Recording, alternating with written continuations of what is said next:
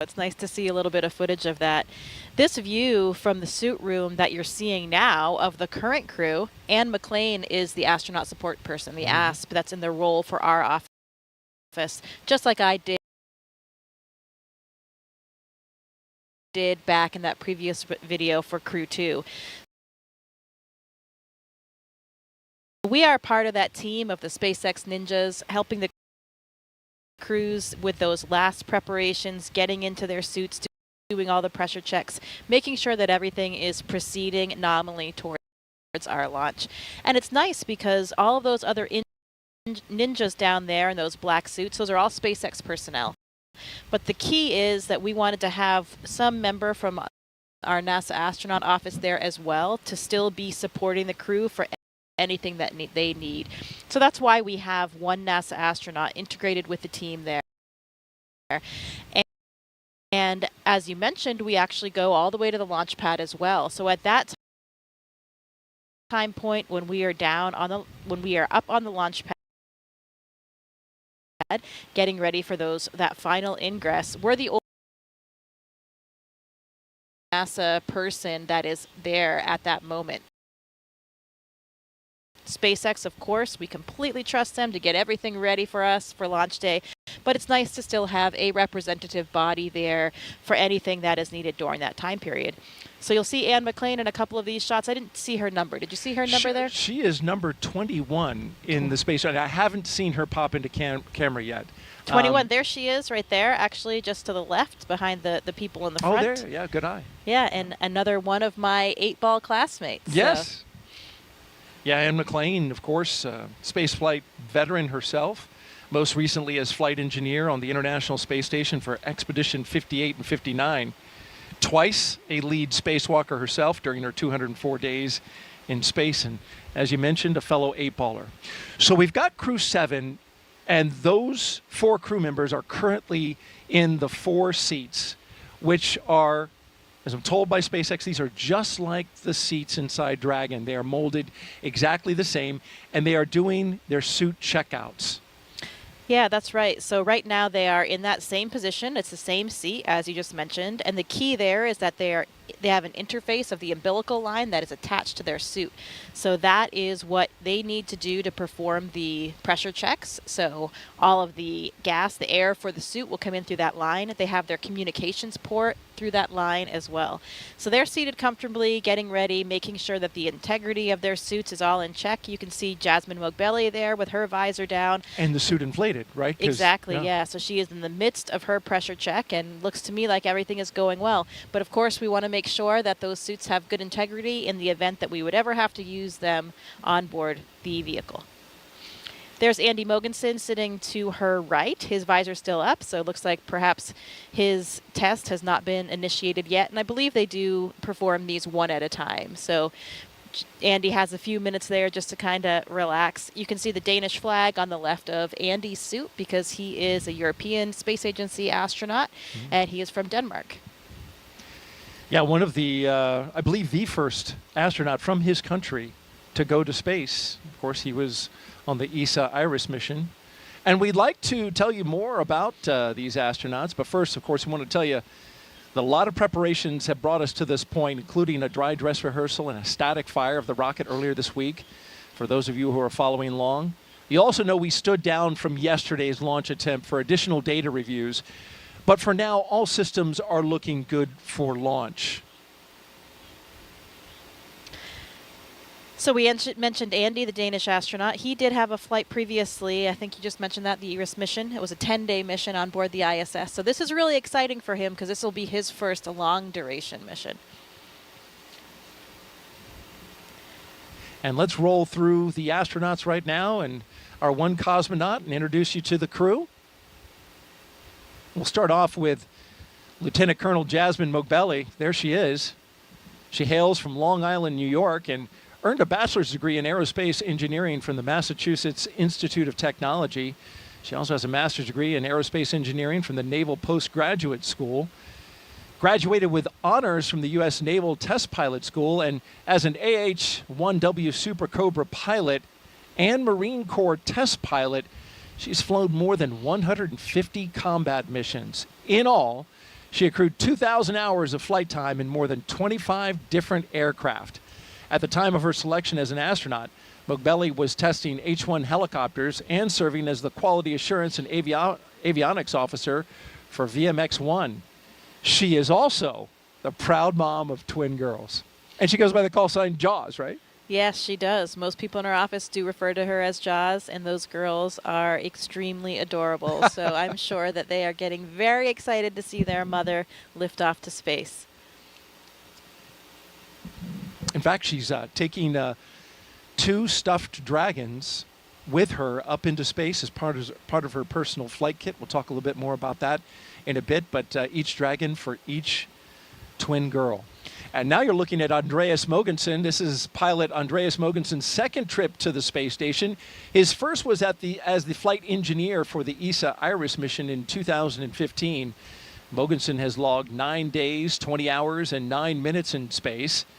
As Jessica mentioned, he was born in Copenhagen, Denmark, and graduated with an international baccalaureate from the Copenhagen International School, a master's degree as well in aeronautical engineering from Imperial College London, and a doctorate in aerospace engineering from the University of Texas at Austin.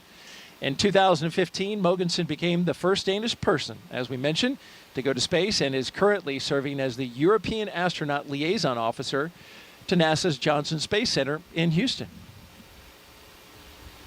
So Andy actually goes by the nickname Hollish sometimes. Hollish. Yeah, he played rugby. He's a big rugby fan. He played rugby at UT Austin, and his crewmates gave him this nickname because of all the confusion among Americans between Denmark and Holland. So Hollish was the name there. You know, you have the Danish and the Dutch, so that's confusing for a lot of people. So they birthed that name Hollish. They gave him one word, yeah. And now you're looking at mission specialist Satoshi Furukawa giving us a big wave and a big smile and the thumbs up. His interest in space began when he was just 5 years old and saw the Apollo 11 moon landing on TV. He was also a fan of the Japanese TV space hero Ultra 7. His professional career, though, began as a medical doctor. It's always good to have a medical doctor on board. Absolutely. But after seeing a news report about Japan auditioning for new astronauts to do science experiments on the ISS, he decided that he would apply. And he was selected by the National Space Development Agency of Japan to be an astronaut candidate in Core on countdown at T-minus 3 hours and 46 minutes. Suit donning and checkouts are complete on schedule. All right, so they got the suits and they're all checked out. Finish up with Satoshi. His first mission to the ISS was as a flight engineer for Expedition 29 that launched from the Baikonur Cosmodrome in 2011. You know, Daryl, I also hear that Satoshi is a ramen master. So perhaps he'll have some culinary expertise up on the ISS. Well, I'm sure as someone who has spent time in the ISS, that would be greatly appreciated by the fellow astronauts. Oh, absolutely. A little bit of variety to the food system is always appreciated. And each agency and actually Core on sends up some of countdown. their own Advanced foods. team is in the White Room on schedule. So they may have some Japanese treats. I'm sure they have some Japanese treats packed away for this mission. I flew with Italian astronaut Luca Parmitano, so we had an Italian meal one night with the entire crew. And those kinds of things are really great for crew morale, you know, bringing everybody together, the entire crew on board the space station, and having a meal together just like you would with your family or friends back home. I hear so much about the time spent around the meals where you're not working and you get to just debrief and share your experiences of the day with your fellow crew members. Last but not least, mission specialist Constantine Borisov was selected to be a cosmonaut in 2018, and this will be his first trip to space along with Jasmin. He has a Bachelor of Economics from the Russian Academy of Economics, a Master of Science in Operations Research and Systems Analyst from Warwick University in Coventry, UK, and a Master in Aircraft Life Support Systems from the Moscow Aviation Institute. He has worked for companies such as Volvo and the Boston Consulting Group. He is also an experienced freediving instructor and an international freediving judge. You know, he even had a training session with Jaz and also her classmate Laurel Hera, who will be launching on the Soyuz in September and joining them all up there. He gave them a training session, and apparently they were pretty good breath hold students. So Really? who knows what they'll be up to up there. That's not easy to hold your breath for, 2 minutes. It is not, but you know, humans are trainable, and I would say astronauts are particularly trainable. So give us a mission like that and a few techniques, and I guess they're well on their way. As you're listening to all this great information and insight from Jessica, we want to invite you, the audience out there, to participate. If you'd like to ask Jessica a question over the next 3 hours, jump on X, Facebook, YouTube, or Twitch, and send your question with the hashtag AskNASA. We look forward to hearing your questions, and Jessica looks forward to answering them tonight. She is a wealth of information. You know, Daryl, we talked tonight about how this is probably the first time that we've had 4 crew members from 4 different countries, at least on a Dragon capsule. And another interesting core on fact countdown, is that advanced team is proceeding to open the side hatch on schedule. none of the 4 crew members were even born in the U.S. So even Jasmin was born in West Germany before she came to the U.S. So pretty interesting, a truly international crew that we have here. And I know that that's something that they really take a lot of pride in. That's a great point about this multinational crew, and each of them, because they come from a different country. Great point about the multinational crew, and because each one of them comes from a country, each one of them has a large support crew, right? Including a flight surgeon from that country. So for the launch and recovery director, that's a this is the largest total number of crew, not just for the actual Crew Dragon, but we're talking about for the support systems, both on the boat that goes out to recover them, as well as the emergency operations that are standing by to support in case anything happened. Yeah, that's a great point. Of course, we rely heavily on all the people on the ground. You know, we're the faces that you see up there and the ones that get to wear the suits and go to space, but it truly takes a huge team of all the individuals that support every aspect of our space flight. And as astronauts, we never forget that. And this crew probably has an incredibly extensive network all over the world as well. You know, we talked about how international they are. And Kostya, Constantine, he's lived in 4 different countries. Andy's lived in at least 8 countries. Wow. So a lot of people that they've touched, I'm sure, along the way. I love the story. You know, Andy actually worked in the oil industry in Congo and Angola after he studied aerospace engineering.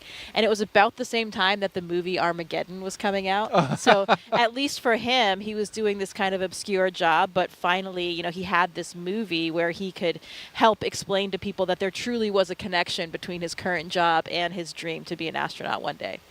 Well, a guy from an oil rig going up into space, thank goodness he's not trying to steer a meteoroid away from hitting the Earth. Hey, well, he will be prepared for whatever comes their way. Bruce Willis style right there. Absolutely. And hey, Jessica, we got a question already teed up. Let's go ahead and take that from our social channels. At Savannah Brainery asks, are there any pre-launch rituals for crews? Yeah, that's a great question. And tradition is something that we do like to uphold. We have several rituals. For example, this crew, when they leave the suit-up room, they will sign a mission patch, and all of the other crews, all the other Dragon crews have done that before them. When they leave the building, just before they get out and ride out to the launch pad and the Teslas, there are stickers that are on the outside of the crew quarters building there, and they'll sign those as well, one for each crew. There's a great story that one of the SpaceX employees told me that one time she came out for one of the launches, I think it may have been Crew-2, and it seems to happen for every launch where she saw a dragonfly land on the Dragon patch. So lots of those good luck signs along the way. The crew, indeed, the dragon. I've heard that. Like you see a dragonfly on launch day, that's supposed to be a good omen. Yeah, absolutely. The crew will play a card game. Yes. We'll have a view of that so we can save that conversation for when we see that later, before they exit that suit room. And then in the white room, so the small room that's really at the end of that access arm before they get into the capsule, they'll sign that as well. So lots of different traditions along the way. And I'm looking forward to that. You mentioned the card game. We're going to be showing that in a NASA broadcast for the first time that I know of. They've taken pictures of it, certainly. There's Constantine relaxing. And by the way, those recliners, I understand it, are from the shuttle era. So they've got some miles on them. Yeah, again, that history and tradition is always very important to us here at NASA. You can see Joe Akaba in the blue flight suit there. He is our current chief of the astronaut office. So he's down there talking to the crew right now. He'll be the one playing the commander of Crew-7 in a game of cards. Jasmin Moghbeli, of course. You can see they're holding on to those little packs to the right. That's giving them some airflow so that they'll still get some cooling in the suit. You know, once you get into that garment, it can get warm in there in that pressure suit. So they're carrying their little ventilation system to help them stay cool. Looks like they're going over there now toward that card game table. It sure does. We have some fists on the table. Looks like they're ready to play. Yeah, so Daryl, the tradition for this card game is that they will play until the commander loses. And the idea there is that they want Jasmin, the commander, to finally lose that card game and get all that bad luck out of the way before the mission.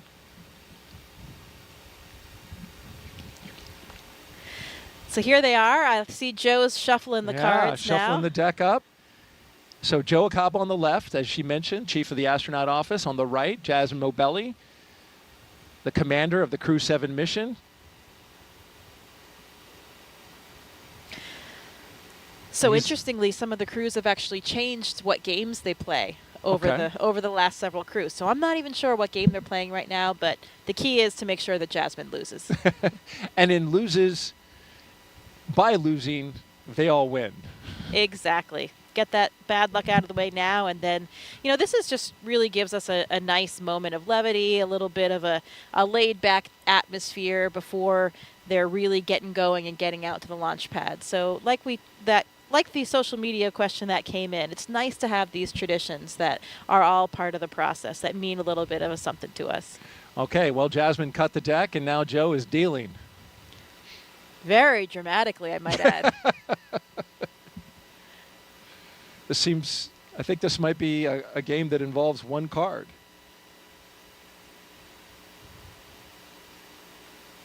Oh, she lost already, Right, it looks off like to me. the bat. That's great. That is great news. High fives all around. Oh, they're back for more.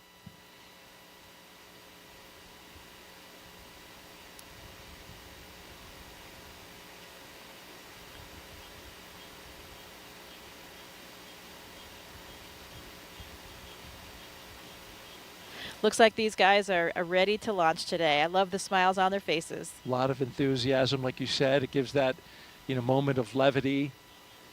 Space flight is serious business, so it's good when you can join around the table with your crew and those who are supporting you and share a moment like this. Yeah, I can tell you the camaraderie in that room right now is really palpable. You know, that SpaceX team that they have been training with and working with for so long now, preparing them for the flight. All of the different managers like Joe, Norm Knight we saw there in the previous frame. Lots of people that are there for them, supporting them and really enabling this space flight. All the people down to the ones that provide us with all of the things that we're going to fly up there to the space station. So a really great feeling, and I can see those genuine smiles all around tonight. And it looks like a member of the team received the official playing deck for Crew-7, which is a nice notion on their part. Yeah, great memento to have. So from here, folks, the astronauts will get some final photos. That number 34, I think, is that Sarah Gillis? It might be from SpaceX. I think that was Haley Esparza. Okay. That just walked this way. Yeah, that came towards camera. Yeah. Okay. Also, My correction. Yep, she's really the liaison between all of astronaut operations and SpaceX. So a lot of us know Haley really well. She is always a central part of all of our training and prepping for flight. She's wonderful. Number 34? Yep, that's number 34. That's Haley. Okay, very good. Giving Andy some water. Oh, yeah. I hear it is warm, right? So that you want to hydrate, but you don't want to hydrate too much. Yeah, absolutely. There's a good balance. It's a full-service operation down there, providing drinks along the way and everything. There's Satoshi's chatting with Anne McLean.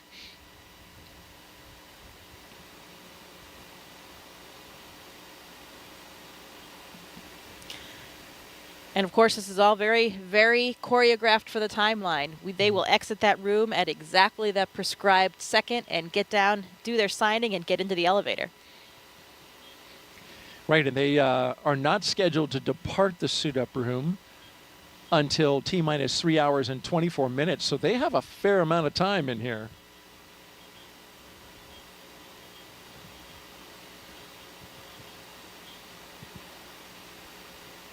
So you mentioned Jasmin's children. You know, all of these crew members have kids. And last year, Satoshi even became a grandfather. Oh, congratulations to him. Yeah, pretty exciting. So I'm sure they have lots of family members watching right now and getting ready for this flight. We are on schedule. There you can see all of the stickers that I mentioned coming out of the building. Those are the ones you said that they sign? Yeah, and their cars will be waiting out there. They'll have a receiving line. Core on countdown. Lyo seals have been removed and installation is complete. We are on schedule. So you mentioned folks watching from Japan. It's actually 1 o'clock in the afternoon there, so this is a great time to take in some launch coverage. Although for us, it's midnight. Yeah, I was thinking about that yesterday. You know, for the Europeans and the Japanese, this is much kinder hours than it is for us. But hey, any time of the day or night is a good time to go to space. Absolutely.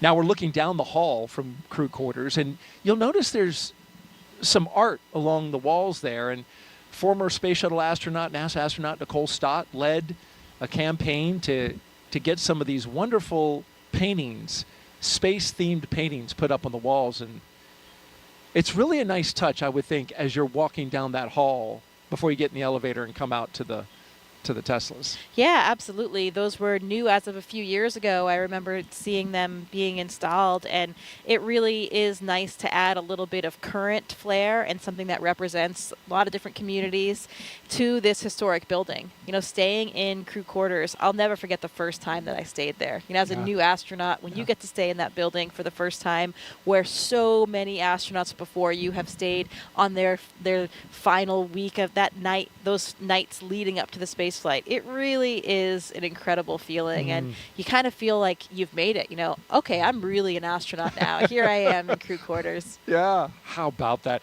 It's unspectacular in its decor, right? It is, you know, when I went through there and looked at it, very much they look like dorm rooms. But the history, I take it, and I take your point, knowing that so many big names and historic names in the past have gone through there. That's pretty special. Yeah, absolutely. And you're right, they aren't really updated or fancy by any means. They kind of look like they're still back in probably the 80s kind of thing, but it's kind of nice. It gives you that nostalgia, and I think we all take a lot of comfort there. Well, we're looking at the back of the SpaceX, one of the SpaceX Teslas that will be going out to the pad, and apparently now we have the custom license plate. It's bye. And so there'll be different license plates, different messages on all three of the cars. So we'll have to see what the other ones are. But I believe there's always a nod to the crews as well. Yeah. That was something I just found out for this launch. So I would expect to see a 7 somewhere. And maybe that's on E's one were of the other cars. Yeah, maybe there's. You know. I don't think there were 7, but maybe there's a combined. I don't know. You might be onto something there. We'll have to see. We'll have to take another look at that license plate. Yeah, I remember for Crew 2, the 3 cars were reduce, reuse, and recycle. So I really like that message. Yeah, that's good. That's Positive good. Yeah. messaging. I think I saw Pam Melroy out there. She, of course, is the Associate Administrator for NASA, so the Deputy Administrator for NASA. So great to see her. And a former space shuttle astronaut. Yes, very accomplished space flyer.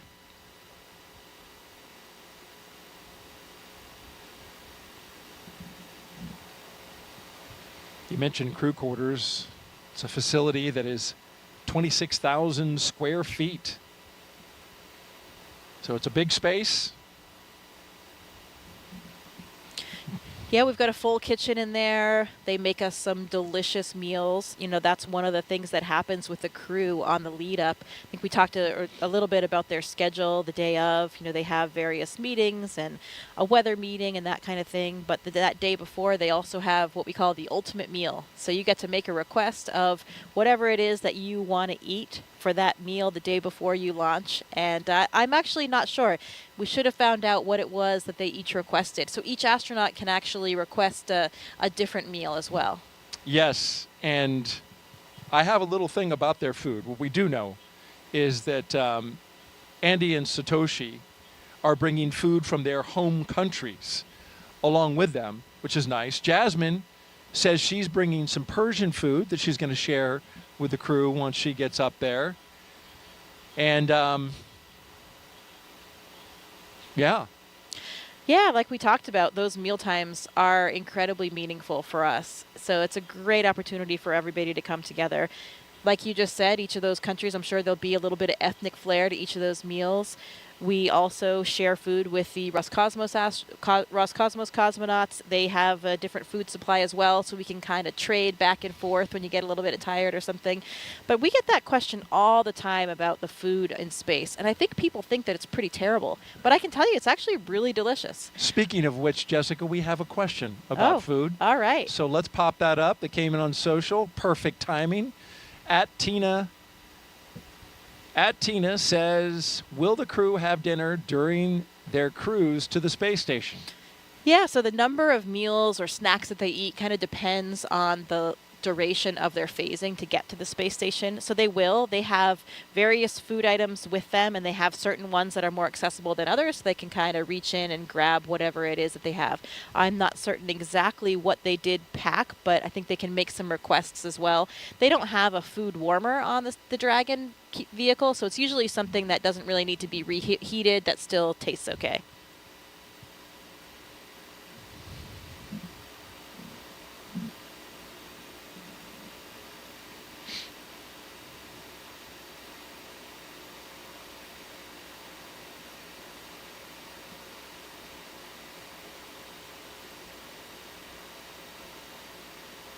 And our social participant who asked that question, she is actually here participating in a NASA social at Kennedy Space Center, which is an event we do for launches, invite various influencers and social media account holders to come out and participate in activities in and around the Space Center, as well as taking a launch. So she was right there, you know, watching the coverage, presumably, I guess, on her phone when she asked that question.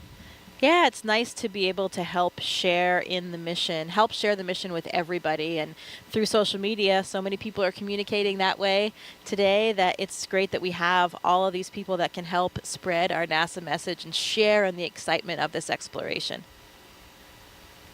Absolutely. So we're T-minus 3 hours and 26 minutes. You're watching NASA's coverage of the Crew-7 launch to the International Space Station. I had their patch on the other day. I think that's what it was. Well, hey, Crew-6 is eagerly awaiting their arrival. Indeed they are. And in about 7 days, we'll be coming back down to Earth. But today we're focused on Crew-7 getting up to the International Space Station. You're looking outside of astronaut crew quarters here at the Kennedy Space Center, where we are awaiting the walkout of the astronauts on their way to the International Space Station. Here are the doors to crew quarters that Jessica mentioned earlier, and you see the patches around the doors and up there around the meatball.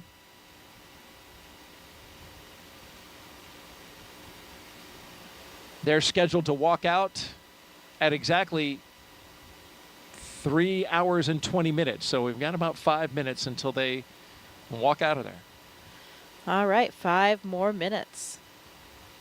You were talking about, of course, a lot has been made about the multi-international crew here, which is impressive. It's the first time in a Crew Dragon has had one person from a separate country. But I did some research, got a hold of the historian at Johnson Space Center, and she was telling me that if you go back to the space shuttle program, there was actually a space shuttle launch that was more diverse for nationalities, and it was STS-84.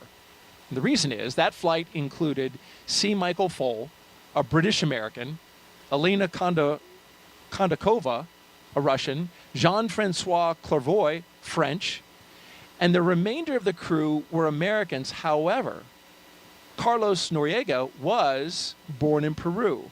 So you've got 5 nationalities on STS-84.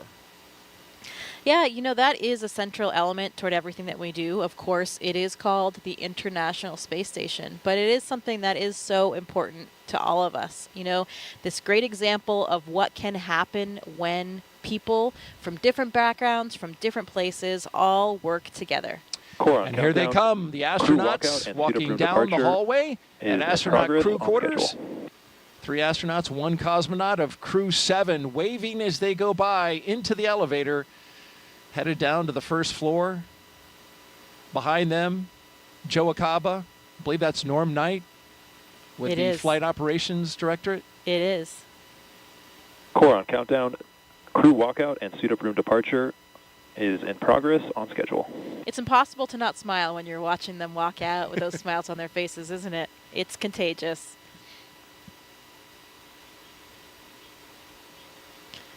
You know, we talk about that international element, and another fun fact for you. Did you know that Jasmin, was actually stateless until the 2nd grade? She became a U.S. citizen in the 2nd grade, and until then, she was considered stateless. But she celebrated that big moment by bringing brownies into her classroom. Oh, she went back, right, to many of the schools that she had gone to when she was a kid and visited with those kids and is taking up some mementos from that. I believe some class pictures from those kids. So I like that tie-in of how she is, both a nod to her childhood and her background. Yeah, absolutely. It's something that many of us try to do, to really make that connection to all the people that you've known all along the way and have helped you get there.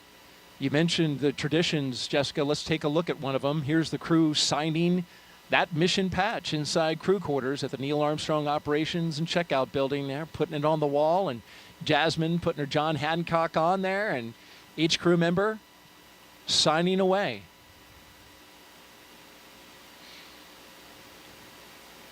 Lots of autographs and signatures to be had when you're going to space and when you come back, something that we all get used to. It takes some getting used to, though, in the beginning. I certainly was not used to people asking me for my autograph before.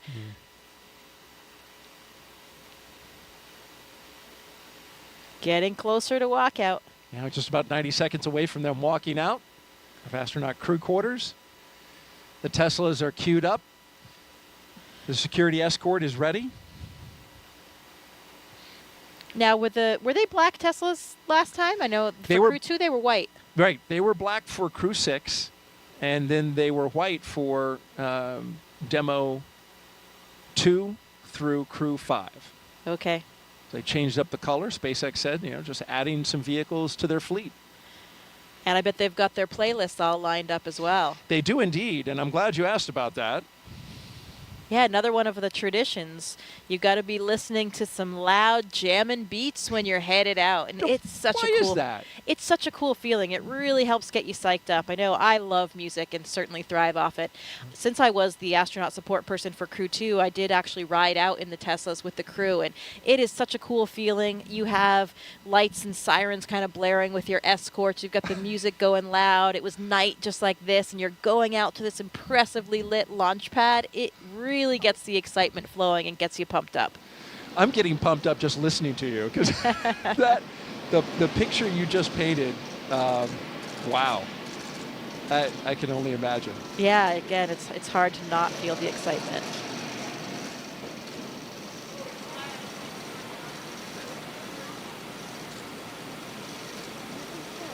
We're just seconds away from them walking out the doors. You can see them behind the windows. And here they come. Crew-7 taking their first steps outside before their journey to space. Again, look at those genuine smiles. You really can't hide the excitement. From left to right, we have Constantine Borisov, Andreas Mogensen, Jasmin Moghbeli, and Satoshi Furukawa.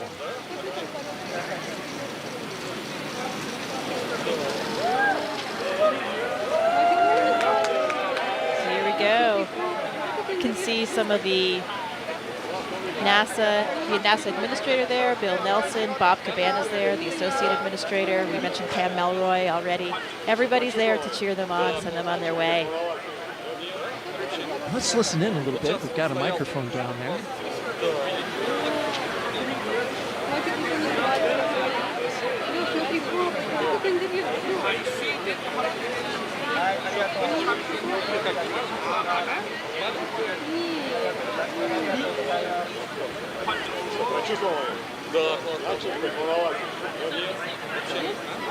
Вот сейчас стоял, просто видите, расплакаться,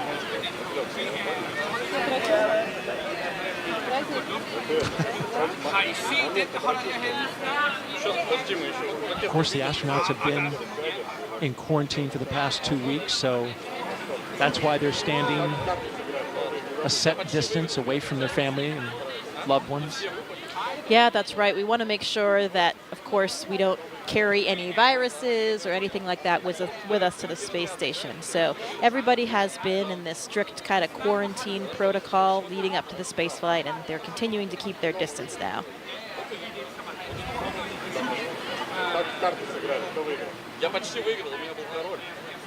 You see Alex Gerst, German astronaut from the European Space Agency there, and Takuya Onishi, a Japanese astronaut.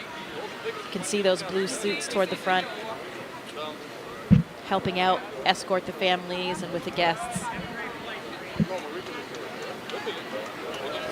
Both are space veterans, of course. Mm-hmm.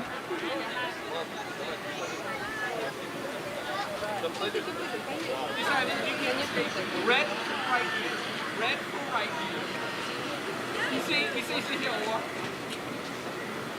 A double kiss from Jasmin, probably to her 2 girls. Yeah, and I heard Andy speaking Danish to his family. Yeah, you speak, you're fluent, right, in Russian and Swedish, right? I do, yes. I speak Swedish, pretty similar to Danish, so sometimes I can understand what Andy and his family are saying. Did you catch anything? I did. He said, "We see us, we'll see you." Yeah, I didn't catch what he said at the end there. But Andy's family actually lives just a street away from me, so I see them quite often. That? Yeah. Well, that's nice. Here they go. Doors are closing. Well, this is a good time to talk about the playlist. Jasmin is going to be queuing up some Stevie Wonder, Whitney Houston, some hip-hop. She's a big hip-hop fan. And apparently so is Andreas, so that works well for the commander and the pilot, who will be in the 01 Tesla. Satoshi says he'll crank some 80s Japanese pop music. And I put that on my own music app just to hear a little bit. Unsurprisingly, a lot of synthesizer. Just like 80s in America. And then Constantine says he's going to crank some System of a Down, Pink Floyd. Look at that. I see Jaws twin girls. They're wearing little mini SpaceX suits. Oh, I have one of those for my daughter as well. They are adorable. They look exactly like the real thing. No kidding. You can see them just over at the window right now, I see, looking in at Mom, riding on Dad.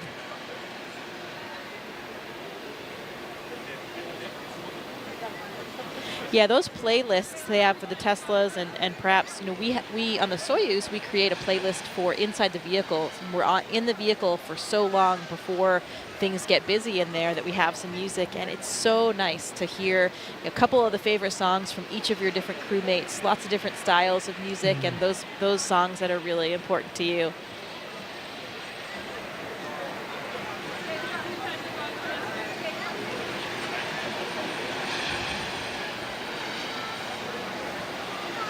We got a social question. If you have one, send it to us. Hashtag AskNASA on YouTube, Twitch. See those X. see those outfits with I the see them. hood and everything. Yeah, Yep. the hood for the helmet. That They're is really too great. cute.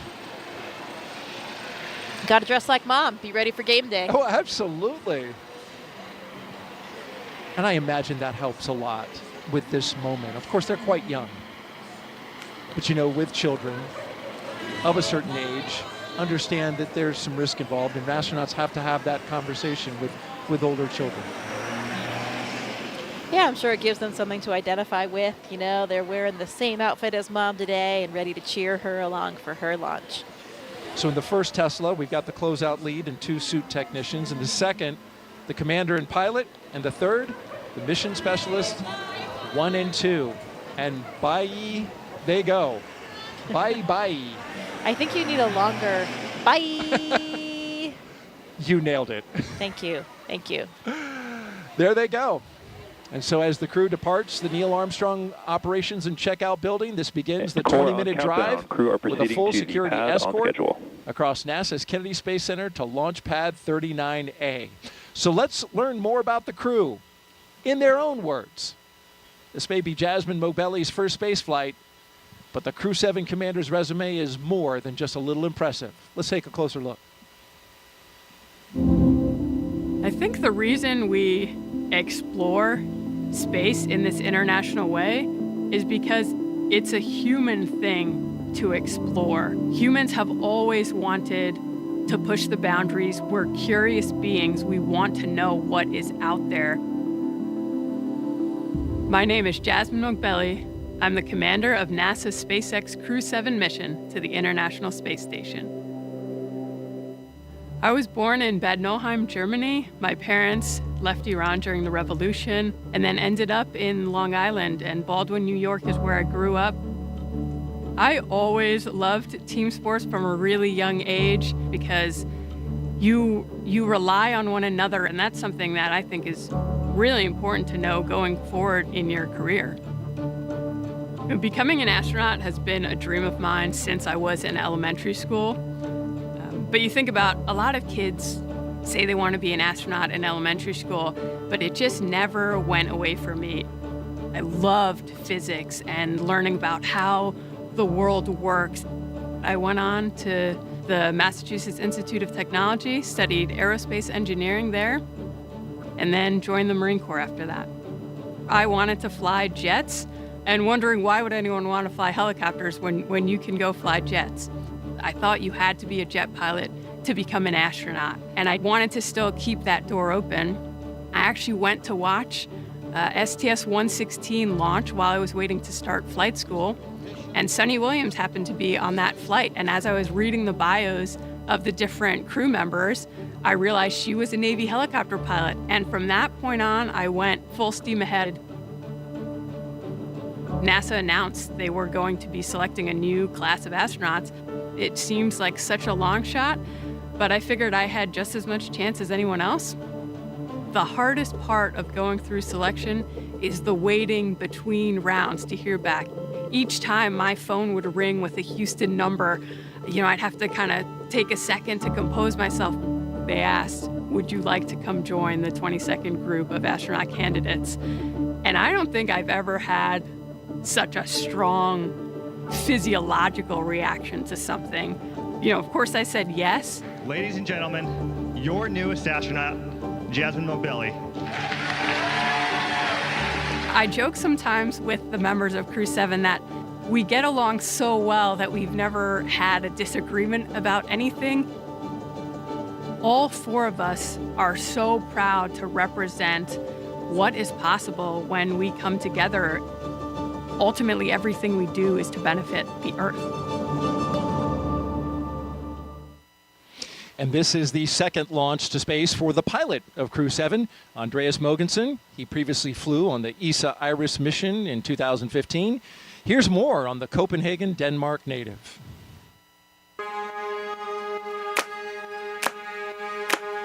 We explore the world not just physically, but also mentally by doing experiments that increase our knowledge of the world and the universe. And that comes from a need to understand the world that we're part of and a basic curiosity that I think all humans are born with. My name's Andreas Mogensen, and I'm the pilot of NASA's SpaceX Crew-7 mission to the International Space Station. I was born in Copenhagen, Denmark, but I spent 3 years in Thailand, 2 years in Singapore, 5 years in California. When I moved to California as a kid, I started learning about NASA and the space shuttle program and of course the Apollo missions to the moon. And I was fascinated and hooked immediately. I knew that that was my dream, to become an astronaut. After too many years in one place, I can feel this itch and this need to travel again. And so I ended up working in the Congo and in Angola, where I worked on an offshore oil rig for a couple of years. Exploring space is not just about understanding the solar system and the universe and preparing the way for our return to the moon and our future missions to Mars, but it's also about understanding who we are and understanding our home world, the Earth. It's difficult to describe Crew-7 in a few words, I think, because we gel so well together. We seem to have very similar personalities, very easygoing, very laid back. It's almost as if we've known each other for years and years and years and have lots of experience flying in space together. I did have moments to myself during my 10-day mission in 2015 where I spent time in the cupola looking down at our beautiful Earth, but also out at the night sky. When you look out at the night sky from this space station, you see billions and billions of stars, and it's very, very impressive. And it also gives you a sense of how large the universe is, how infinitely large it is. And it very quickly puts things in perspective. You very quickly realize how small and almost insignificant the Earth is, and how small and insignificant we all are in relation to what's out there, simply because the universe is so large. And I think that is exciting, because when something is as large as the universe, it must also mean that there are so many exciting opportunities and exciting discoveries waiting for us in the future. Impressive candidates, the pilot and commander. Now you see Crew-7 on the move, passing in front of one of the most iconic buildings we have here at the Kennedy Space Center. That's the Vehicle Assembly Building. And Seeing that building always impresses me. It never gets old. Even last night when we were driving, I have my first sight of the Vehicle Assembly Building coming over here on site. It always just, you know where you are. Here I am at the Kennedy Space Center. There is going to be something good going on tonight. absolutely, and this is the view the astronauts have as they pass by the Launch Control Center. And as they pass the VAB, we are, of course, reminded, Jessica, as you know all too well, this is the same path that Artemis II astronauts, Reed Wiseman, Victor Glover, Christina Cook, and Jeremy Hansen, they will take on their way to Pad 39B for Artemis II's return to the moon. Yeah, it is incredibly exciting. And look right there. We have a beautiful view of the moon right now. That is gorgeous and such an inspiration. Absolutely, and this is the same sight that the astronauts will see here. It is a clear Florida night. Winds are calm. We are 95% go in terms of weather. Nothing on the radar that looks like it will interfere. And as you mentioned, Jessica, that is a great look at the moon. We're looking at it from our host desk here, and certainly the crew that we're looking at here on the screen can see that moon from their view. Yeah, absolutely. It looks to be about a little over a half moon, and it is fairly well illuminated. Yeah. It's pretty bright up there.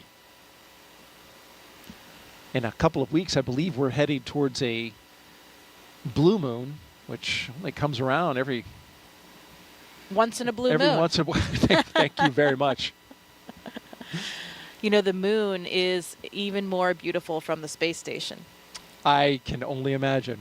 Yeah, it's not obscured by the atmosphere. You have a more direct view since you don't have that obscuration, and it is absolutely gorgeous. You feel like you're closer to it. How about that? The moon is 250,000 miles away, and we're only about 250 miles up from the Earth. So you're really not much closer to the moon, relatively speaking, but you feel like you're closer because of that view, that pristine view without the atmosphere. And there it is on the screen. That's the view we've been talking about, and thank you to our Kennedy production team for getting that shot. It is a beauty and a reminder of exactly the exciting mission in Artemis 2 that is right around the corner, end of next year. Certainly preparations are happening right here at the Kennedy Space Center for Artemis 2. But we are focused tonight on Crew-7 and their launch, and they are only about 3 hours from lifting off from Pad 39A. Talking now about the mission specialists.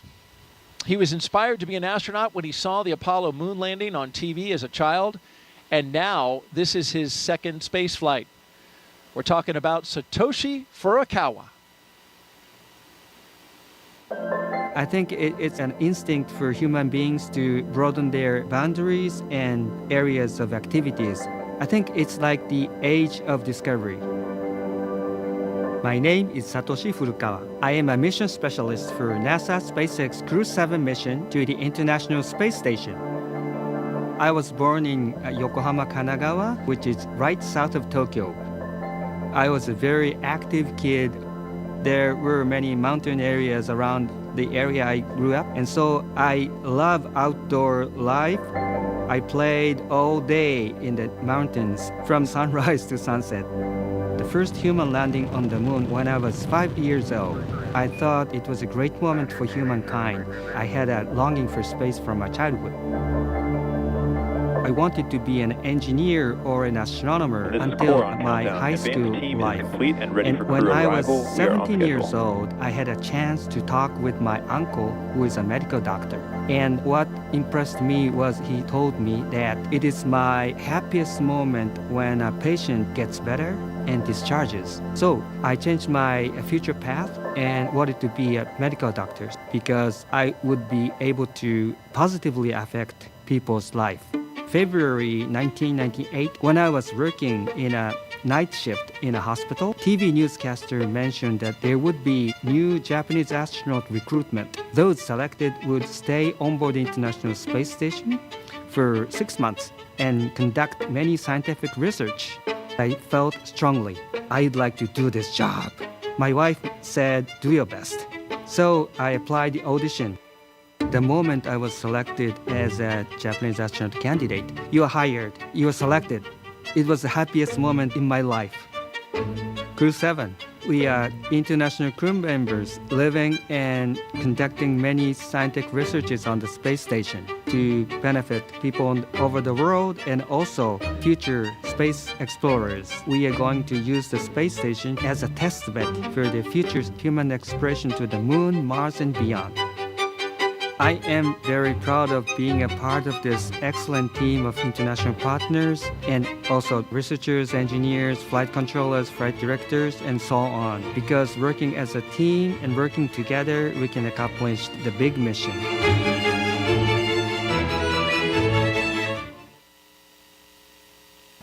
And here's a great shot, Jessica, rolling up to the rocket where you can see it right out your window. Yeah, that's a great moment. They're arriving there on the pad, and once they get out of the cars and come around, they'll get that first unobscured view outside of the vehicles of their rocket. What a sight to behold, just kind of realizing that you are about to get up in that elevator and get on board, and then you will be literally leaving the planet.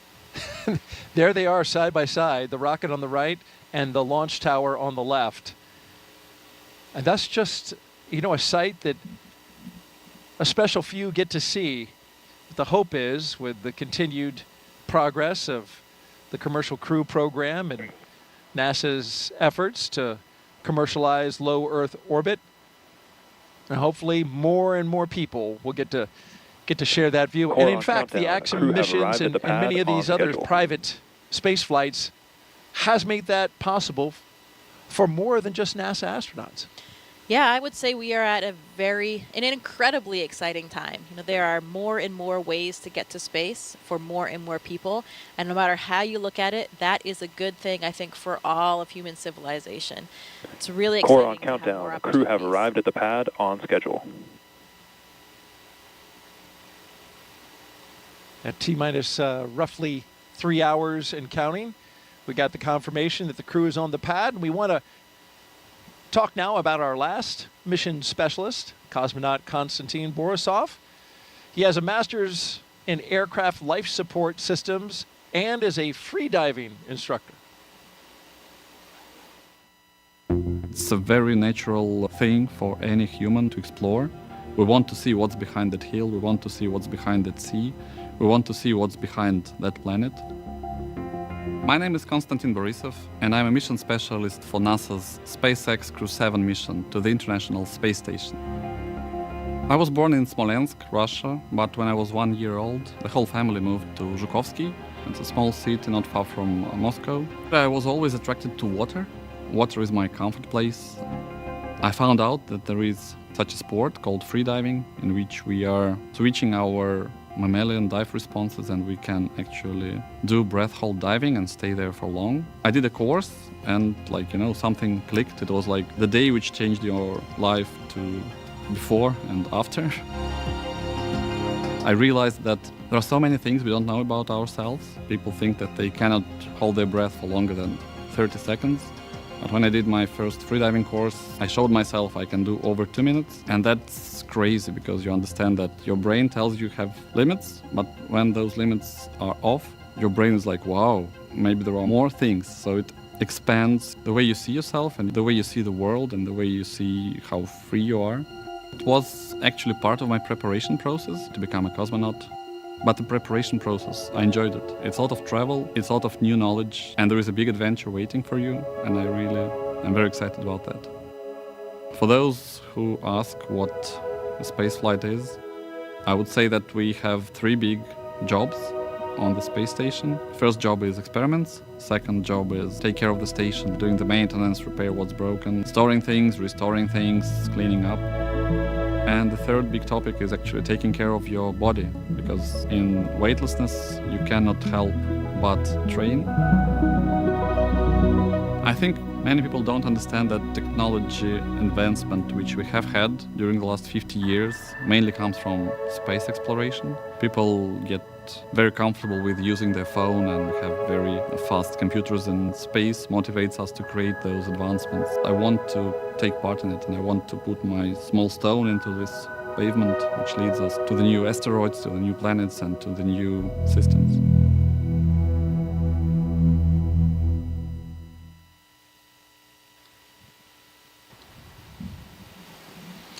If you just joined us, we are T-minus 2 hours and 56 minutes until liftoff of NASA and SpaceX's Crew-7, a journey to the International Space Station for our 7th rotational flight. 4 new crew members coming aboard, and then about a week afterwards, Crew-6 and their 4 crew members will come back. You're looking at the top of the Falcon 9 rocket. You see the Dragon at the very top. And in just a little bit, we'll see the astronauts walk across that crew access arm and into the Dragon.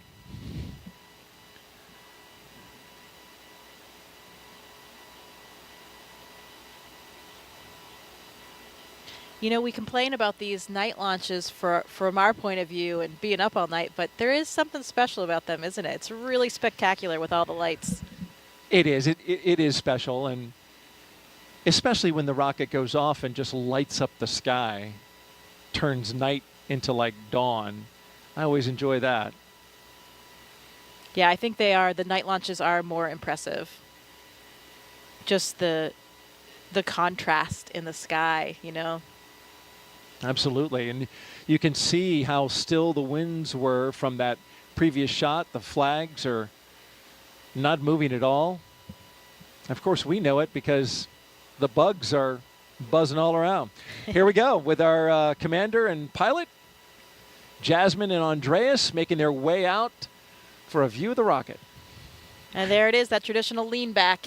You got to try to take it all in, and it's a tall rocket.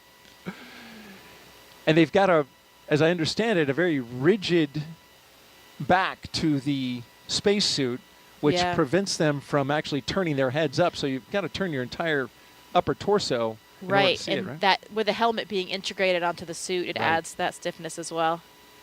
You know, I remember these moments getting ready for my launch, and it's interesting because people ask all the time, you know, how do you feel? Are you scared?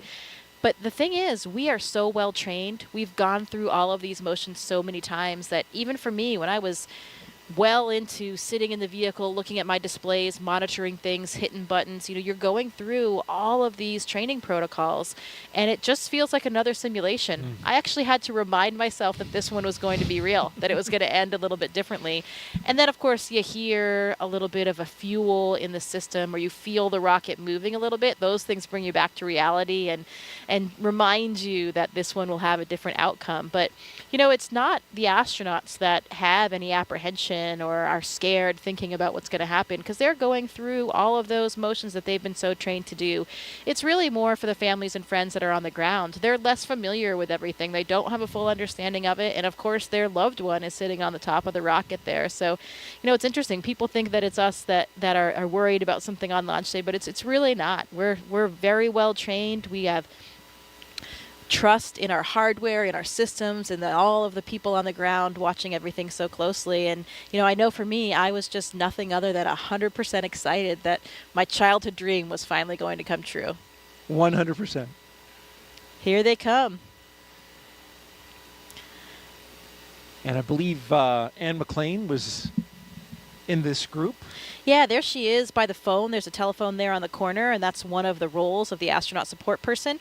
Since it's a little bit difficult to dial things on a telephone when you're in a spacesuit. Yeah, there she is. Yeah, she actually has phone numbers of whomever the astronaut or cosmonaut is going to call, their spouse, family members, whomever, and they will have an opportunity to speak with them before they board the rocket.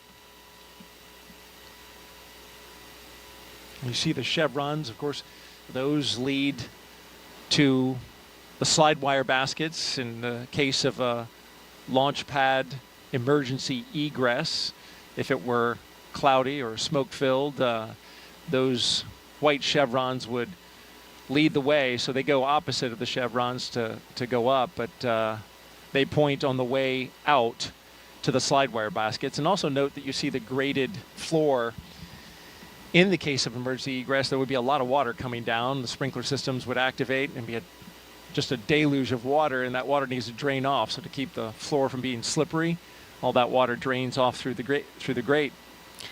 Another aspect of our training, we are so well trained on all those procedures that, you know we would be able to execute those procedures and get everyone to safety in the event that they had to. You can see, looks like Andy hooked up to a little bit more cooling there again. It is a warm night here tonight, especially if you're wearing one of those suits. 80 degrees out here in the east central coast of Florida, right here on the Cape.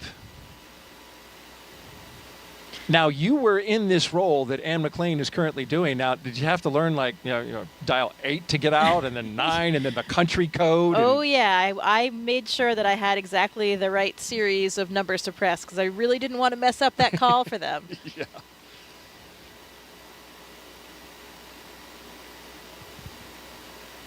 Is it, I mean, you must hear the phone call, right? You're standing right there. No, I mean, you know, they will be talking. It's a little bit difficult for them because they have the helmet in and they're trying to get the phone handle in there. You know, it's not a small cell phone. This is an old school real landline, kind of like a payphone. Looks like if you remember those, Daryl. Oh, I mean, we remember those, but, you know, some of the Some people watching might not remember those.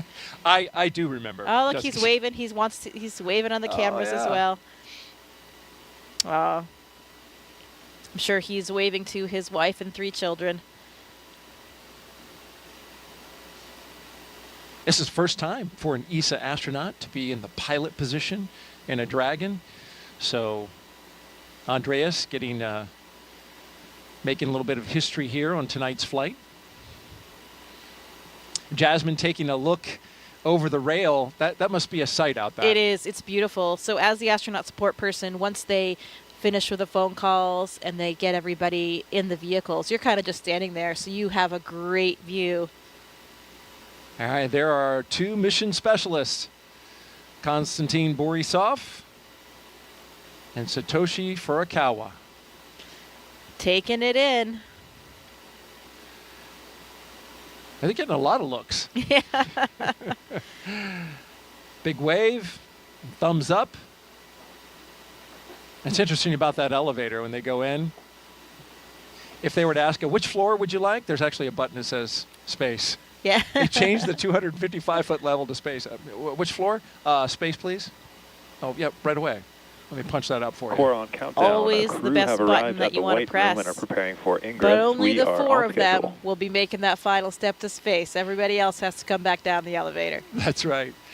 And there's Jasmin Moghbeli, the commander, and Andreas Mogensen, our pilot, making their way across the crew access arm into the White Room, where they'll get into the spacecraft. But first, Core on sign that countdown. meatball. Crew have arrived at the White Room and are preparing for Ingress. We are on schedule. Yeah, that other tradition that we talked about. There's the last signature that they'll have to dole out before they get all strapped in. You know, it's interesting when we talk about all these training protocols that we have and the amount of time that we spend training, particularly for contingency scenarios. You know, that's where we really want to make sure that our skills are sharp and we are ready for that in the event of any kind of emergency. We're ready to execute and get the job done. And most of our training for our ISS missions ends up being for launches and landing. And if you think about that, we're talking now about a 6-month mission on the space station, and that ride to space is only a few minutes and a number of hours before they get to space station, and coming down's usually even quicker depending Core on on the countdown. profile. Crew So Ingress has it's really started. only a minuscule fraction of our entire mission, but because it is such a dynamic phase of getting to space and coming back, that's where a lot of our training is really focused. and as it should be, as you mentioned, the most dynamic part. There's a lot of energy that is required to get into space, Core on And you- countdown. Crew Ingress has started. and you got to get rid of a lot of energy when you come back. There go our pilot and commander carefully getting in. They don't want to mess up that seal, so you'll see him take a lot of time to crawl over that entryway, the side hatch.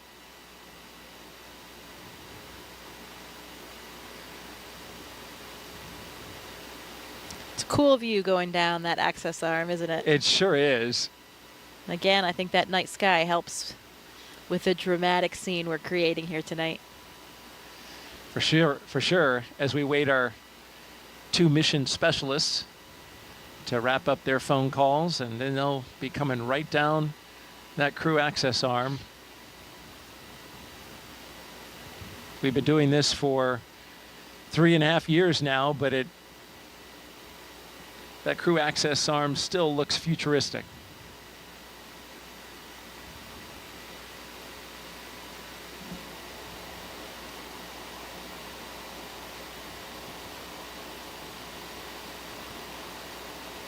I'm sure quite a contrast, too, for the previous space flyers. You know, this is a whole new vehicle for them. So for both Andy and Satoshi, comparing the rides that they had before their first ride on the Dragon. Every vehicle is a little bit different in terms of the launch profile, the G's that you experience, how it feels going up and coming down as well. Andy talked a little bit about that in a press conference, comparing Soyuz with Dragon. And you, of course, flew Soyuz up to the International Space Station. And I thought it was interesting. He mentioned that his flight time to space was something on the order of 56 hours. which is almost double what the Dragon takes to get there. A lot of that is orbital mechanics, obviously where you're launching from on the Earth to get up to the ISS. But you had a long ride up. Well, it depends on the profile that you fly. So a lot of times it is about a 48 hours, a 2-day profile. That was more common in the past. Now, actually, it's more common to do either a 4-orbit or a 2-orbit profile, which means it's only about 6 hours. That's what I had, 6 hours to get to space, so much faster. Oh, wow. And that is more common now. And now we even have the 2-orbit. So Laurel O'Hara, her Soyuz will be flying the 2-orbit rendezvous. So that is only about 3 hours, and that happens very quickly. That was being tested about, when I was up there, it was still being tested only on Progress vehicles. Now we're doing it with crew vehicles too, so that's the way to travel. Two orbits, 3 hours to get to space. Not bad. Can't complain about that. Not bad at all. I did not know that. That's interesting. One of the big differences for them, you can see the windows in the vehicle right there on the sides of the vehicle. For the Soyuz, everything, we also have windows on the sides. I was in the left seat, so I had a window right next to me to my left. But during launch, those are covered by a fairing. So you can't actually see anything when you're taking off here on the launch pad. From what I hear from other Dragon flyers, the view is spectacular of the launch pad area when they're lifting off. So those windows really, really come in handy.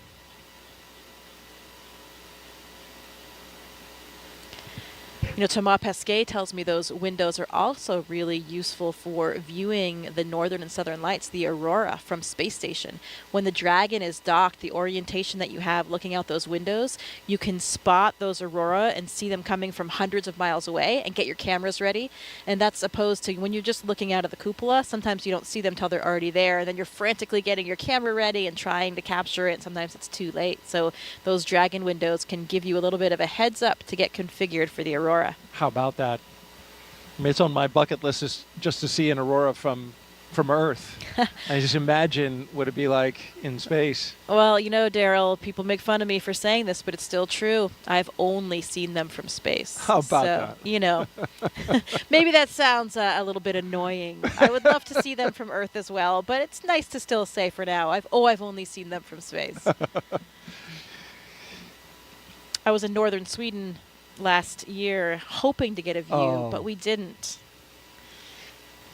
Yeah, it's got to be just right in order for that to happen. You've got to have some, as I understand it, some solar particles coming your way, right? Yeah, you have to have the right things happening out there in the solar system, but also have to have good weather here on Earth so that your view isn't obscured by clouds or. And here come our mission specialists. On the left, Constantine Borisov, and on the right, Satoshi Furukawa. They're even dancing their way down the hallway. Oh, they're loving it.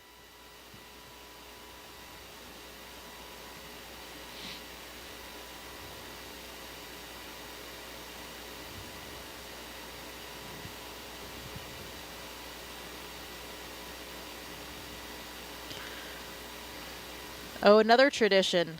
A lot of times our astronauts and Constantine here, you can see taking the name tags of some of their ground support personnel, and they'll be flying those to space with them. That's got to be really special for those technicians. Absolutely. I mean, they're playing such a critical role, especially those connections you have with those people in those moments leading up to your launch. Really has an incredibly strong bond you have with those people.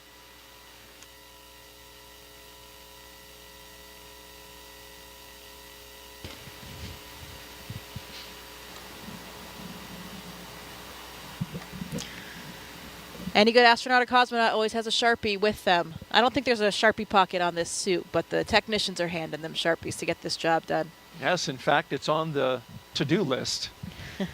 Make sure that the Sharpie is in the white room. And you saw briefly Satoshi holding his arm up, and those zippers. They have zippers on each arm, zippers on the leg. Those got to be zipped up, nice and secure, so on that countdown. that Seat 1 pressure and Seat suit 4 are beginning their ingress into functions Dragon. We exactly are on schedule. as needed. Yeah, there's actually 2 layers of zippers. That's probably just the external one, so there's a redundancy there. The main pressure is held by the lower set, the more internal set of zippers.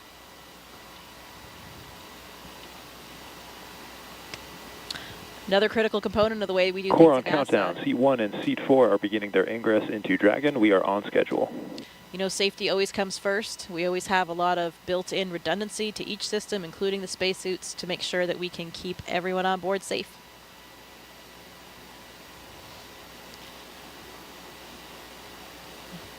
Another big difference that I'm sure Andy and Satoshi are feeling right now is the difference of the seats between Dragon and the Soyuz spacecraft.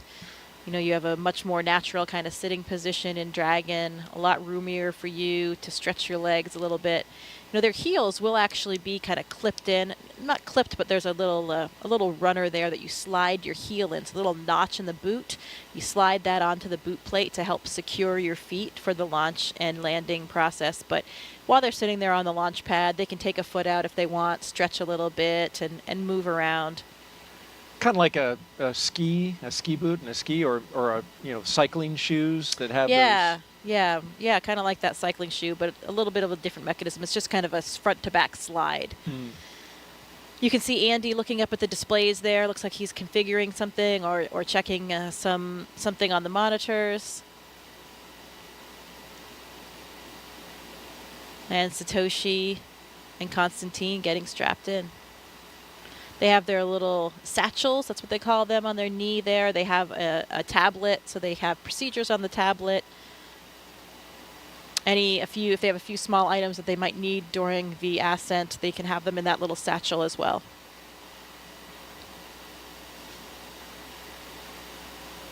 If you're just joining us, you're watching live coverage of NASA's SpaceX's mission known as Crew-7.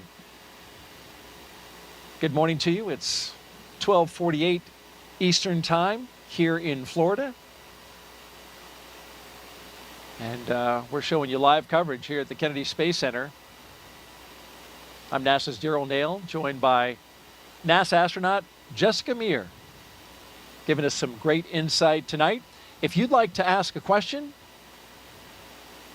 of Jessica, just jump on our social media channels, Facebook, X, and YouTube. Put in the hashtag AskNASA, that you can see at the bottom of your screen, and we'll get that question on the air.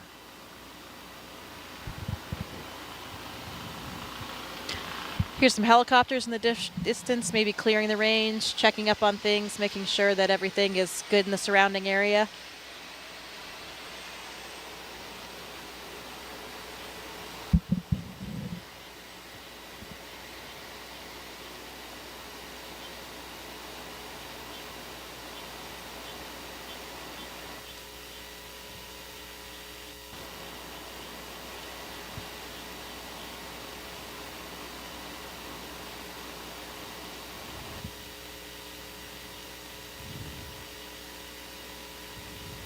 The Ninja in there making those final configuration checks, making sure the crew is strapped in correctly to be safe and comfortable.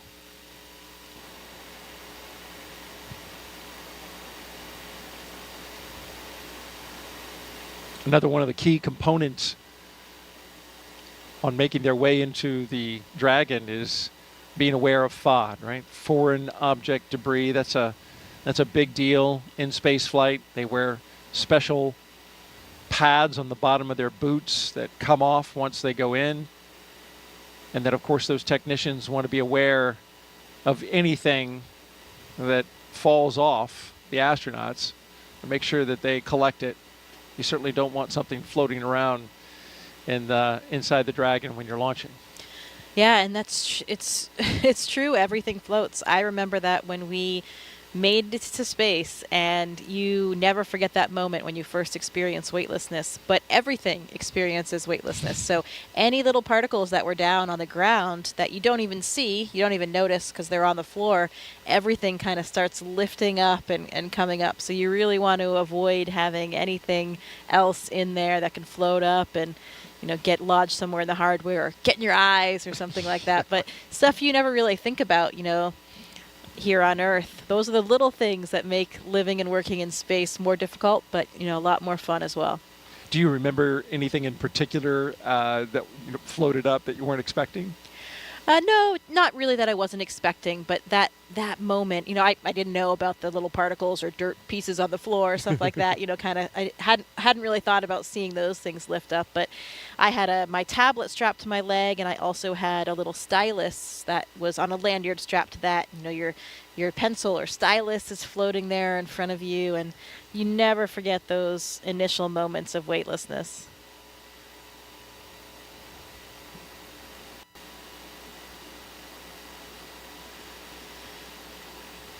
Pretty dramatic when you have that last engine cut off and suddenly you're in weightlessness and it's prolonged.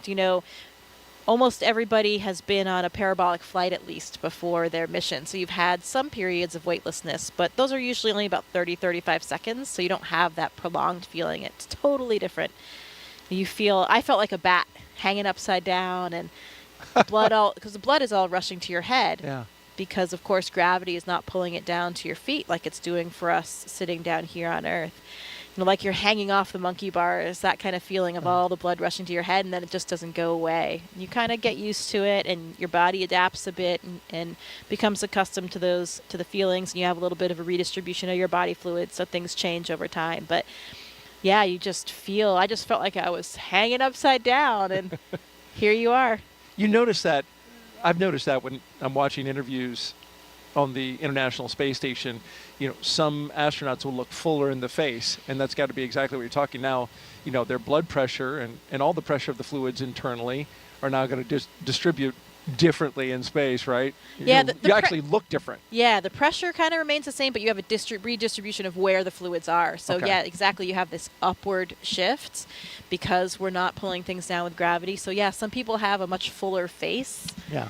I thought it was great. It gets rid of those under eye bags and wrinkles.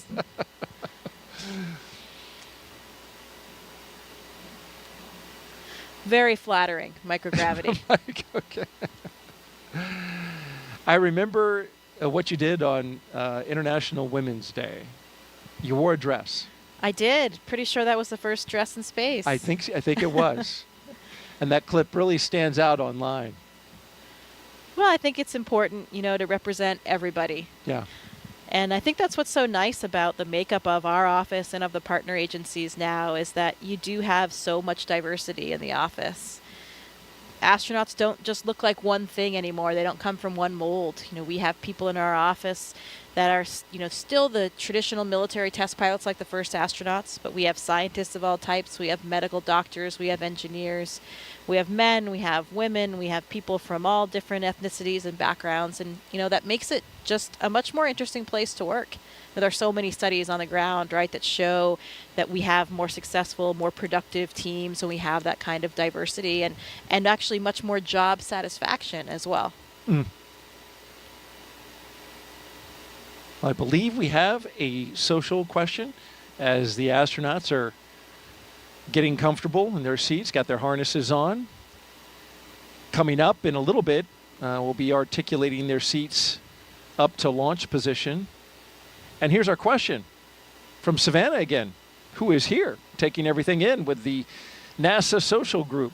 How is it decided, Jessica, who gets to go up on each designated mission? Well, it's certainly not decided by us, I can tell you that. And we have a chief astronaut for each space agency. And for us, that's Joe Akaba. We talked about him. We saw him in the suit room. And basically that chief gets to decide who is the right person to fly for each mission. And we get approval from people above him, his bosses as well. But he's really responsible for forming those crews and getting everybody assigned on their missions and making sure that he has a nice crew complement. And there's certain skill sets. All astronauts, as you mentioned, are not the same, but then PLT, there are skill MS1, sets MS2, that once combined with a crew are complementary. Copy, Dragon. Stand by for umbilical comm check. How's you loud and Yeah, clear? absolutely. now for the space Course got you station, loud and we clear. all have the same training. So everybody is trained on everything from science to spacewalks to flying the arm. CDR, POP, MS1, MS2, comm check. So I have you loud and clear for me. Loud and clear, help me. Course got you loud and clear. Umbilical comm checks are complete. Report when ready for seat rotation. Have you loud and clear. How me? SpaceX Dragon, walkout. Course got you loud and clear. This one has you loud and clear. How me? Course got you loud and clear. So I have you loud and clear for me. Course got you loud and clear. Umbilical comm checks are complete. Report when ready for seat rotation. SpaceX Dragon, walkout.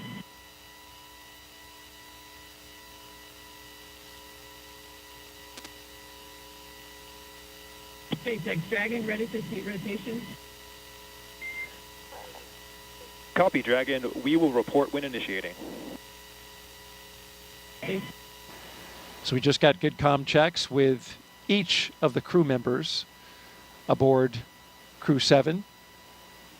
Going from left to right, we have Constantine Borisov, SpaceX Dragon, ready for seat rotation.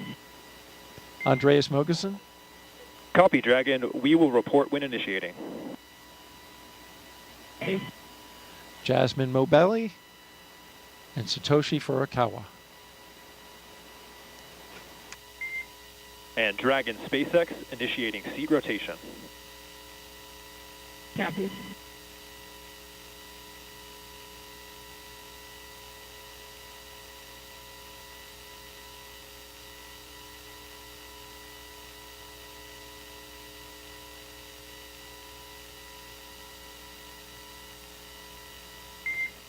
And Dragon SpaceX initiating seat rotation. Copy.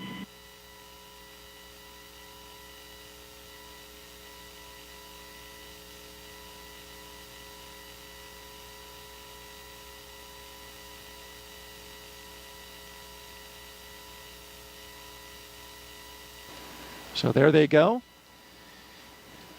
With a big wave as they rotate the seats upwards so they can be better configured for launch, of course, and also they'll be able to see their display panels directly in front of them. Yeah, the main reason why we want to launch and land in that position is for the G forces, the gravitational forces that we experience. You know, get up to 3 Dragon or 4 SpaceX, G's on launch seats and are in landing the on a launch nominal position. launch You are and go for landing. section And 2, when you suit take check those preparation. G forces through your chest, so when SpaceX Dragon, when you're on your copy. back, Proceeding to you're section coming, 2, those suit forces are check coming straight preparation. down, so they're hitting through your chest. That's much easier to deal with than if you were sitting straight up, then they were hitting your head. That would really drive the blood out of your head, and that's why, you know, if you're flying a jet, that kind of Dragon thing. SpaceX, seats are in the launch position. You are go for section 2, suit leak check preparation. SpaceX Dragon copies. Proceeding to section 2, suit leak check preparation. So yeah, if you're a pilot and you have those G-forces that you're experiencing while sitting up, the blood can drain from your head, and that's why you can get dizzy or lose consciousness, and you have a G-suit on, or maybe you do different maneuvers to help counter that. So it's much easier on the human body to take those G-forces through your chest. And we train in centrifuges as well so that we become accustomed to what those G-forces are, how they feel, and make sure that you can still feel comfortable, function with what you have to do. For me, for the Soyuz training, we did a lot of that in Star City with the centrifuge.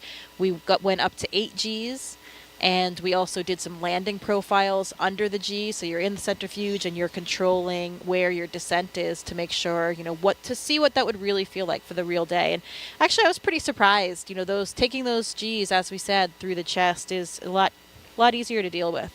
8 Gs is a lot, though. 8 Gs is a lot, and that's a lot more than you would experience on a normal launch and landing, but that would be for the Soyuz for a ballistic entry. If you had something a little bit off nominal with your re-entry and you went into that different type of profile, you could experience around 8 Gs. So that's why we train for that. The SpaceX crews do centrifuge training as well here in the U.S., And I'm not sure what the maximum of that profile is. They probably fly similar. I think they actually fly the real Dragon profile for launch and landing, which would be up to around 4 Gs.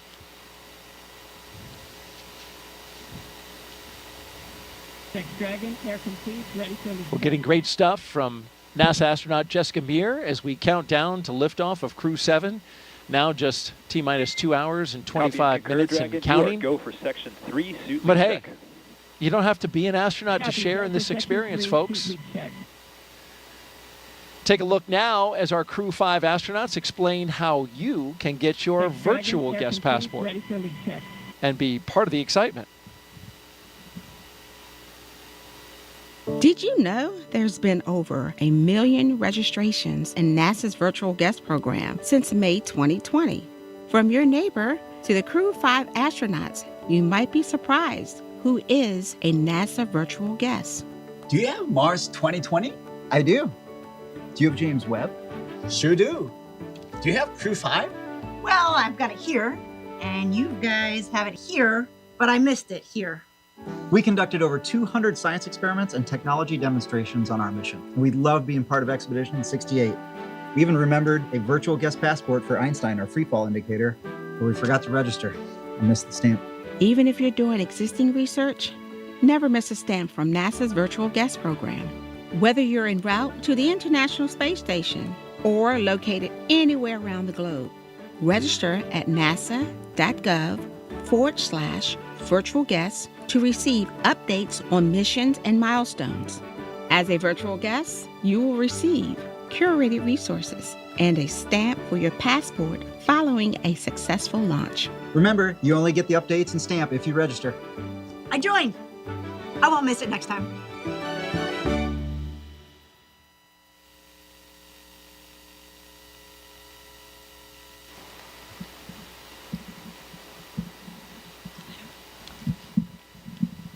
If you missed the QR code, you can jot this website down. Just register on nasa.gov/virtual guest. It's all one word. You can see it on your screen along with the QR code. Be our guest. We want to have everybody here with us along with our mission. It's incredibly important to us. This isn't our mission, not as the astronauts or cosmonaut on board. This is everybody's mission.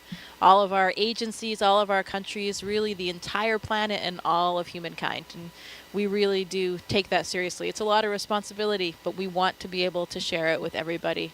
It's an important part of the job.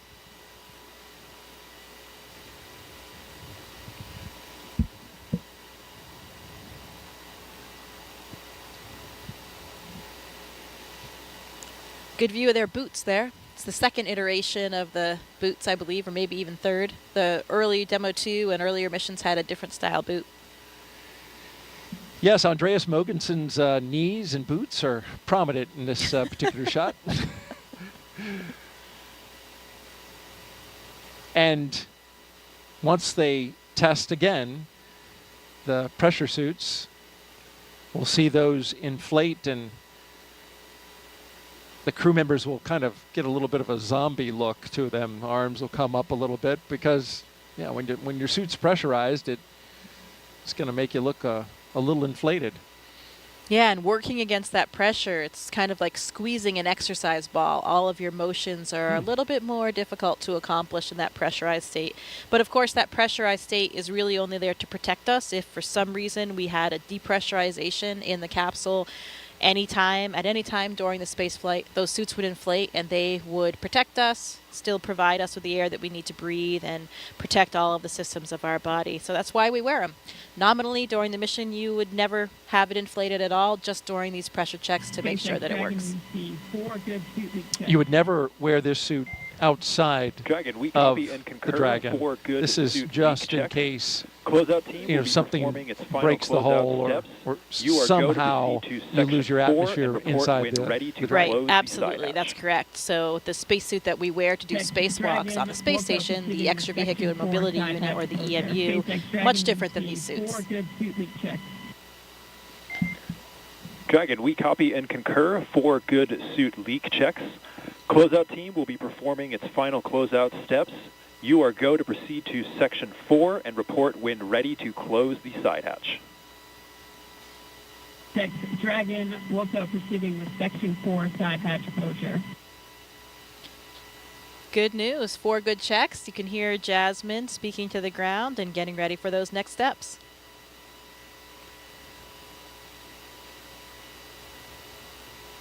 And the SpaceX team and Crew-7 is right on schedule.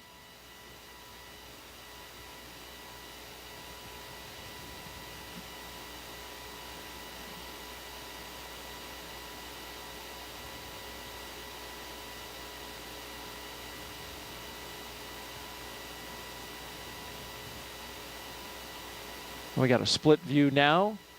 On the left, you're looking inside the Dragon spacecraft, Crew-7, and on the outside, technicians working to inspect the seal, both on the inside of Dragon and on the outside, before they close that side hatch. Dragon crew is ready for side hatch closure. Copy, Dragon. Crew is ready for side hatch closure. At this time, we are also going to proceed into our pre-launch comm checks.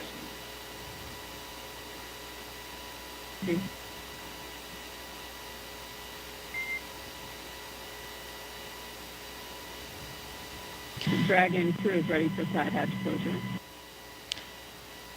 Yeah, like you mentioned before, really important. Copy, Dragon. Crew is ready for side hatch closure. At this time, we are also going to proceed into our pre-launch comm checks. Want to make sure nothing is along that hatch seal. Even a hair, something as small as a hair, can disrupt the seal. Dragon, SpaceX, comm check. Another reason why those ninjas are all really covered up, so that they don't, SpaceX have Dragon anything has fall gone in when clear. they're going in and out of the hatch. Core has you loud and clear. In fact, we did Teacher's have comm check a is hair complete. Stand by for comm breach the checks seal with and DC, had to MD, reopen it and up LD on in a the previous launch mission, configuration. get it cleaned out. Exactly. Another reason why we do these checks, to make sure everything is in the proper configuration before Dragon, we go. Dragon, SpaceX, comm check. SpaceX Dragon has gone clear. How many? Core has you loud and clear. Stand by for comm check with MD. Stand by for comm checks with DC, MD, and LD Dragon, in the MD launch on configuration. countdown 1, comm check. MD, Dragon has you loud and clear. How many? Dragon, DC, MD loud and clear. Stand by for comm check over Dragon to ground. DC, Dragon has you loud and clear. How many? Dragon, MD on Dragon to ground, comm check. DC, loud and clear. Stand by for comm checks with MD. MD, Dragon has you loud and clear. Dragon, How many? MD on countdown 1, comm MD check. loud and clear. Stand by for comm checks with LD. MD, Dragon has you loud and clear. How many? Dragon, LD on MD loud countdown and 1, clear. Stand comm by check. for comm check over Dragon to ground. LD, Dragon has you loud Dragon, and clear. How MD many? on Dragon to ground, comm check. LD, loud and clear. Stand by for comm check over Dragon to ground. MD, Dragon has you loud and clear. How many? MD loud and clear. Stand by for comm checks with LD. Comm check. Dragon, LD Dragon has you on loud and countdown clear. 1, comm check. LD, loud and clear. Let's go fly. LD, Dragon has you loud and clear. How many? Let's do it. LD, loud and clear. Stand by for comm check Dragon, over SpaceX, Dragon to ground. Launch configuration comm checks are complete. And Dragon, LD on Dragon to ground, comm check. Dragon copies. LD, Dragon has you loud and clear. How many? LD, loud and clear. Let's go fly. Let's do it. And Dragon SpaceX, launch configuration comm checks are complete. Dragon copies.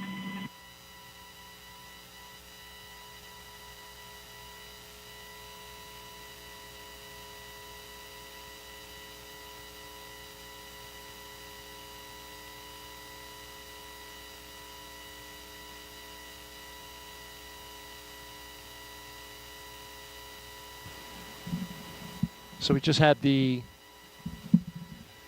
communication checks across the ground stations and the TDRS satellite network. Need a lot of ways to be able to communicate with a spacecraft when it's accelerating at a high rate of speed going up to space, and then of course once it's in orbit.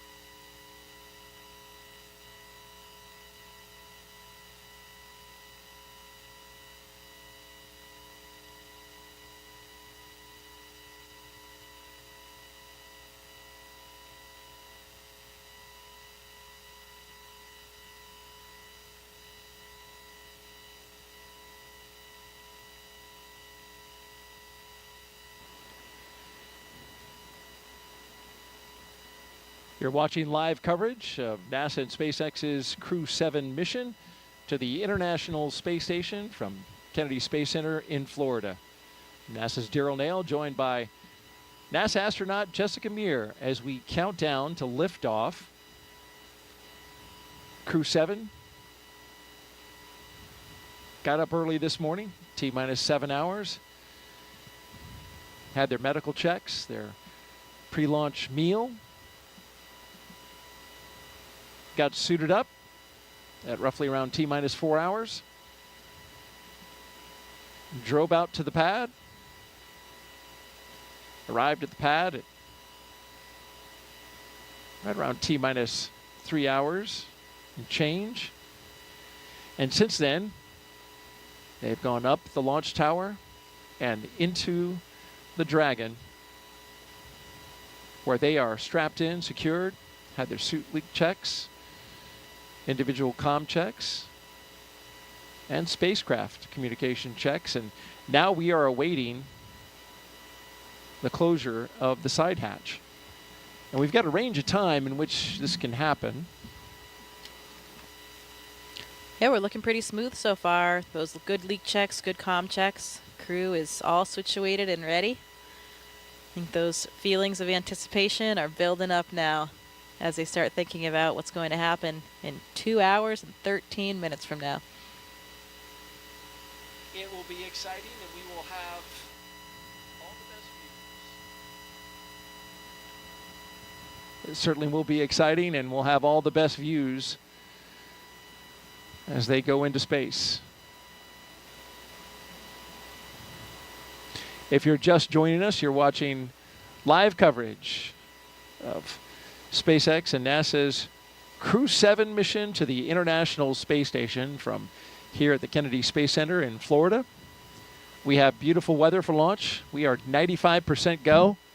It doesn't get any better than that, Jessica. Wow, I don't think I've heard a number that high for a while. Yeah, sounds great. The 45th Space Wing started going to increments of 5 percentage points. They used to do just 10, but then they changed it to 5. Now the best you can get, it used to be 90%. Now it's 95%. All right. Can't ever get 100, though. It just has to be, 95. Well, we've got a lot of overachievers on board. That's probably difficult for a lot of people in our office not to get that 100%.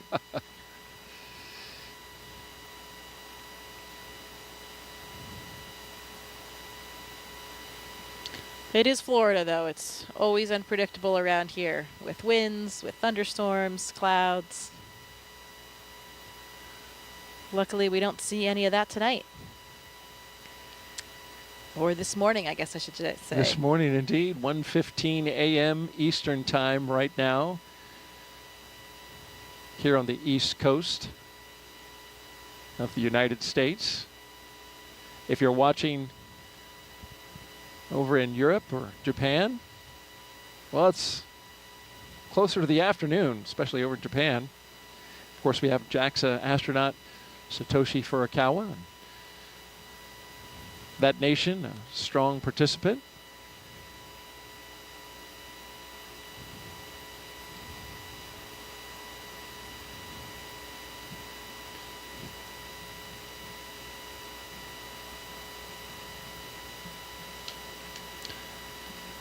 (7:16 a.m. in Copenhagen), so Andy's fans are probably waking up. What a great way to start their day over there in Denmark. Great start to a weekend on a Saturday morning. Absolutely. Wake up, have a cup of coffee, and watch your countrymen go to space.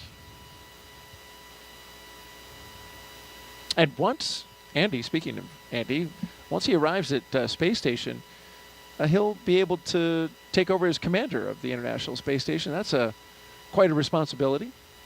Yeah, it absolutely is. And it's a nice experience to be able to have some different representation in those roles. He's not the commander of this vehicle, but he'll be the commander on board the ISS. And each of those carries a lot of different responsibilities. And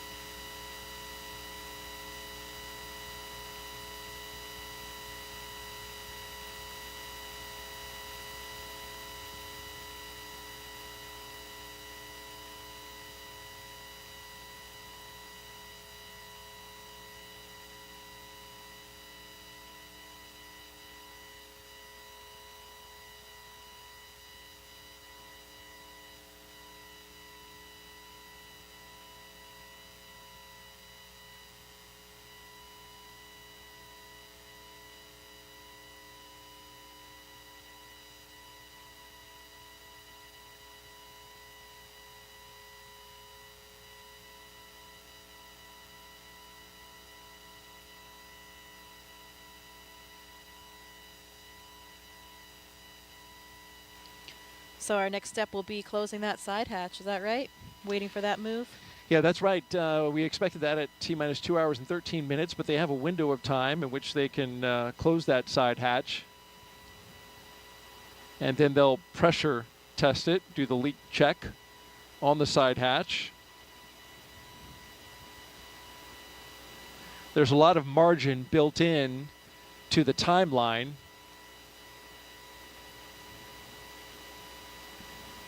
So that in case they have something come up, they have time to work it. We've seen that happen on a few missions prior.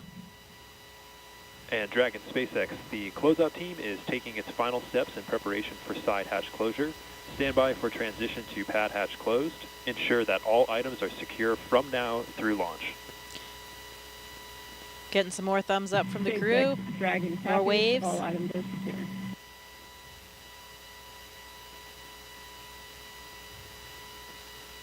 And Dragon SpaceX, the closeout team is taking its final steps in preparation for side hatch closure. Stand by for transition to pad hatch closed. Ensure that all items are secure from now through launch. SpaceX Dragon copies. All items are secure.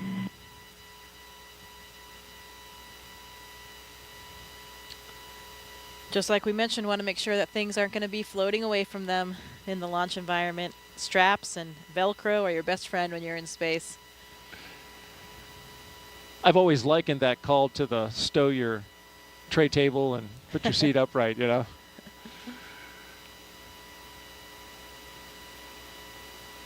No in-flight service for them, but like that question that was asked earlier, there will be water and snacks.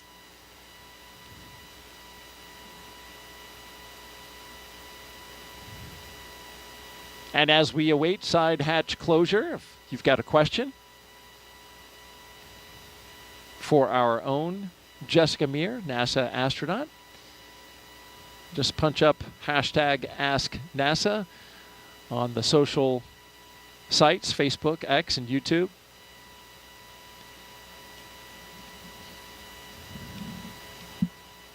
Jessica's doing a great job answering those questions and sharing her experience when she went to space. Here's a question at spacecraft 2-7. What is the main purpose of Crew-7's mission to the space station? The main purpose of Crew-7's mission is to support the International Space Station in all of its science and operations during their stay there. So what does that mean? You know, now that we are at assembly complete for the space station, which we reached back many years ago, 2011, I believe it was, assembly complete, we have much more time for doing what we call utilization. So any type of scientific experiment or something that is flying as a hardware demonstration, those are our most important objectives, that science that we are getting done. Of course, you have to do maintenance as well. You need to fix the toilet, change the light bulbs. We don't have those plumbers or electricians coming up to help us out, so we have to be able to do all the work ourselves.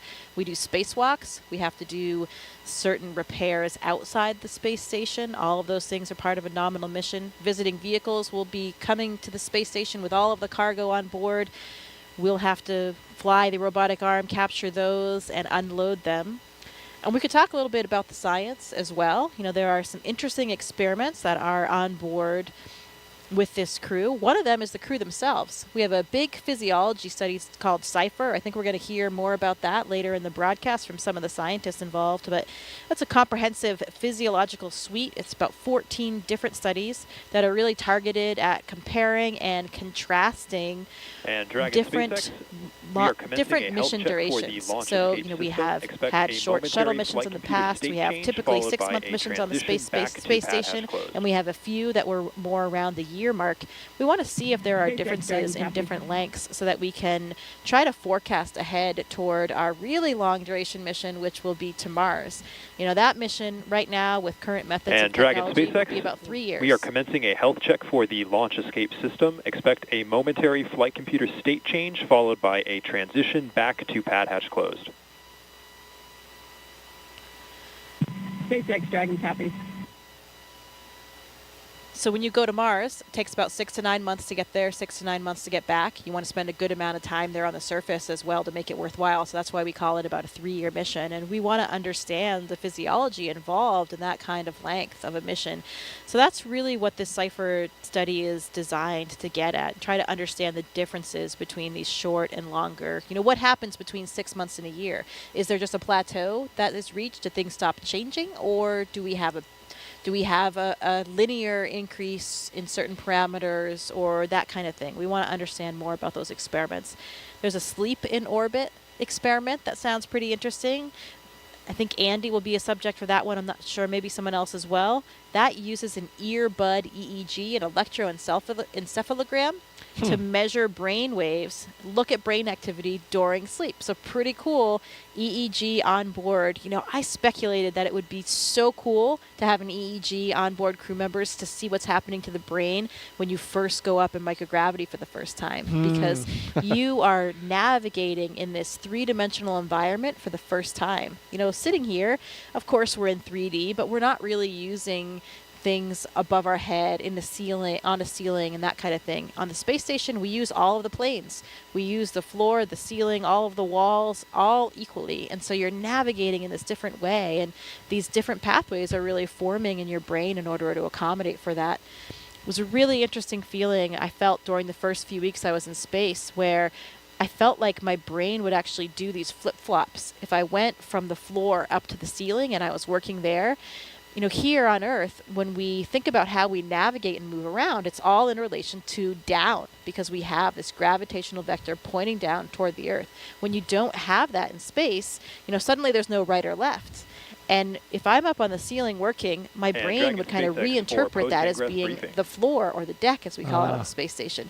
So then when I, you know, lifted my head up, I didn't know which way to turn because, you know, I was on the ceiling, but my body felt like it was on the floor.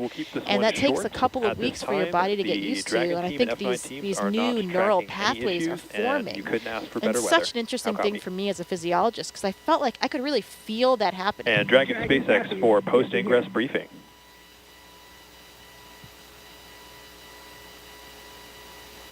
Go for Dragon.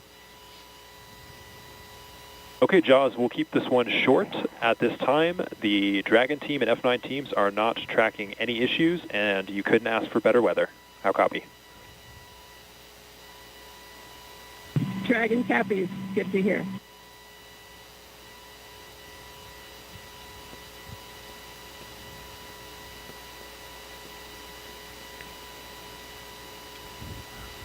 So you feel that up in space. You feel the difference of how your brain has this remarkable plasticity. Your brain can adapt in this new way. And after a couple weeks, I didn't feel that anymore. You're saying you actually felt? Yeah, you could sort of feel this flip-flop. It's a strange thing to kind of describe, but you could sense it almost. And then a few weeks later, that feeling was gone, and I was, you know, more effortless in terms of navigating around the space station.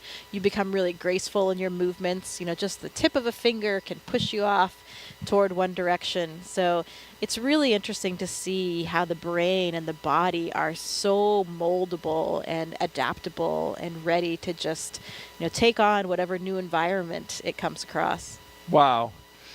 And that CIPHER study that you mentioned, that in dual components there, right? Not only physical, but also psychological. Yes. That's exactly what you're talking about. Yeah, absolutely. And both of those factors are involved in that study. So should be pretty comprehensive and give us a lot of data that will be really critical toward those future missions.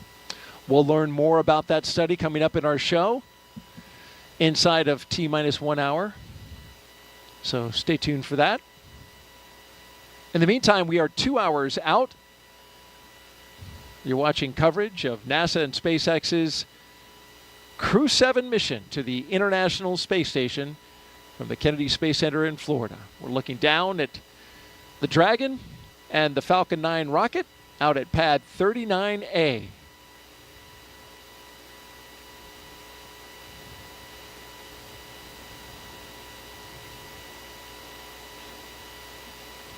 It's been a smooth countdown so far. Countdown proceeding nominally. Onboard Dragon spacecraft endurance. We've heard the communication checks between the Dragon team and the crew. We saw the astronaut seats. They were also rotated into flight position. We got the suit leak checks successfully completed. The closeout lead verified the cabin environments were good. We got the side hatch closed.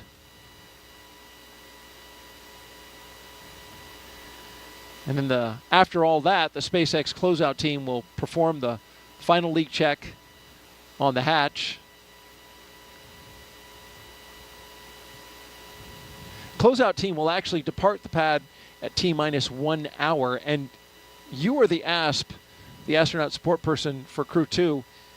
You're still there, right? Yeah. Is the ASP still there, or have they departed? You leave with the closeout team. Okay. Yeah, nobody remains on the pad for the launch. That would be bad. Well, absolutely. I was wondering if they had already left, but No. it's at right all now leave they're together. still there. Yeah, that's right. So Anne is still there, probably hanging out somewhere around that phone area, Yeah. and then she will leave with the closeout team.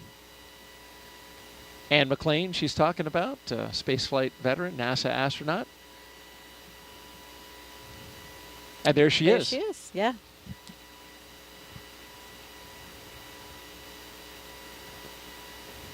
So those technicians, they stand by at that location. They are just on the other side of the crew access arm in the launch tower. And then you have a designated SpaceX team that is inside that white room.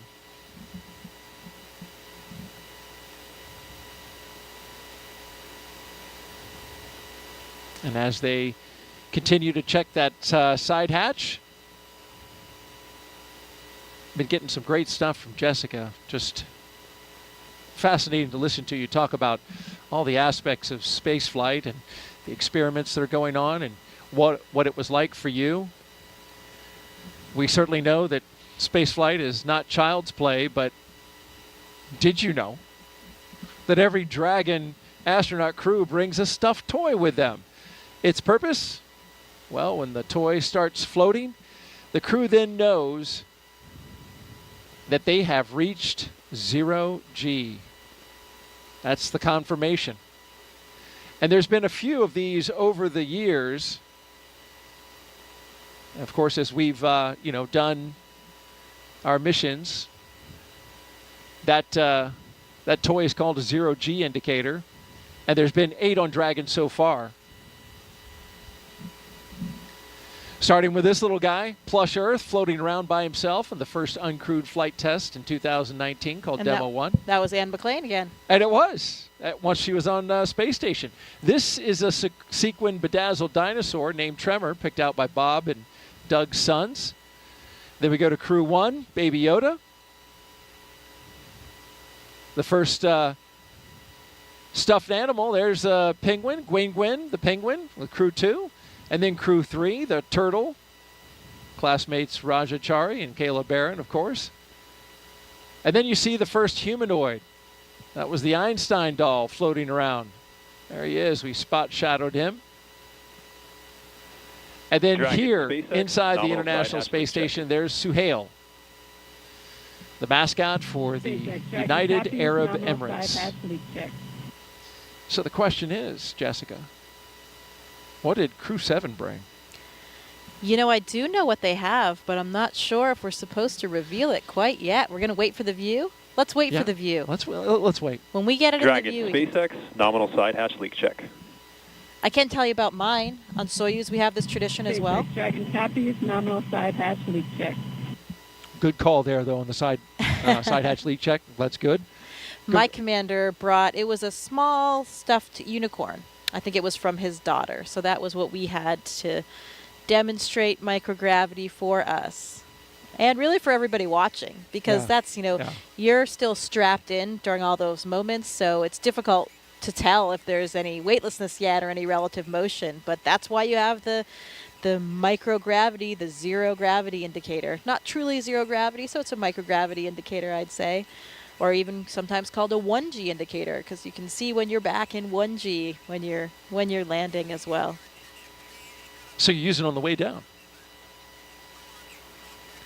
I think so. I'm not sure if the Dragon they still have in the capsule on the way down, if it's secured or not.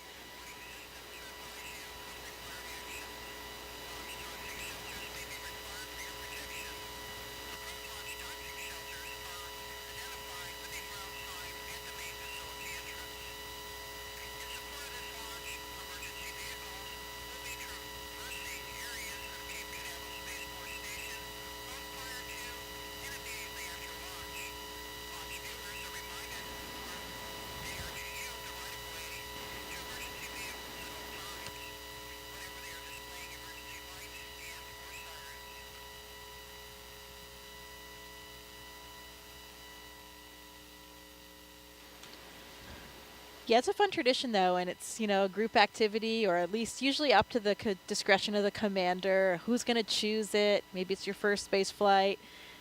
Children are often involved, so everybody gets to play along and have a role and see that microgravity indicator launching.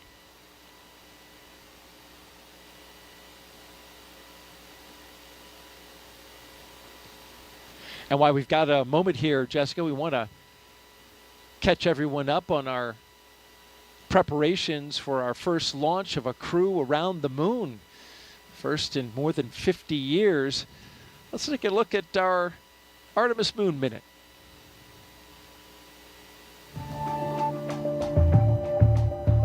For the first time, Artemis 2 astronauts got an up-close look at the Orion spacecraft that will fly them around the moon. Astronauts Reed Wiseman, Victor Glover, Christina Cook, and Jeremy Hansen visited Orion at the Kennedy Space Center in Florida. And it looks amazing. Their handiwork is gorgeous. I'm ready to take it for a spin. Until launch day arrives, the crew is training at the Johnson Space Center in Texas. They use the Neutral Buoyancy Lab, a giant pool, to practice safely getting out of a floating mock-up of Orion. And it's not an easy task. Navy divers in rafts will harness and hoist the astronauts into the air by helicopter, where they will be taken to a nearby Navy vessel. Back at Kennedy, we got a look at the brand new Artemis crew transportation vehicles. So the first 9 miles of the journey to the moon starts in these crew transport vehicles. On launch day, these fully electric, zero-emission vehicles by Canoe Technologies will reunite the Artemis 2 astronauts with Orion at Launch Complex 39B. NASA's powerful moon rocket, the Space Launch System, and Orion will carry them on the rest of the 250,000-mile journey to the moon. And that's your Artemis Moon Minute.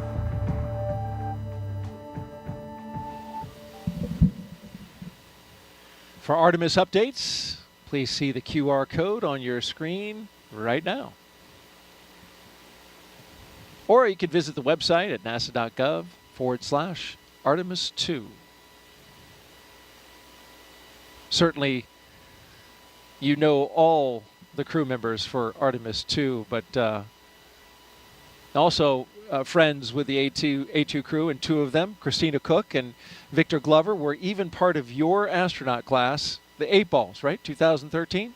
Yes, that is correct. Yeah, I am good friends with all 4 of them, and especially with those 2, with Victor and Christina being my classmates, it makes it even more meaningful. When you are classmates with new astronauts, there were 8 of us, of course, called the 8 Balls, and they're like your brothers and sisters, truly. They really are. And we, I know if anything happened day or night, I could call on any one of them, no questions asked. And it's really, really exciting that we're going to be sharing this moment with them. When I was on board, I even had, at one moment when I arrived, we had 4 members of our class. Half of our class was actually on board the space station at the same time. Oh, wow. Nick Hague was still there for the first 8 days of my flight. Christina, as we just talked about from the Artemis 2 crew, she was up there already. Of course, the historic all-female spacewalk. That's right. 2019, yeah. And Drew Morgan was there as well. So there were 4 of us from the class, and that was truly something we never thought would happen. A lot of times, especially in the past, you would see if a rookie astronaut flew their first time, often they were with more experienced people, so you didn't have a lot of rookies all at once, or 4 of your classmates at once. Yeah. And so in the end, that's how it happened for us, and we couldn't have been happier. It's, again, you're flying with these people that you're already so close with and know each other so well. And of course, half that class was women, right? It was four men and 4 women. Yeah, that's right. That was the first time that we've ever had that 50-50 ratio. We still don't have a 50-50 ratio in the office, but we're trending in the right direction. I think we have about maybe 35% women right now, but heading in the right direction, really like all the STEM fields. And that's why it's such an exciting time when we are starting to have more equity from different backgrounds in everything that we do. As we look at the launch pad there, pad 39A here at the Kennedy Space Center, the Falcon 9 rocket, and the Dragon spacecraft on top. We're counting down towards the next few milestones, and we're waiting for the closeout team to leave the white room and then eventually drive away. That'll be at T-minus 1 hour and 44 minutes, and then a few minutes after that, they'll drive away from the tower. There you see them by the elevators, wrapping up their work on the launch tower, and of course taking a lot of that equipment with them that was being used to cool off the astronauts. And so while they finish their work, let's learn more about what the astronauts are going to do once they arrive at the International Space Station. Let's take a look at their mission overview.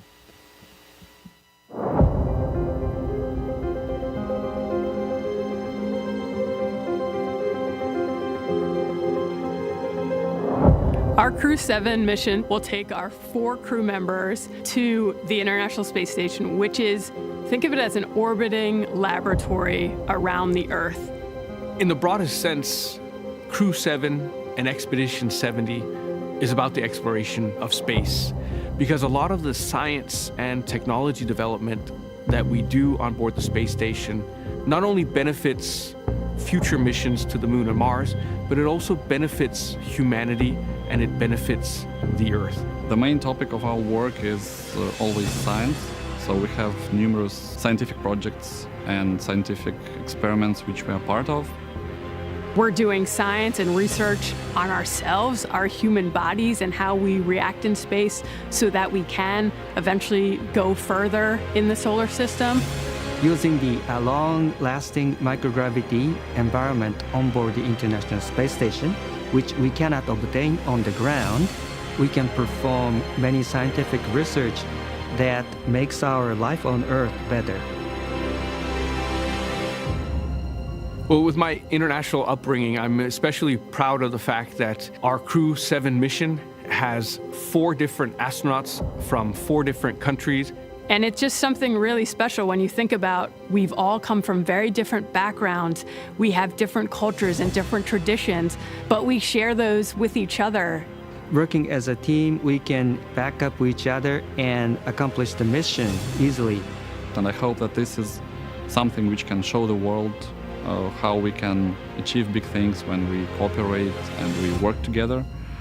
It's a human being's instinct to broaden our boundaries. Humans have always wanted to push the boundaries. We're curious beings. We want to know what is out there. We want to see what's behind that hill. We want to see what's behind that sea. We want to see what's behind that planet. Every time we've explored in the past, it has been beneficial to humans and to humankind. We always learn and develop technologies that help us. We learn more about our home planet. We travel out into space to gather knowledge, to expand our understanding of our world and the universe, and return that knowledge to the Earth, to humanity, for the benefit of us all.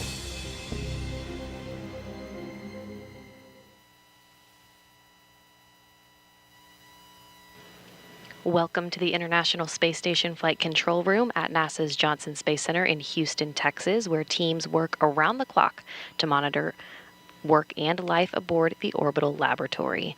Mission Control Houston is essentially the nerve center for operating the International Space Station, working in tandem with our partner agencies and providers around the globe. Together, we've ensured the station is ready to welcome Crew-7. Leading the team inside the room right now is Flight Director Chris Dobbins. He will lead the joint NASA-SpaceX Go, No-Go polls once we're in integrated operations with mission controls here in Houston and SpaceX in Hawthorne, working together to bring Crew-7 to its new home in space. Like many launches to the International Space Station, today's launch has an instantaneous launch window, meaning the crew must launch at exactly 3:27 a.m. Eastern Time to line up with this space station. Launching at that time puts us in an orbit where Dragon's thrusters, which don't have the same power as Falcon 9, can carry Crew-7 the rest of the way to the space station. When Crew-7 arrives at the space station, they will no longer be referred to as Crew-7, but rather as Expedition 69 flight engineers. They'll be declared Expedition 70 once the Soyuz MS-23 departs in a few weeks with NASA's Frank Rubio on board.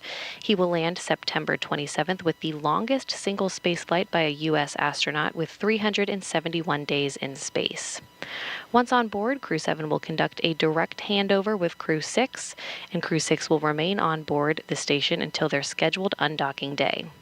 A direct handover also helps ensure a continuous U.S. presence on the space station, a record approaching 23 years in duration.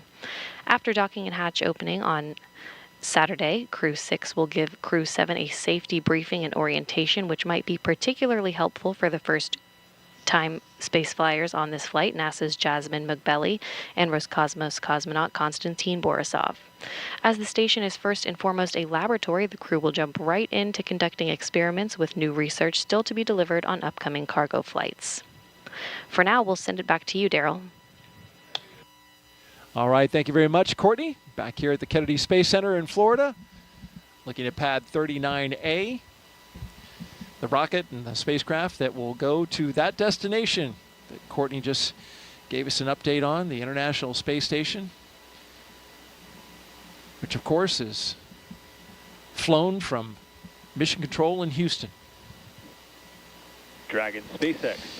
Give you an update on what's happening out the pad. We've got the crew inside the Dragon spacecraft. They are buckled in, plugged in, ready to go, had their comm checks completed.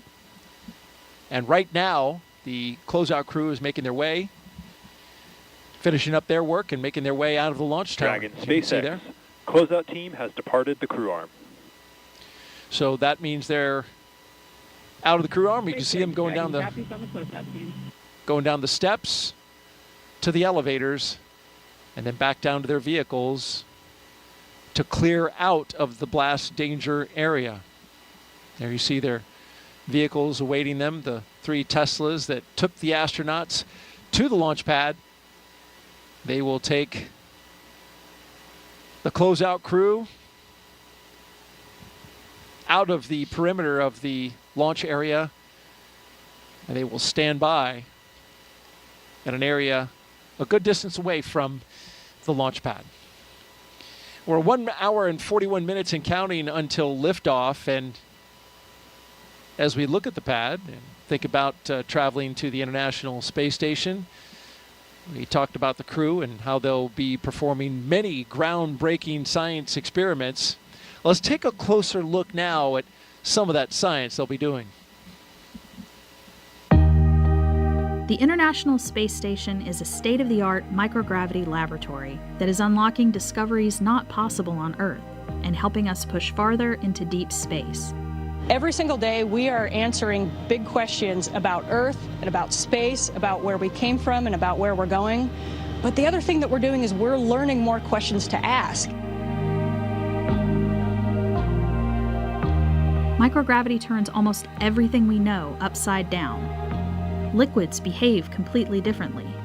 Fire burns in new ways. Biological systems reveal surprises. There's a few things that have made me gasp out loud up on board Space Station. Watching heart cells actually beat has been a pretty big one. We're studying ways to grow food in microgravity. I got to tell you, these are pretty amazing. We're learning how human bodies react to life in space and how to keep crew members safe and strong on long-duration exploration missions. Deadlifts are awesome on Earth. They're also awesome in zero gravity. We're testing technologies that will be critical to our return to the moon and great leap to Mars. Our research has contributed to medical and social benefits on our home planet, allowing us to find new ways to combat disease back on Earth and develop technologies to deliver clean water to remote communities in need. The spectacular vantage point of more than 200 miles above our planet supports our monitoring of Earth's climate, natural disasters, and plant life. The orbital perspective that we have here on the ISS is just absolutely amazing. Earth is gorgeous. The growing new space economy, so vital to our continued progress in space, is flourishing in low Earth orbit.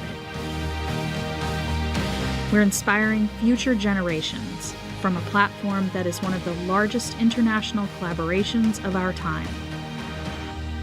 We're doing science at 17,500 miles per hour. Come along for the ride.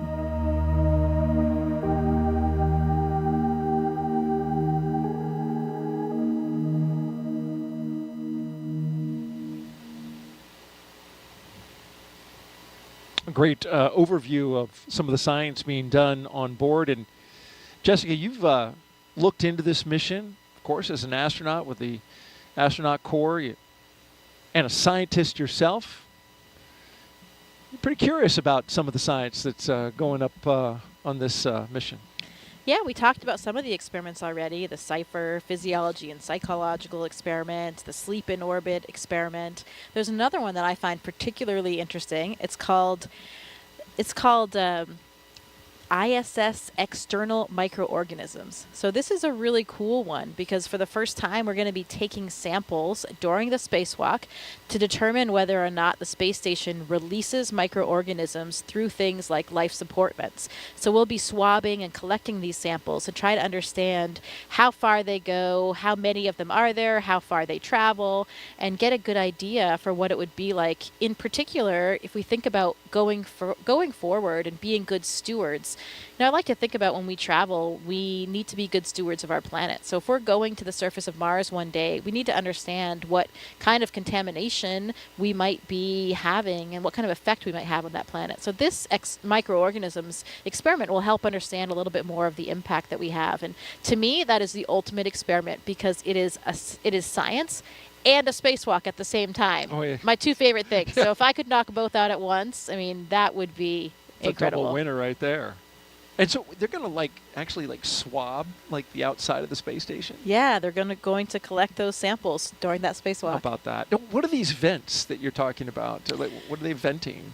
So some of the vents are for the life support system. So, we are introducing an atmosphere into the space station to give us the air that we need to breathe. And so there are some vents associated with life support systems in general, stuff that is off-gassed or released to the external environment. Out into space. That's right. Yeah. And so you're wondering if by chance there could be some microorganisms out there growing, which would just blow my mind if there were. Right, and perhaps rapidly evolving in the space environment. How about that? Fascinating. And as a scientist, Jessica, you did a lot of work early in your career. You've talked a little bit about that.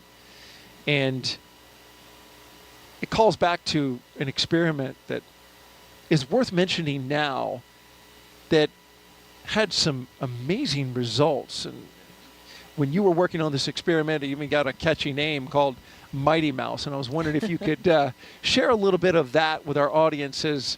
This is a mission to the International Space Station, and science is at the forefront. You were involved in an experiment that had some pretty incredible results. Yeah, the Mighty Mouse experiment is one of my favorite ones to talk about for a couple of reasons. One, I'm a physiologist, as we mentioned, and so there's a lot of similarities between the work that I've done and working with animals. This experiment looked at the myostatin and activin pathways. So these are very important molecular signaling pathways that influence muscle degradation or breakdown. So on the Earth, the researchers involved here have identified these as very important for providing possible targets to prevent muscle and bone loss. So you can see a picture here. These are two of the mice in question, the Mighty Mouse experiment. I think it's pretty obvious to the naked eye, even without a scientific background, that they are very different. So what you have here is what we call a wild type mouse on the left, the smaller mouse, just the normal mouse. And then on the right, you have a Mighty Mouse. And this was accomplished in two different ways in the experiment. One, by creating a myostatin knockout mice. So this means that this mouse actually does not have the gene for this pathway. So as you can see, this mouse, these myostatin knockouts, have 2 times the muscle weight compared to the other mice. So because you're blocking that pathway, degradation is not inhibited, and they have much more muscle on board. And you could feel that in the mice. When I was doing the experiment, holding the mice, you could feel how strong they were and how much bigger they were. Interestingly, when we treated another set of mice, again, just the normal mice, with a therapeutic agent, they also did not lose muscle or bone mass in space.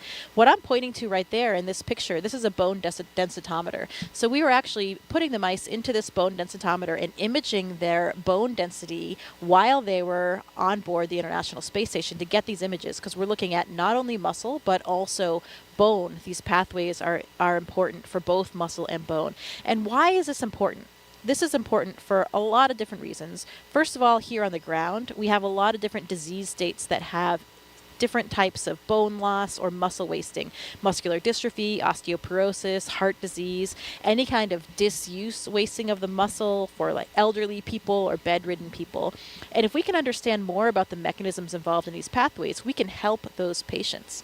And the other interesting thing about this experiment in general is that it also has applications to space. You know, you saw a video earlier of us exercising in space, incredibly important part of our day. We have 2-hour blocks on our schedule because if we don't exercise every day, we will have significant muscle loss and bone density loss. We have these really large systems on the space station, these pieces of exercise equipment to keep our bones and muscles healthy. But when we talk about going back to the moon, going to Mars for long periods of stay, we'll have smaller capsules. We won't have these big pieces of equipment. And so we might need to employ some of these strategies that we're learning about on the International Space Station. So that's why this experiment is such a favorite of mine. It really touches life back here on Earth, helping patients with various disease states. Also is applicable to the future of space travel as well. And even I'll cap it off with a really interesting story of the investigators. Se-Jin Lee and Emily Germain Lee, they met back in college. Se-Jin was working on the myostatin pathway, the one involved in the muscles, and Emily, before she was his wife, she was already working on the activin pathway, the one involved in bone. And they realized, although they were working separately at the time, they had this very complementary system that worked in concert. And if they worked together, then perhaps they could solve some of these even bigger questions. They were incredibly excited. They had always dreamed of having an experiment of theirs fly in space, and they had demonstrated these concepts on the ground. So it was really cool to be part of this team and watch that experiment come to fruition and to have such dramatic results. Again, those mice that were treated with this therapeutic agent did not lose muscle and bone density in space, while the ones that were not, just like us, had dramatic losses in both of these. So really interesting to see that these agents were successful in space and the applications it might have for the future. And amazing that it was, you know, an experiment.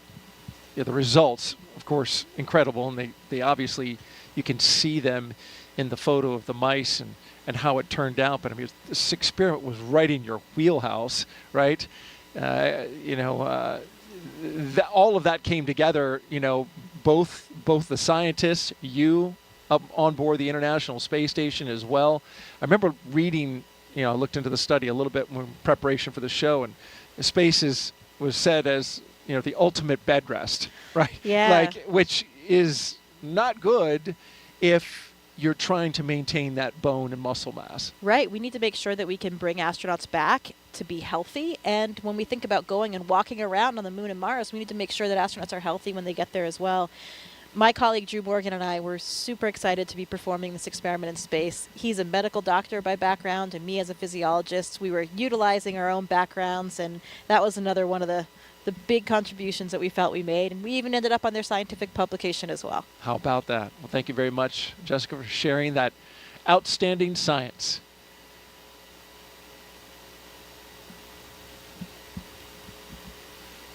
T-minus 1 hour and 30 minutes and counting. We're awaiting the launch escape health check.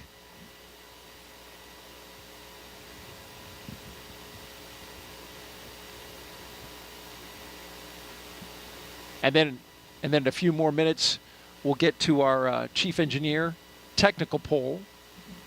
We won't hear that over the loops, but marching slowly to the T-minus 1 hour mark, and activity will really start picking up. Until then, let's take a social question. I've been getting them all night. Keep them coming in. Hashtag Ask NASA. Here we have at Indiana Jonas. Do you have a favorite item, Jessica, that you brought with you to space? Yeah, I think we'll actually have a chance coming up here to show some of the items of things that I brought to space. So I won't spoil the surprise quite yet of everything. But, you know, a lot of times astronauts will bring pictures of loved ones, whether it's a physical picture or just something that we can bring up, sent up on a computer or an iPad. And we like to bring things that represent our different backgrounds, for representing universities we went to, clubs that we belonged in, because, you know, We've talked about it a little bit already, but this is not just our mission. This is really for everybody, and we want to carry that enthusiasm and that excitement with everybody to show them that they are a part of it. So there are so many things. You wish you could bring more because our capacity is very limited, but we have to think long and hard about which items we'll bring up with us. Well, let's talk about that flight kit a little bit more. Each Crew-7 astronaut is allowed to bring a few personal items with them for their roughly 6-month stay in space. And we're holding your item as a surprise. Let's take that crew shot and we'll talk about what they're bringing up. You see all the way to the left, Constantine Borisov. He's bringing up his son's first toy. Going left to right, next is Andreas Mogensen. He picked the 0G indicator along with his children, and he kept it a surprise. And so we're waiting to see that. We're going to see it float in space. We'll learn more about that in a bit. And then to his right is, of course, the commander, Jasmin Moghbeli. She brought 2 Dragon stuffed animals, one for each of her twin girls, and she's going to show them floating around in space to her girls. So we can take a little video, send that to them. It's a touching thing to do for your young kids.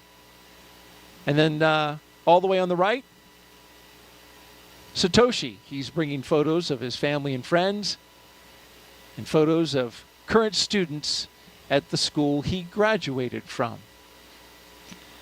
Yeah, we take a lot of pictures of these items floating around the space station, usually in front of in the cupola, so you've got the Earth in the background. And actually, it's difficult to get some of these photos sometimes. You get a little air and some ventilation, an object gets caught in the ventilation. It's not floating exactly, just staying still where you want it. The light changes all the time in the cupola, so you have to kind of master out this system to get proficient at it, to take these pictures, because it can take quite a bit of time. But it's so important and so meaningful for the people back on the ground that we do our best to capture as many of them for the loved ones that we have and for everyone down there, because it really does mean so much to everybody. Wouldn't it be better to have video rather than a picture of something floating around? Yeah, we do video too. Okay. But you're right. A lot of times it's just a still image that we have, but depends what you want to use it for.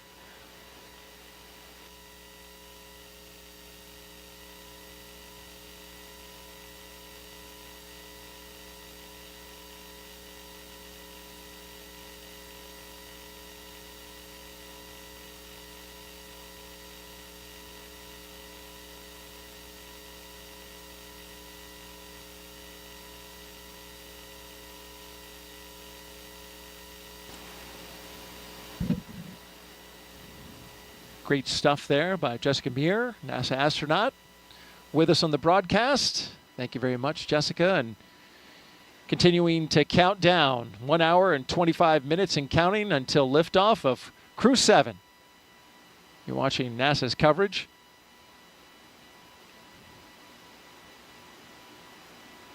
When these astronauts go up to the International Space Station, they'll spend about 6 months up there working scientific experiments that you just heard a few of them from our astronaut co-host. And then they'll come back down, and one of the traditions we've just started to see now is the astronauts coming back to the Kennedy Space Center to talk to the folks that help support the mission. And there's a lot of people here at the Kennedy Space Center working behind the scenes to make those launches a success. And recently it was the Crew-4 astronauts that took time out of their busy schedules to say thank you to the Kennedy team, and we've got to look at that. It is very surreal to drive around the grounds. The last time we were here, we were in quarantine, and so we were very isolated. We got to have our families around us, but we didn't really get to interact with a lot of people. But we could see all the hustle and bustle that goes on in order to make it possible for us to launch. It is hard to imagine looking over at the gantry from here, thinking back to when we were sitting on top of a rocket. It is a pretty amazing place to be able to come back to. Kennedy really has a special place in my heart. I think it was really important to all of our crew to have this opportunity to come back here and just thank the workforce here, our team members that made this flight possible. You know, I think as we think about spaceflight, it is not anywhere near an individual type of accomplishment. Yeah, just absolute gratitude for the teams of people that just ensure our safety, ensure that there's always an eye looking over every piece, every detail, and ensuring that launch goes off without a hitch. So many of you have been a part of that journey. Your investment, your expertise, making us successful in our work and getting us home safely. And we're grateful for the work that you're doing. So it is incredibly special to be back here and get to actually interact and thank all the people that contribute to the mission and were able to get us off the ground and bring us home. It's just an amazing place, just such a talented pool of people that enable such amazing expeditions to fly out of the Kennedy. So it's really cool to be back here and to get to meet the people that are making all of that happen. You could really tell all those smiling faces just how much that meant for Crew 4 to come back and share their time and their words with the team here at the Kennedy Space Center. Well, you're looking live at launchpad 39A, the Falcon 9 rocket, and Dragon spacecraft. We'll start fueling up the Falcon 9 at T-minus 35 minutes and counting. But in between this time and that time, got a few more milestones to go, including arming the launch escape system, rotating that crew access arm away, and then, of course, having the pole for the readiness to tank the rocket. This view right here, you're looking at special guests that have gathered at the Banana Creek facility here on the Kennedy Space Center. Launch watchers. Got a big group here, which is impressive because it is 2 a.m. Eastern time, but it's always exciting to take in a crewed launch when you know that you've got astronauts going up on top of a rocket. And so they've all gathered pretty early in the morning here and pretty early in the countdown. An hour and 21 minutes to go. It's great to see the crowd out there at the Banana Creek viewing site.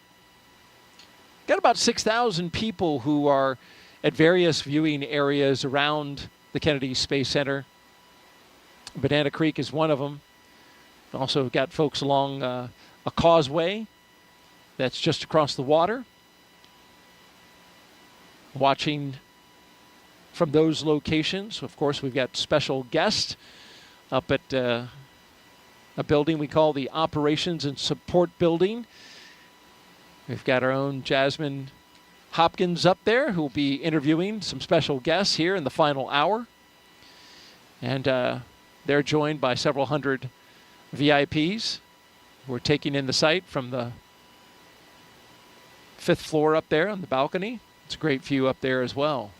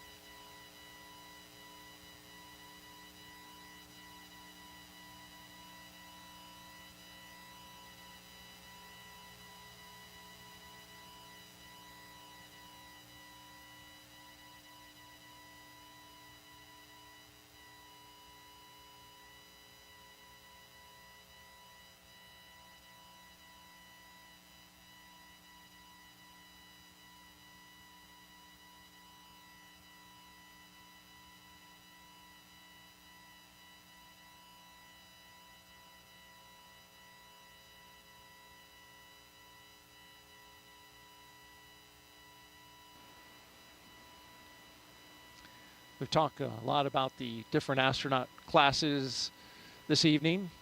Of course, our astronaut co-host, Jessica Meir. She's from the 8-ball class of 2013.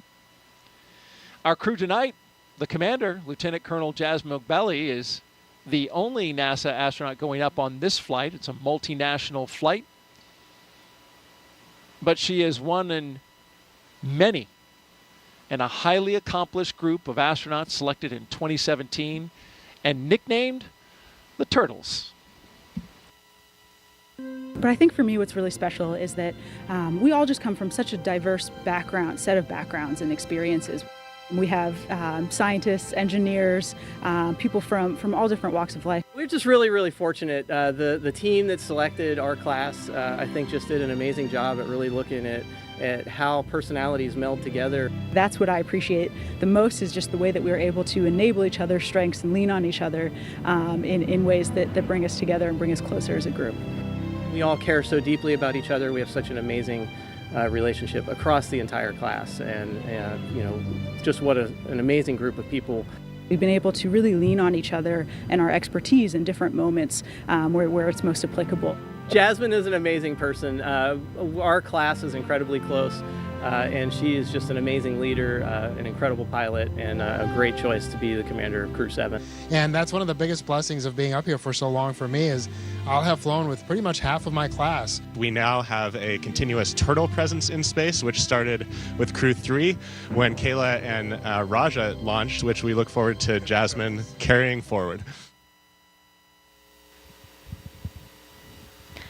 So the Turtles class, an amazing class. They were the class that was selected just after my class, so the 8 balls, and pretty cool that they have this kind of run of the space station right now. I remember when we were saying that about the 8 balls, but Jasmin will be joining her classmates Frank Rubio and Woody Hoberg on board. They are already up there awaiting for her. And then Laurel O'Hara will be joining from her Soyuz launch in the middle of September.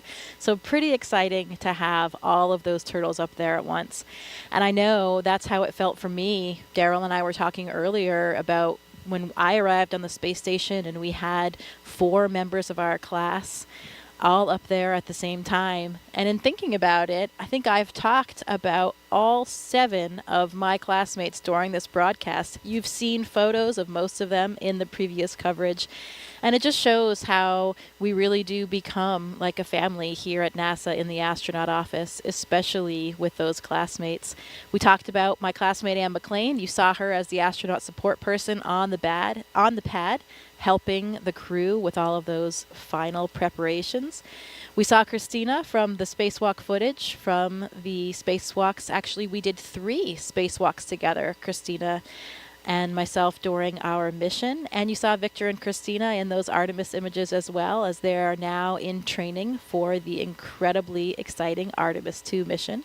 You saw some footage of Nicole Mann and Josh Cassida from their recent mission on board the space station. They were on Crew-5, so again, carrying that legacy with them. We talked a little bit about Nick Hague earlier as well. Nick was there on the space station when I arrived. And I talked about Drew Morgan just recently with the Mighty Mouse experiment. Drew was the astronaut that I was up there. Actually, I didn't spend a day in space without Drew. He was there for the entire 7 months of my mission. I was up there for 205 days, so almost 7 months. He was there already when I arrived, so he was up there even longer. He had about a 9-month mission. So there you have it, all members of the class. We've been represented in this broadcast, but it's not about us today. It's about those turtles. So more about them. We are so excited to see Jaws on her way, headed to join her classmates, Frank and Woody, up there. You know, we have right now on the space station the 4 crew members that flew up on Crew-6, of course. That's Woody Hoberg, Steve Bowen, Sultan Al-Nayati, an astronaut from the United Arab Emirates, and also Andrei Fedyaev. They arrived on the Crew-6 vehicle, so they'll be departing about 5, 6, 7 days after Crew-7 arrives. They'll have a handover period so they can really get accustomed to everything that's going on, hand over whatever information they need, and then they'll depart. And then we have Frank Rubio and cosmonauts Sergei Prokopiev and Dmitry Petelin. So this crew will be joining the 7 crew members that are already up there until that handover period ends, and then the 4 from Crew-6 will depart.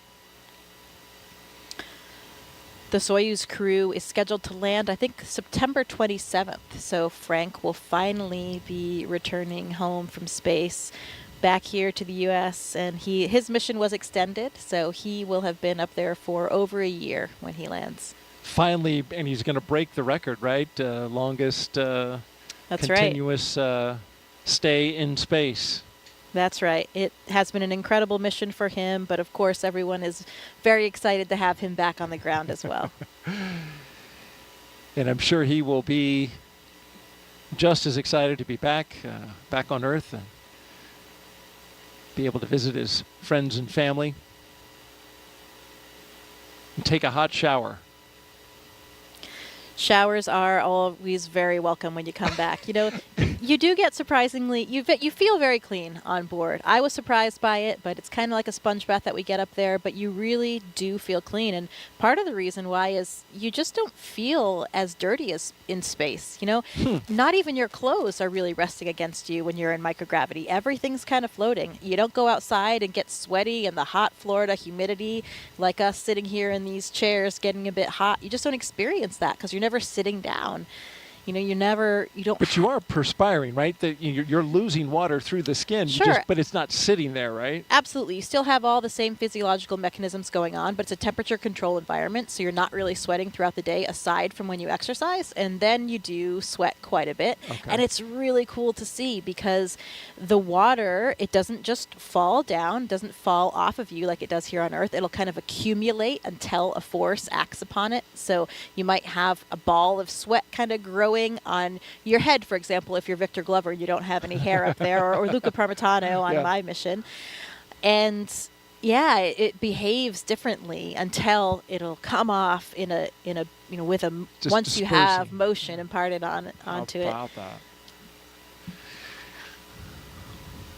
Great stuff from NASA astronaut Jessica Meir as we count down 1 hour and 11 minutes until liftoff of Crew-7 from the Kennedy Space Center in Florida.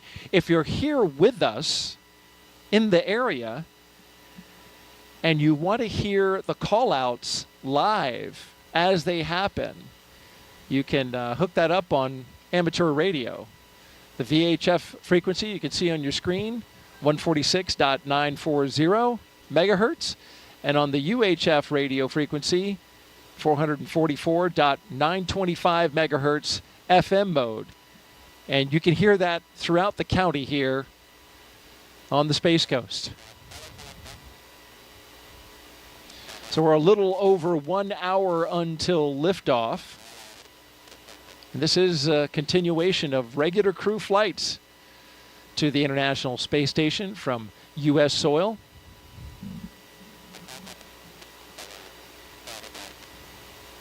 SpaceX's Crew-7 mission will be the company's 8th crewed spaceflight for NASA, following the crewed test flight Demo 2. It will also be SpaceX's 11th crewed spaceflight overall, including the private orbital mission Inspiration 4 and Axiom missions 1 and 2. M1D Our and crew MVAC fuel bleed has started. at the very top in the spacecraft Endurance. It will be the third flight for that Dragon that you see right there on top of the rocket. The Falcon 9 booster, well, that's a brand new one. Booster 1081 on M1D its first and flight. MVAC fuel bleed has started.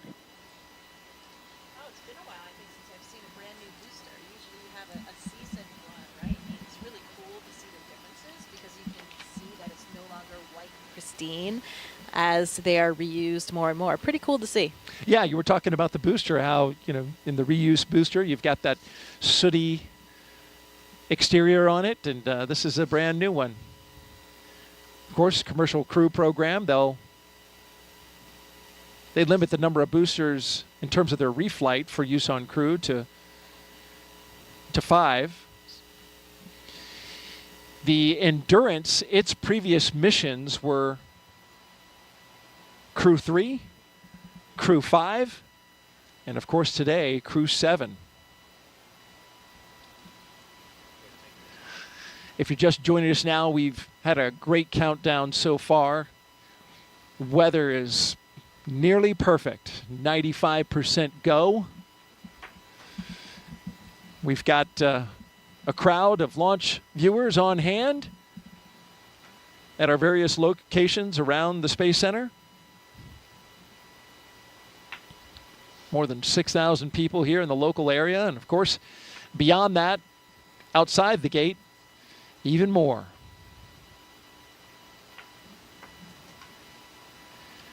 Now, we mentioned this, once we get to an hour to go until liftoff, things will start really picking up.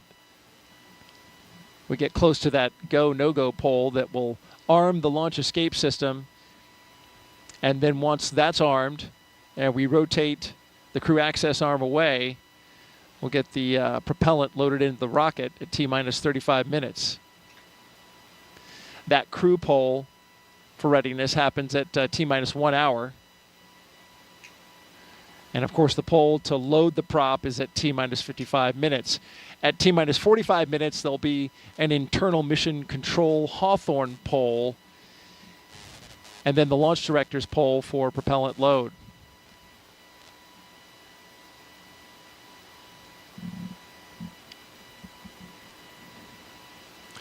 I mentioned the crew access arm. That'll retract when we get to T-minus 40 minutes.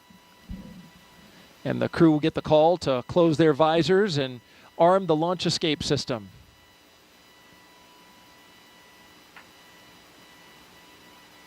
Of course, once you have the Falcon 9 being loaded with propellant, you want a safety system that will allow the astronauts to get off the top of the rocket in case anything happens, and that automated safety system is in place. What makes it work are 8 Super Draco thrusters that are on Dragon. They would fire and quickly separate the crew from the rocket. And they can do that either on the pad or during flight on the ride uphill.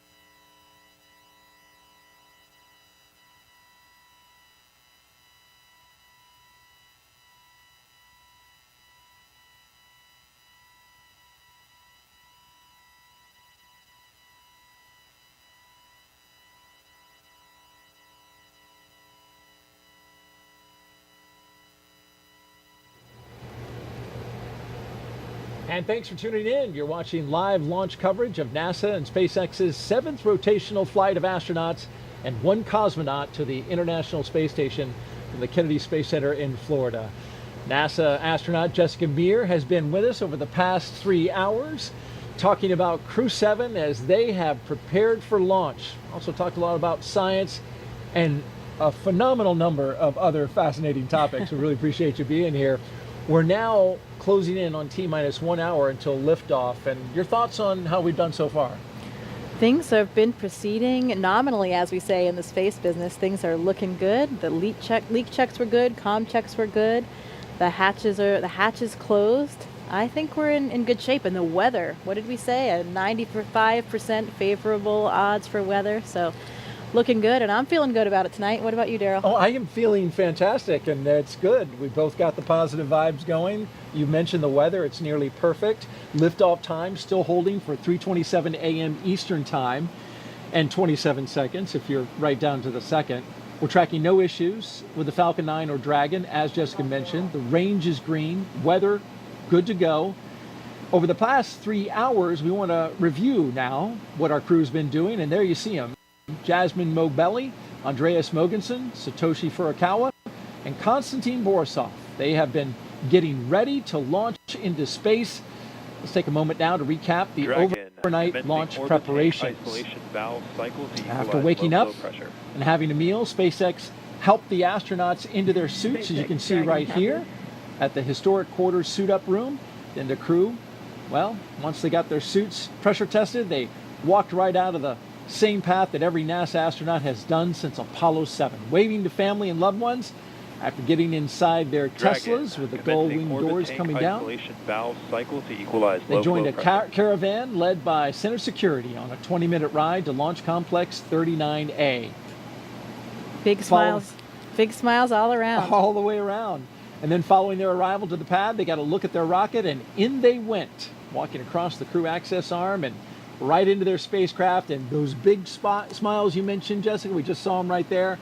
Looks like the crew, they're good to go. They truly are contagious, those smiles. It is difficult not to be smiling and excited when you know you are about to leave the planet for the first time for some of these, for Jasmin and for Constantine as well. Absolutely, and a lot of preparations have been brought to us at this point, including a dry dress. A lot of things have been going into this so to get everybody ready. Of course, we had a launch delay yesterday. We stood down for that attempt, but now we're good to go, and we expect to be launching at 3:27 and 27 seconds, our new T0. All systems good to go for launch. Now we want to have our team. SpaceX, you are go for Section 5. When ready, report go for launch. Dragon copies, go for Section 5. Okay, and with that call out at this time, we're going to expand our coverage. We'd like to welcome in SpaceX and NASA commentators joining us live from Hawthorne, California, where the SpaceX mission team is located. Welcome to Jesse and Leah. Thanks, Daryl, and hello to everyone watching around the world. I'm Leah Cheshire with NASA Communications. And I'm Jesse Anderson, an Integration and Test Engineering Manager here at SpaceX. Leah and I are joining you today from SpaceX headquarters in Hawthorne, California, as we count down to liftoff of Crew-7 just under an hour from now. And of course, Crew-7 is our 7th operational mission with SpaceX, flying astronauts for long-duration missions to the International Space Station, but it also comes with an important first. Crew-7 is the first mission in which every seat in the spacecraft is filled with a crew member from a different international partner agency. Represented are NASA, ESA, the European Space Agency, JAXA, or the Japan Aerospace Exploration Agency, and Roscosmos.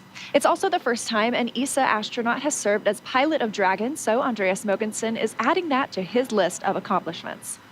The Dragon flying today will be making its 3rd trip to station, having previously supported Crew-3 and Crew-5. And much like on those missions, our teams will be staffed around the clock in mission control, which is just behind us, to monitor Dragon and the mission, not just today, but throughout the entire mission, from liftoff to Crew-7's arrival at the space station, all the way through splashdown when the astronauts return back home to Earth.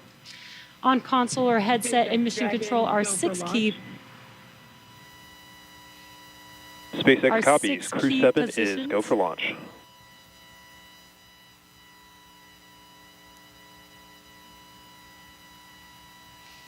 The mission director is in charge of the room and tasked with making real-time decisions to ensure mission success.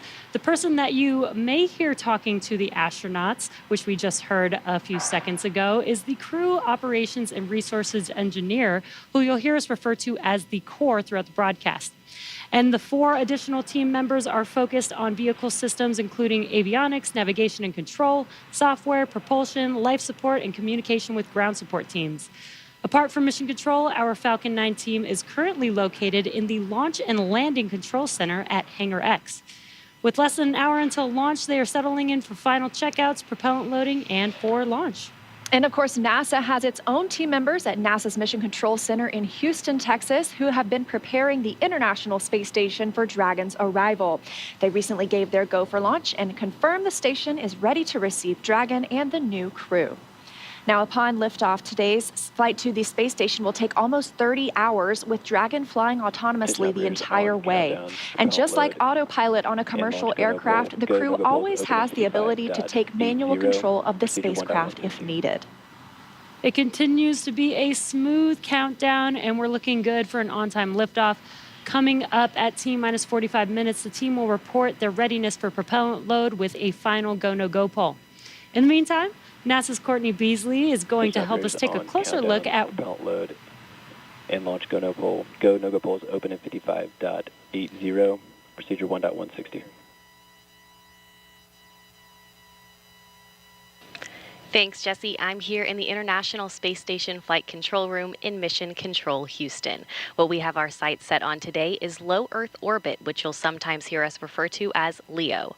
This is classified as orbits around Earth that are 1,200 miles or lower. There are a lot of satellites in this orbit, including the Hubble telescope and, of course, today's destination, the International Space Station. The space station's orbit averages at 260 miles above Earth, but varies based on its apogee or perigee, the highest and lowest points of its orbit. Being that the space station is 260 miles above Earth, crew members are too far away to make things out like cars, people, or buildings. But they can see other landmarks around the world, and the long camera lenses they use help them zoom in on familiar sights of our home planet. NASA astronaut Steve Bowen captured Cape Canaveral on Florida's Atlantic coast earlier this month, near Cape Canaveral's Space Force Station and NASA's Kennedy Space Center, where Crew-7 is launching from today. The contrast of the colors between the Indian River and Atlantic Ocean become much more pronounced from space. And here's a beautiful nighttime shot of the city lights of Mecca in the desert valley of western Saudi Arabia, captured by NASA astronaut Woody Hoberg on July 26th. Human presence on Earth becomes much easier to see at night. And this final image was captured by NASA astronaut Frank Rubio of Vadima Lake, one of the largest in Argentina, on May 7th. Each of these images are taken from the vantage point of the International Space Station that orbits roughly 260 miles above Earth. Satellites collect imagery of Earth too, of course, but the International Space Station is unique in seeing these viewing opportunities because astronauts and cosmonauts can tell scientists on the ground what they're observing and what stands out in real time. We can't wait to see what Crew-7 captures, but for now, we'll send it back to Hawthorne. Jesse and Leah. SpaceX's ultimate mission is to make life multiplanetary. To get us there, we've been developing a fully and rapidly reusable transportation system called Starship, the most powerful launch vehicle system ever developed and designed to carry passengers and cargo to Earth orbit, the moon, and planetary destinations like Mars. In fact, earlier today, the team completed a successful static fire of our Super Heavy Booster 9, an exciting step towards our next Starship flight test. But you have to learn to walk before you can run, or should I say fly. And our learning started with Dragon, designed from the beginning to transport both people and cargo to space. The Dragon hanging from the ceiling behind us was initially flown to certify SpaceX for cargo missions to the space station. Dragon launched to space in December 2010 and became the first private spacecraft to return from orbit. 2 years later, Dragon became the first commercial spacecraft to deliver cargo to and from the space station, and in 2020, as we remember well, became the first private crewed spacecraft to reach the International Space Station. Altogether, the reusable Dragon spacecraft has completed 9 human spaceflight missions and visited the International Space Station 38 times. Dragon is capable of carrying up to 7 passengers to and from Earth orbit and beyond. And these days, we are very much focused on the beyond. Now, of course, we already have explorers on the Red Planet, paving the way for humans who will arrive in the future. NASA's Perseverance rover landed on Mars in 2021 after an almost 7-month journey. Its mission addresses high-priority science goals and also provides opportunities to gather knowledge and demonstrate technologies that address the challenges of future human expeditions to Mars.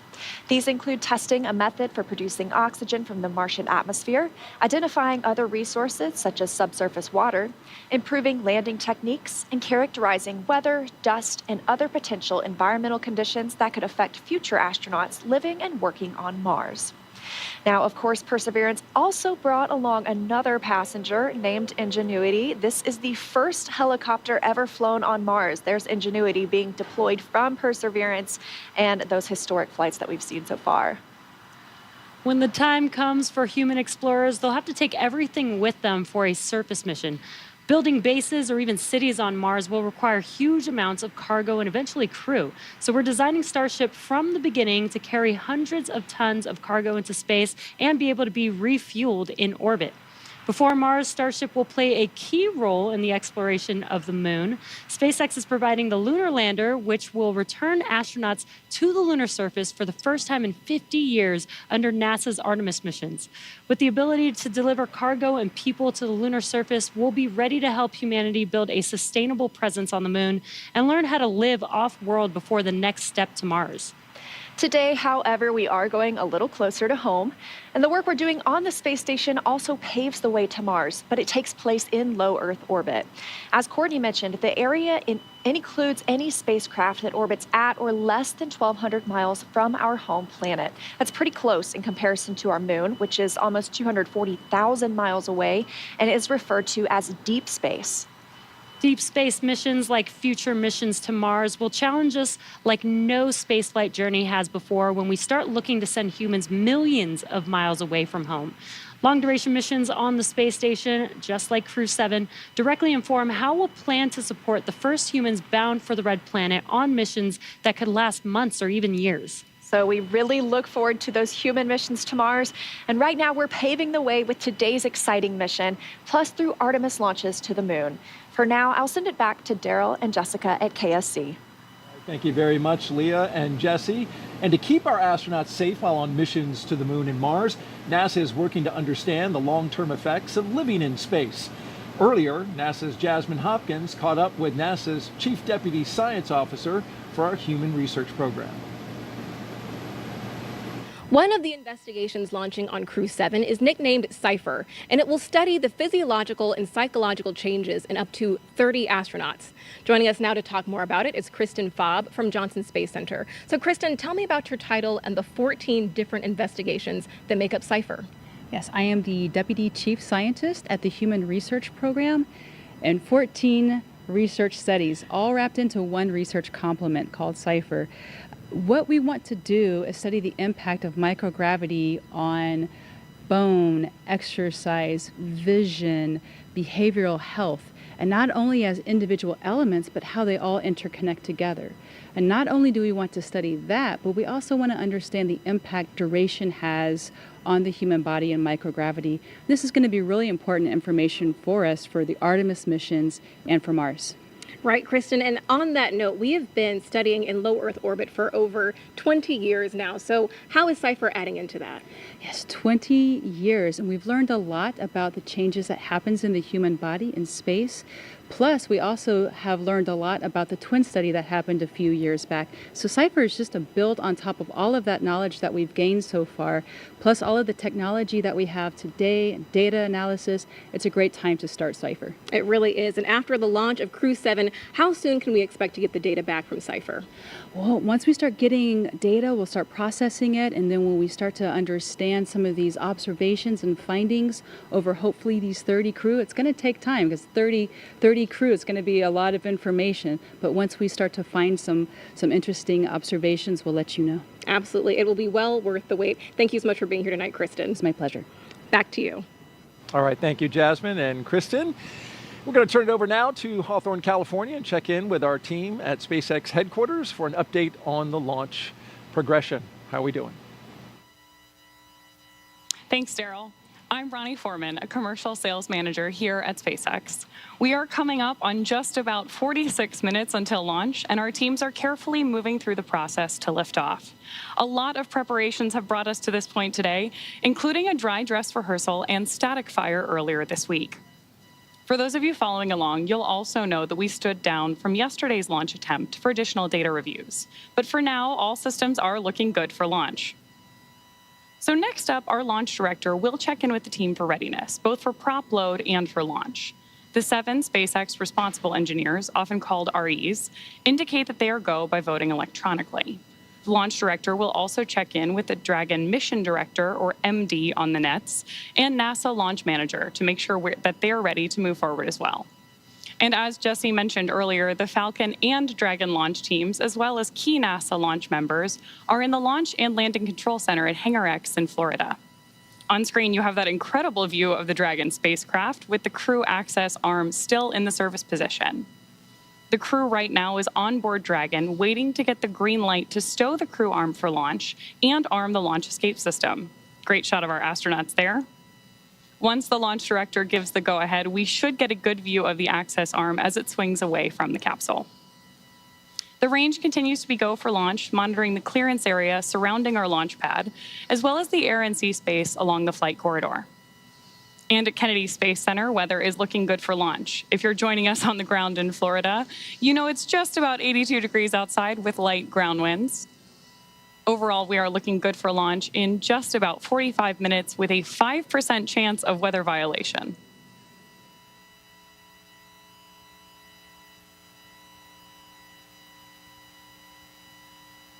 Right now, we are listening in for that readiness poll announcement and instructions to our launch team.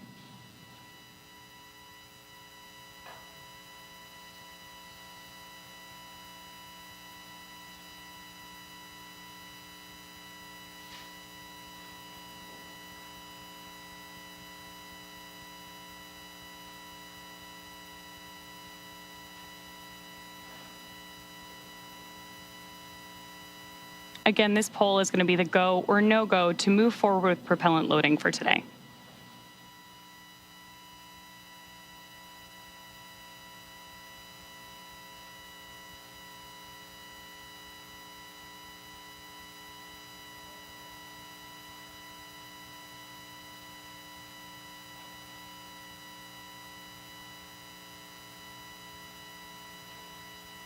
As soon as that briefing ends, we should see that crew access arm, which you can see lit up on your screen right now, immediately start to move away from the capsule when that stow procedure begins.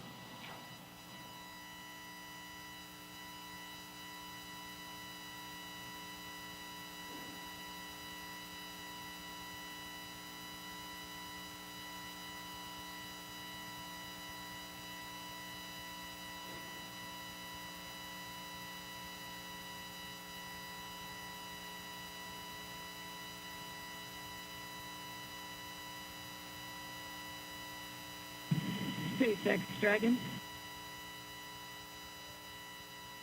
Go ahead, Dragon. Coming up on just 43 minutes to launch.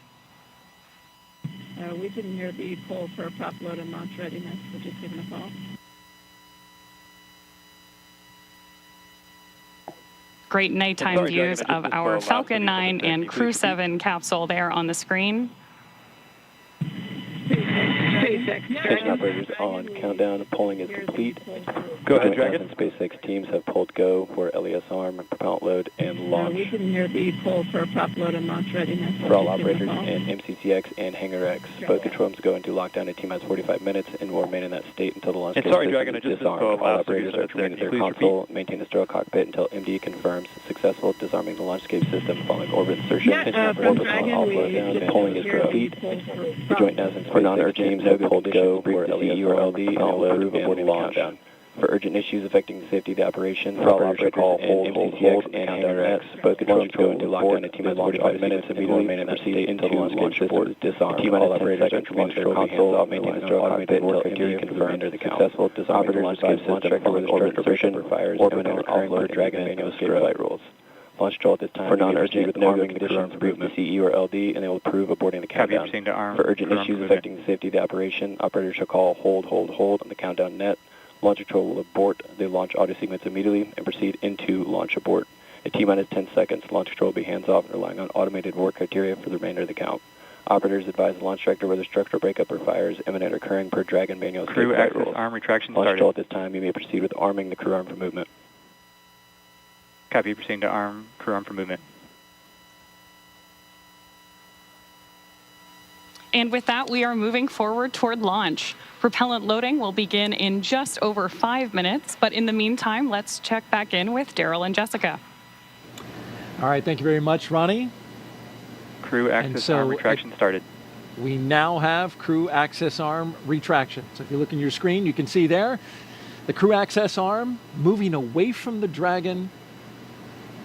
Another great shot of it there, articulating away. It takes about 90 seconds to 2 minutes to move away, and this is a critical milestone, Jessica, as that arm moves away, because now that means if the astronauts needed to get off that rocket for whatever reason, they could either bring the arm back quickly, and it can move, as I understand it, a lot faster than it's moving now in the case of an emergency egress, Crew access or arm they would retraction move complete. forward and arm the launch escape system. That hasn't been armed yet.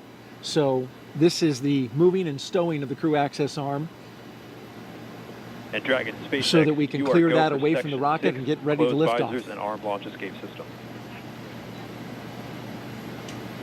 Dragon, copies go for Section 6, launch escape system arming. After that, Crew access arm retraction complete. we're now waiting to hear that Dragon is go for Section 7, closing the visors and And arming Dragon the launch SpaceX, escape system. you are go for Section 6, closed visors and armed launch escape system. Well, they changed the number, but it's the same. Dragon, copies go for Section 6, arming launch escape system arming. Same milestone. Copy, your go.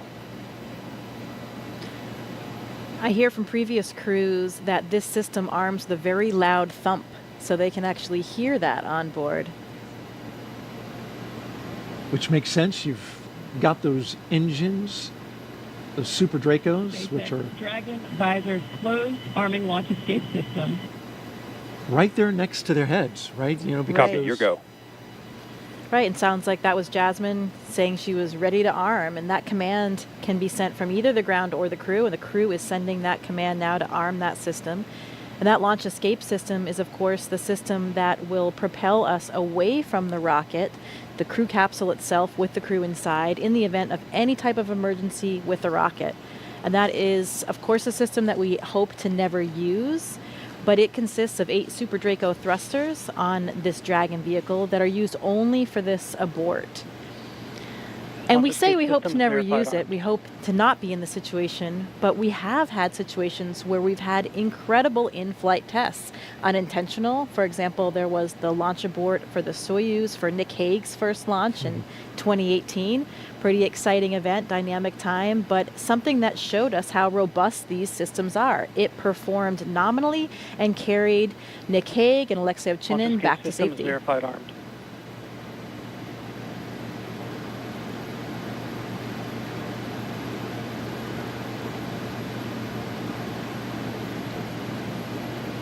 we got the verification of the launch escape system now armed.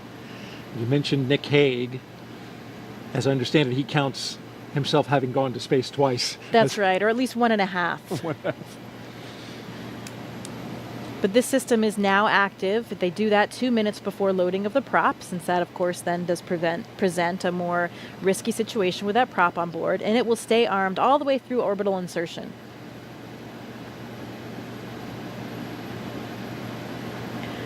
I've also been told by F9 tanks previous venting for Dragon top load in crews 10 that you can seconds. Expect hear loud the venting. system of valves opening and actually even the flow of the fuel itself as it comes on board.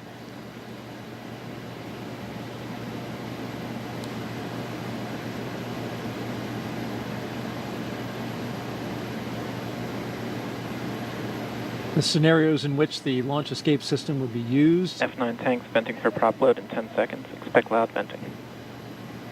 There they are warning them about that, exactly what you just mentioned, giving them a heads up that they'll be hearing those sounds.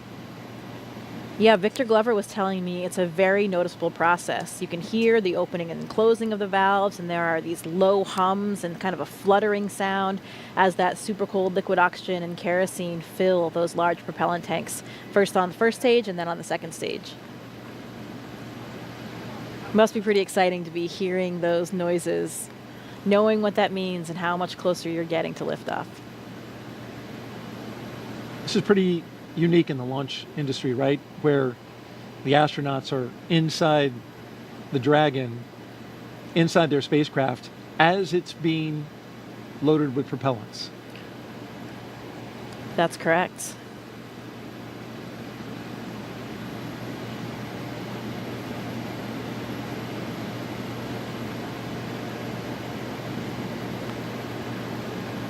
That launch escape system you're talking about,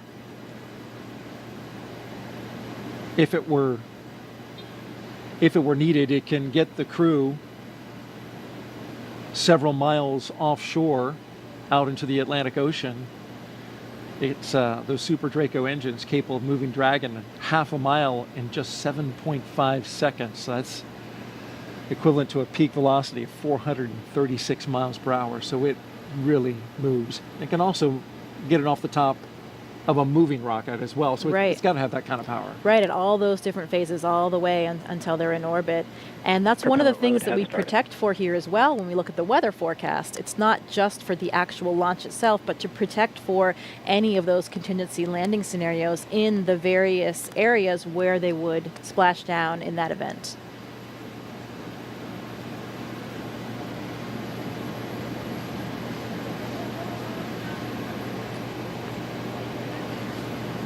Propellant load has started.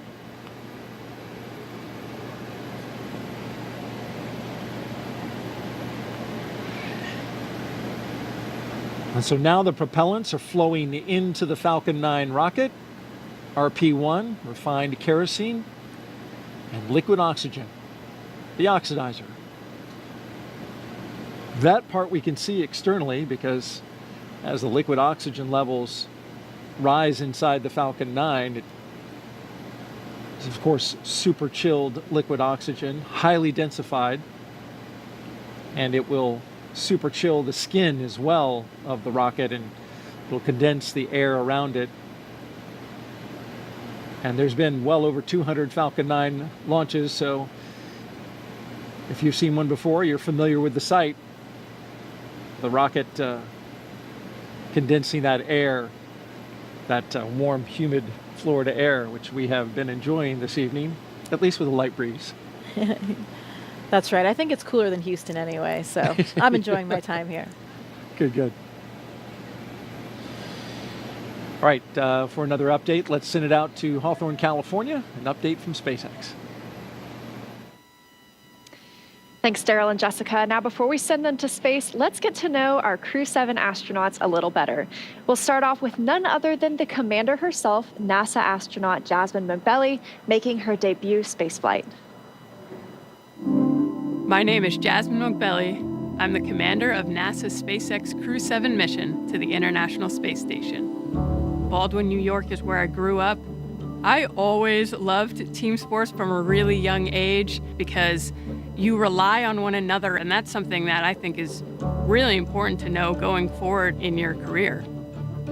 I joined the Marine Corps. Sure, I wanted to fly jets. I thought you had to be a jet pilot to become an astronaut.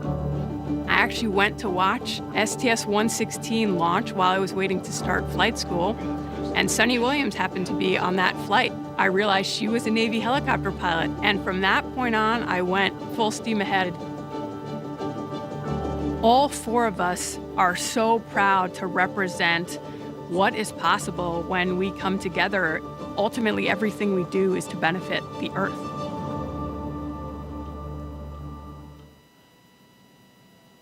Right next to Jasmin in Dragon Endurance is Andreas Mogensen, today's pilot representing the European Space Agency and making his second trip to low Earth orbit. My name's Andreas Mogensen, and I'm the pilot of NASA's SpaceX Crew-7 mission to the International Space Station. I was born in Copenhagen, Denmark. In 2008, ESA were looking to select a new class of astronauts, and I applied together with about 8,500 Europeans. So I thought, there's just no way that I'll get selected. The chances of being selected are too small. But that changed when we were down to about 20 candidates. My first mission to the International Space Station was on a short 10-day mission.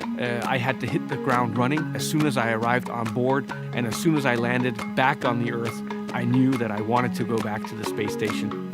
I'm especially proud of the fact that our Crew-7 mission has 4 different astronauts from 4 different countries and 4 different agencies.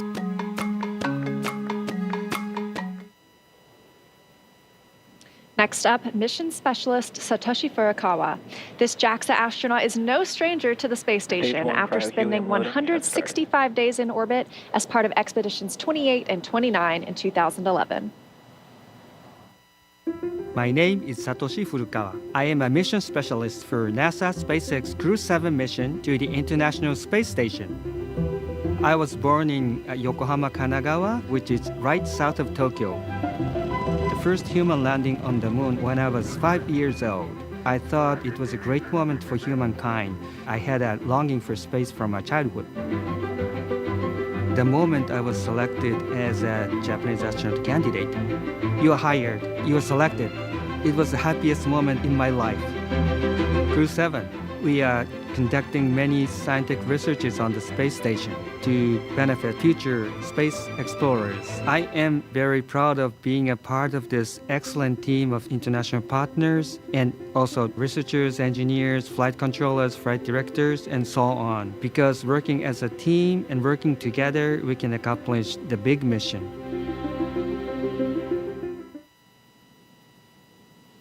Rounding out our fully international crew is Roscosmos cosmonaut Constantine Borisov.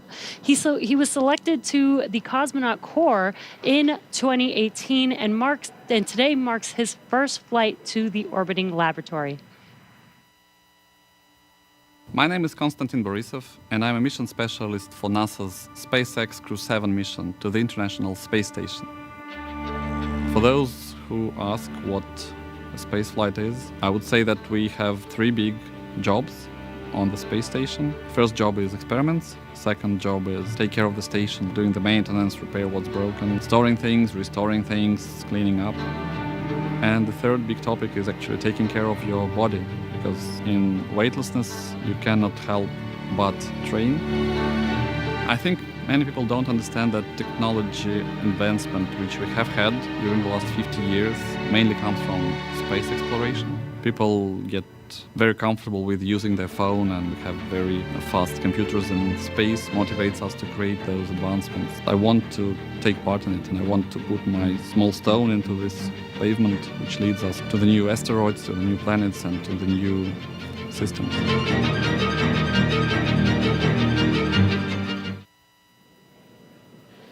Now, as we see with all of our crews, these 4 crew members who make up Crew-7 have a mission patch they worked together to design. The first thing that you notice is the white dragon on top of the Earth, its neck craned into the number 7 for Crew-7. Its tail curves upwards towards a golden star, and they say that symbolizes our ascent towards the stars and the pioneering spirit needed to propel us further into space. The blue, white, and red on the tail are the common colors in the flags of all 4 nations flying on this mission. Now we are less than 30 minutes to launch, so let's check back in with Daryl and Jessica at KSC, where the countdown continues. All right, thank you very much. Everything going well with the countdown so far. A little over a mile and a half from the launch pad we're going from today, this morning, 39A, is 39B, where the mobile launcher is back out on the pad right now, going through testing for the Artemis 2 crewed mission to the moon late next year. Here's more about Artemis in our Moon Minute.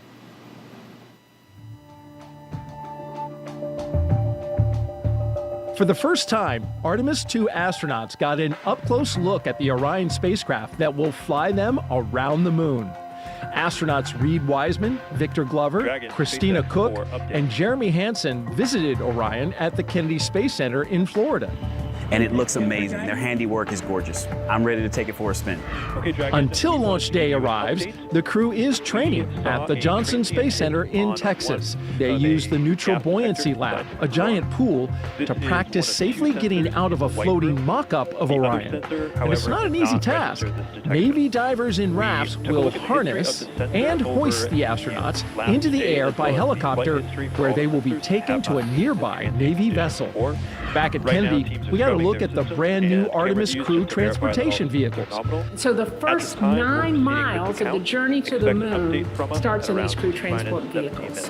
On launch day, these fully electric, zero-emission vehicles by Canoe Technologies will reunite the Artemis 2 astronauts with Orion at Launch Complex 39B.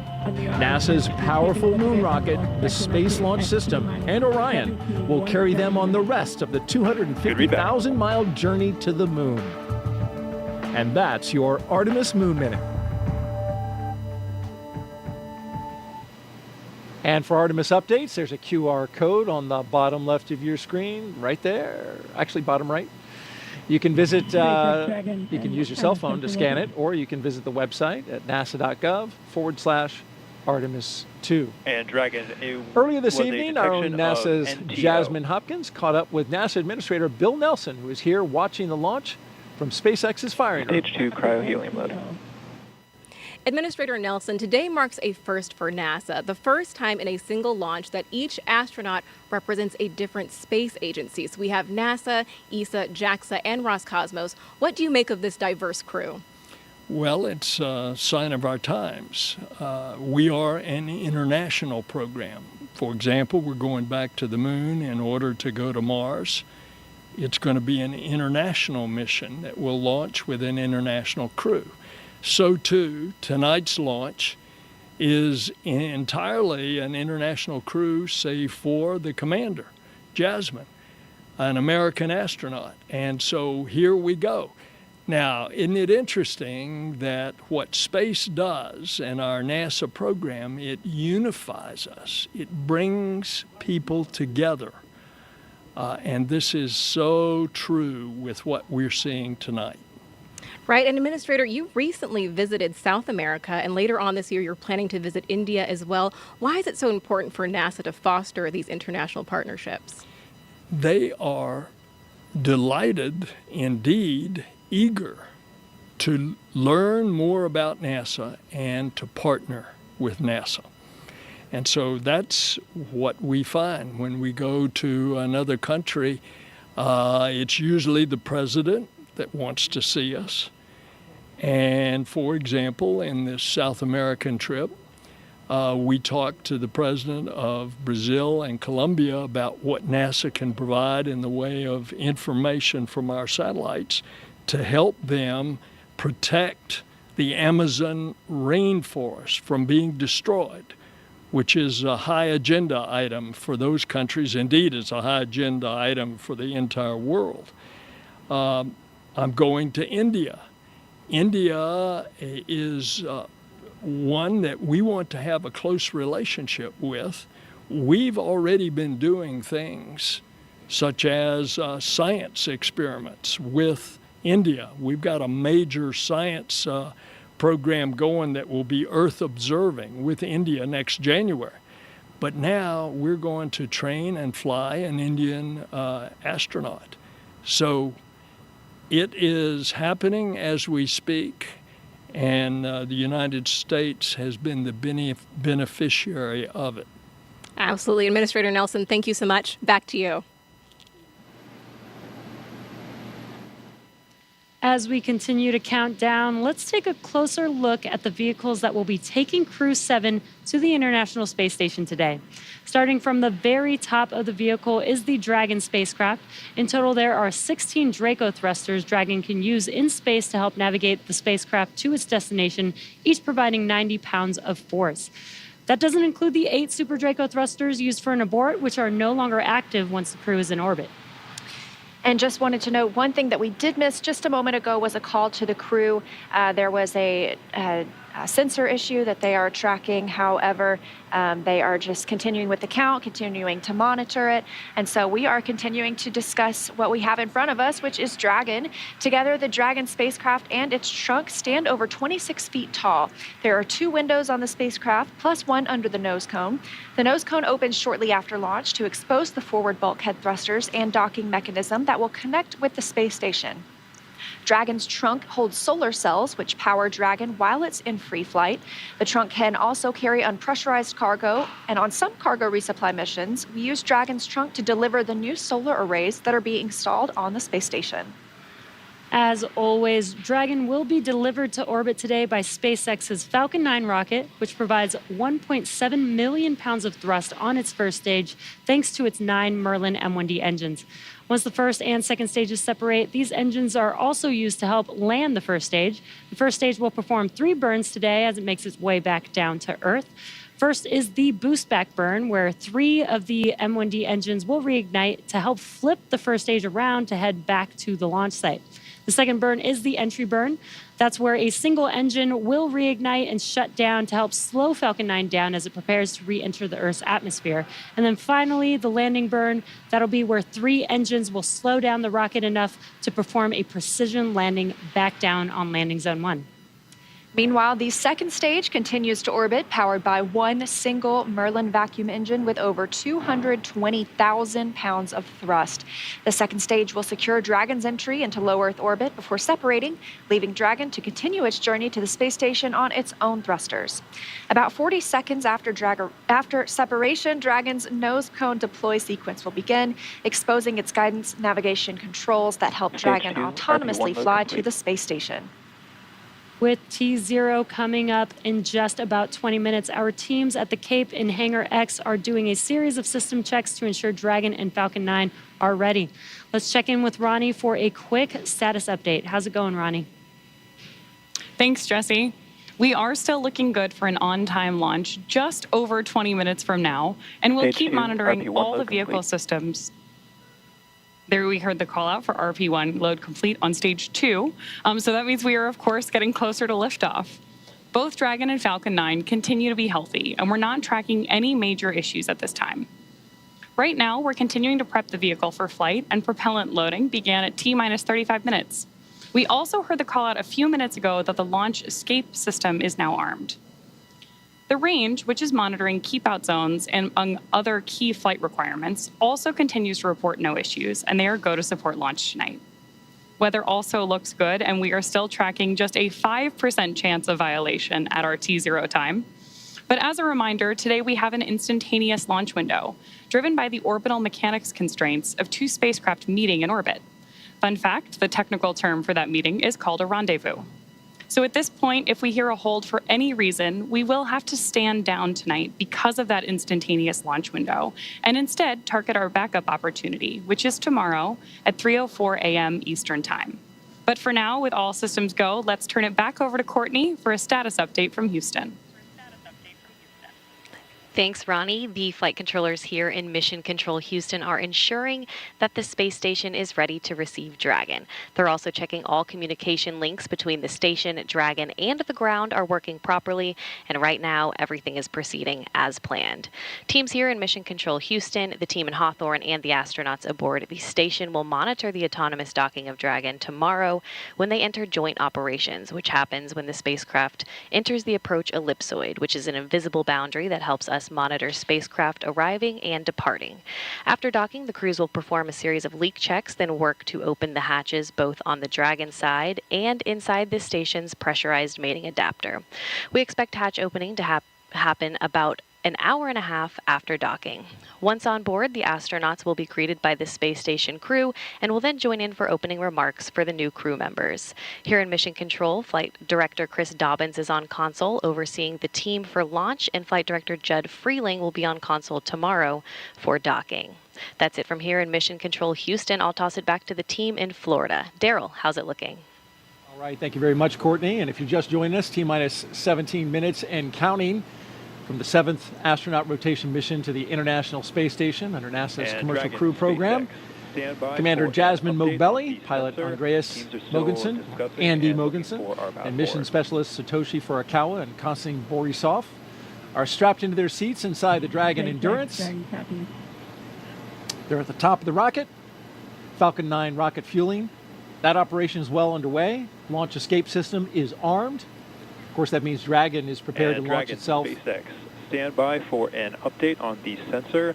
Teams are still discussing and looking for our path forward. As you just heard there, SpaceX is SpaceX Dragon copy. Start at looking stage at a 2, sensor lock issue.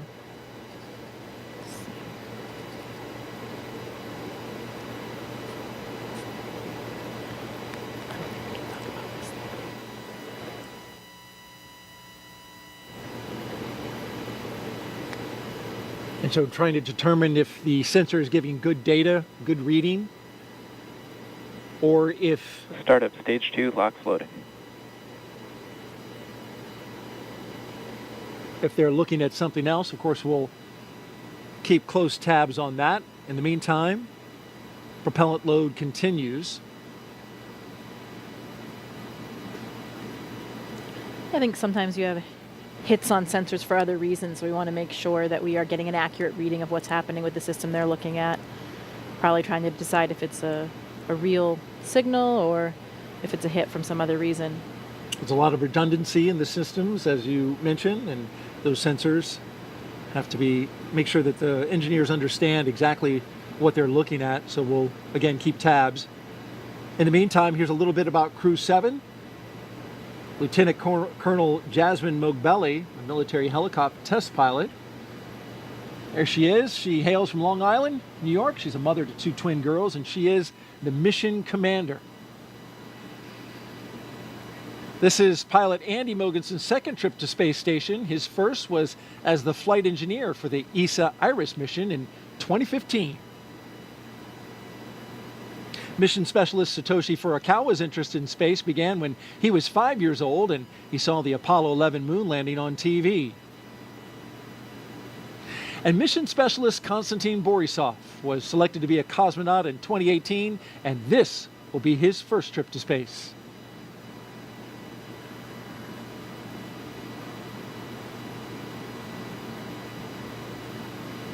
We've got more than 10,000 people all gathered, including these folks. Some special students. Those kids are, I shouldn't call them kids, they're students, right? College students. They're part of the First Nations launch, and they're giving us a big wave from the Banana Creek viewing location. They're from the University of Washington, University of Colorado, and Queen's University. They're visiting as part of NASA's First Nations launch, an Artemis student challenge where they design, build, and launch their own high-powered rockets. And those students that you saw there in the stands, they were the grand prize winners. So welcome and enjoy the launch. T-minus 14 minutes and counting. Awaiting Crew-7 are 7 crew members at their destination at the International Space Station. I caught up with 3 of them as they were zipping around the Earth. Hey, Daryl, good morning. Well, good morning to you, Frank, Stephen, and Woody. Okay, minutes away from liftoff. You're inside the spacecraft. What's it like? The rocket is a living, breathing machine. We fuel the Falcon 9 rocket on the pad while the crew is on board. I expected that my heart would be racing, but actually it was just so much like training that I felt quite calm. Well, I'm sure calm will give way to excitement, right, when Crew-7 comes aboard. What do you think that'll be like? More than anything, it's your friends coming up to station, right? And so you get to hug and greet your friends that you haven't seen for several months. And it's always just a really fun reunion. You know, they're coming on board. They're going to live on board. It's really exciting to greet them as new friends and crewmates. Well, those new friends and crewmates, will you have any advice for them when they come on board, like things to do, things not to do? The awesome thing is that we have an amazing ground team that catches all of it and keeps us honest and keeps us out of trouble.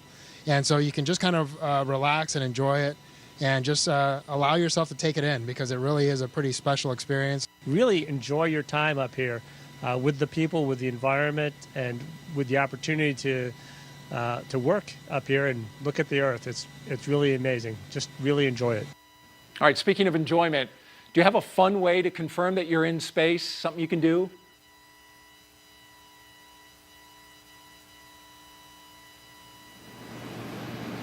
You want to give that move a score, Jessica? I don't know. It required And assistance Dragon from SpaceX, 2 crew we are members, still so I don't know. continuing to I'll give it an assess that 8.5. sensor and proceeding with the That was count. very kind. All right, well, before the Crew-7 got into their spacecraft, they got a picture with the Falcon 9 booster that will take them up into space. There they are on the business end of those 9 Merlin engines. Once we leave planet Earth, these fine folks at Johnson Space Center will take And over. Dragon This is mission SpaceX, control. We are still continuing to assess that sensor and proceeding with the count. Okay, so as you heard, they're SpaceX Dragon copies, continuing with the count while the tubes assess. still working the sensor, but at the same time continuing to load the propellants on board Falcon.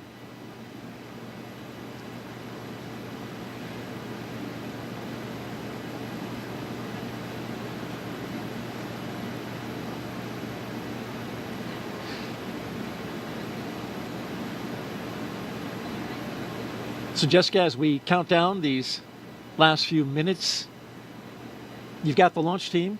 They're taking a look at a sensor and some of the readings there. At the same time, we're proceeding forward, and they're communicating with the astronauts inside. And so as we get down to these final minutes, any thoughts?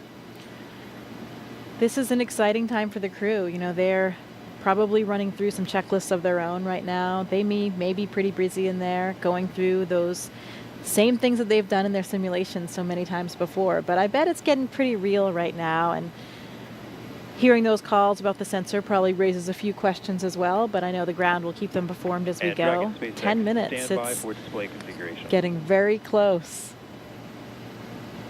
Indeed it is. Dragon copy. And tracking everything are Leah and Ronnie at SpaceX headquarters in Hawthorne, California. Will take us through the rest of the count. Thanks, Daryl. Our next major countdown event will be at the T-minus 10-minute mark, so coming up here, And when the Dragon Falcon 9 SpaceX, launch stand commit. by for display configuration. There we go ahead and have the Dragon astronauts are standing by for display configuration, which will let them know that we are even closer to liftoff. The launch commit criteria that we're waiting to hear that call out for are specific thresholds and pieces of information about the entire Falcon 9 system needed to make sure that the rocket is healthy. Of course, we do have many systems in place to ensure that the rocket and crew are both safe leading up to liftoff and during flight.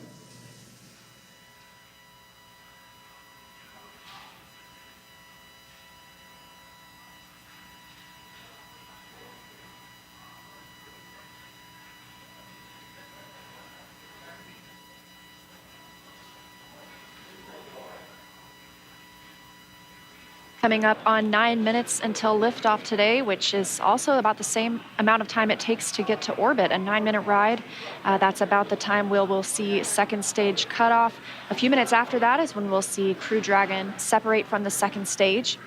And we'll be listening to some performance calls as we get into the final countdown, of course, and then after liftoff. On the ground, you'll hear SpaceX flight controllers reporting on trajectory, speed, booster performance, and other key milestones. But there are some other calls you'll hear the crew make also after liftoff. These are different abort zones. They come in the form of different number and letter combinations. And these are throughout the flight up the eastern seaboard. So the first two are 1A and 1B. They have that name because they're in the first stage. That lasts until they're up to the very north of North Carolina.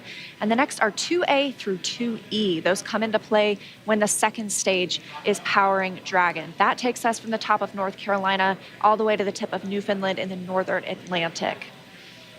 Now, a little bit different from the other naming system, you'll hear the call Shannon, which refers to Shannon, Ireland, meaning they would target off the coast of Ireland if they were later in that second stage and needed to abort.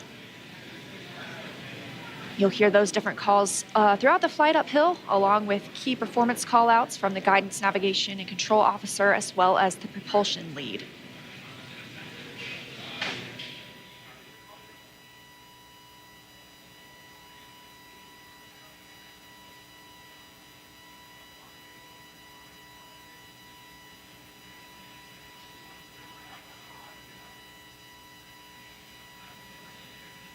One of the next callouts that we're listening for is the announcement that Stage 1 engine chill has started. Right now, the propellant in the tanks is isolated from the engines, but at T-minus 7 minutes, we'll open up the engine pre-valves and start passing just a trickle of liquid oxygen through the Merlin engine pumps, chilling the engines for the start sequence. We do this because the super chilled and densified liquid oxygen is really cold, and we use that small amount of LOX to basically prepare the engine hardware. There's the call out for engine chill. So now we're basically preparing that engine hardware to flow all of the LOX and propellant into it during flight. Next up, we should hear the call out for Stage 1 RP1 load completion. RP1 load is complete. And Dragon SpaceX, stand by for final go, but please confirm crew displays are configured for launch. SpaceX Dragon, crew displays are configured for launch. All right, we heard their crew displays. Those 3 screens from which they can monitor the mission are configured for launch. Stage 1 RP1 load is complete.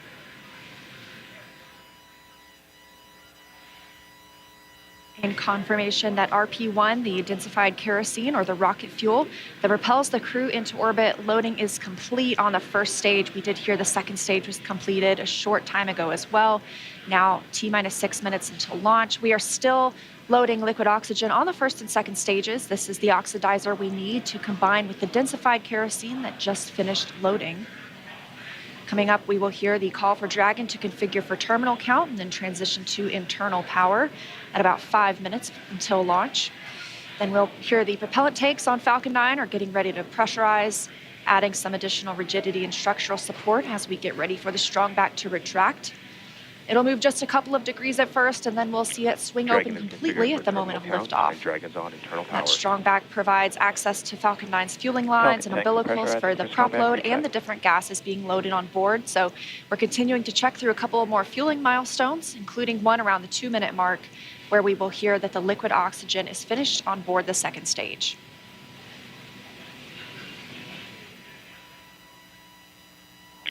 Dragon is configured for terminal count, and Dragon's on internal power.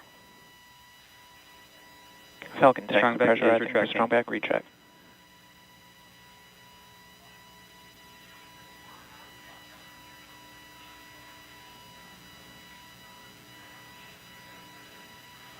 So there we heard the call out that we are preparing for strong back retract. And as Leah just mentioned, the strong back is that white truss structure that you see on the left side of Falcon 9. Got a better shot of it right there. Strong back is retracting. Just before lift. There we heard the call out from Mission Control that we are retracting the strong back now. The strong back is part of the transporter erector, which was used not only to roll Falcon 9 out to the launch pad, but also to raise it into its vertical position.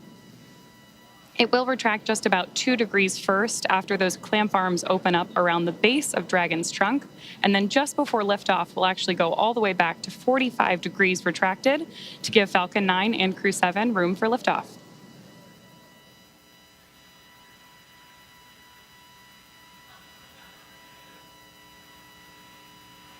Now under 4 minutes until launch. Next up, we're looking for the first stage liquid oxygen loading to finish at T-minus 3 minutes. You're starting to see some white clouds on your screen. That is vapor, it's normal. We'll continue to see that build up as we get closer to launch. Stage 1 lock loading is complete. Obviously, this liquid oxygen that we're loading is super chilled, so a little bit of that will boil off in the hot Florida air.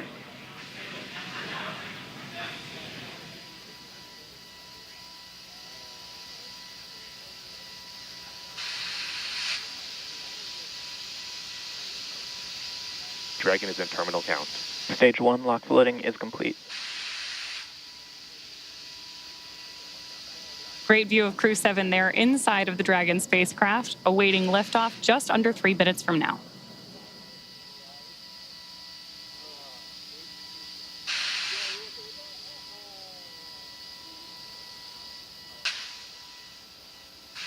Dragon is in terminal count.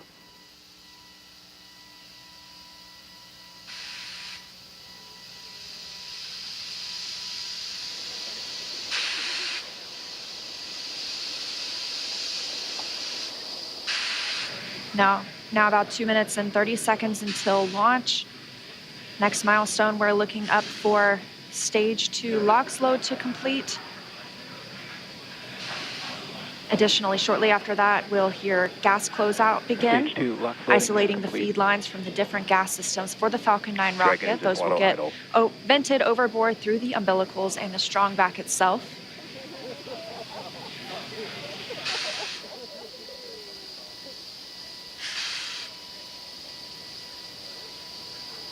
Gas closeout has started. Expect loud venting. Stage 2 LOX loading is complete. Dragon is in auto idle.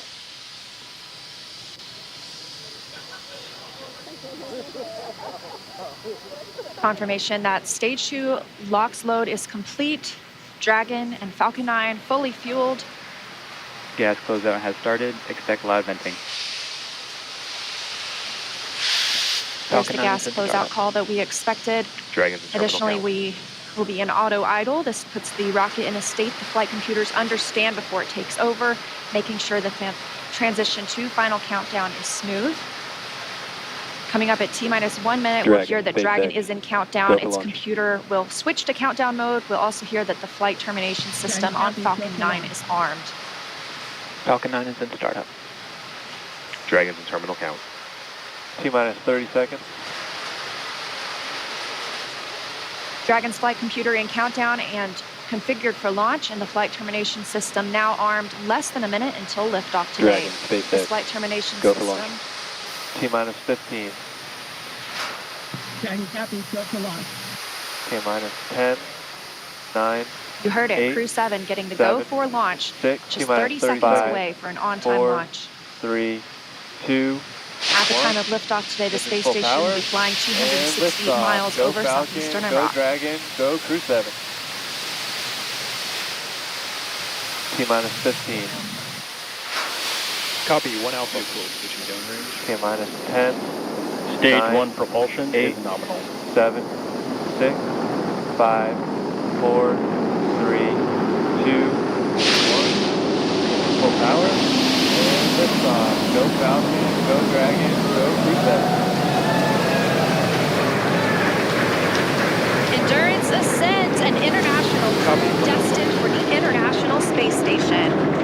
Stage 1 propulsion nominal power telemetry. Good calls from the propulsion officers here. Propulsion's Stage 1 nominal. throttle down. 1.7 million pounds of thrust on Falcon 9, taking Crew-7 to the International Space Station, now traveling almost 300 miles per hour. Falcon 9 in supersonic. Nominal power and telemetry. We are just about T plus 45 seconds into the 7th rotational crew mission on board Dragon and Falcon 9, and right now the vehicle is throttling down to help us pass through the period of maximum dynamic pressure.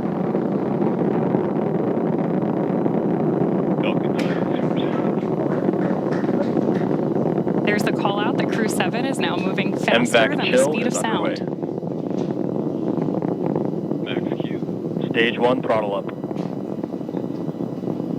Confirmation we have moved through max Q and are throttling back up. Copy, 1 Bravo. Heard that call from Jasmin on Crew-7, as well as confirmation from the ground. The call out for 1 Bravo means we are in the second and final abort mode for the first stage, continuing to get good performance. We've got engine chill on the second stage MVAC engine. We will then be looking for MECO, or main engine cutoff, where the 9 engines on the first stage will cut off ahead of the first and second stages separating. Then the single Merlin vacuum engine on the second stage will ignite. We are now coming up on 2 minutes into the flight, the spacecraft traveling over 2,000 miles per hour. Really incredible nighttime views of Falcon 9 and Crew-7 on your screen right now. Stage separation confirmed. So as Leah just mentioned, we are keeping an eye on a couple of critical flight milestones coming up back to back here. Those are going to be MECO. So main engine cutoff, now that we're throttling down stage 1, followed by stage separation and second stage ignition. Main engine cutoff. Stage separation confirmed. Copy, 2 Alpha. MVAC ignition.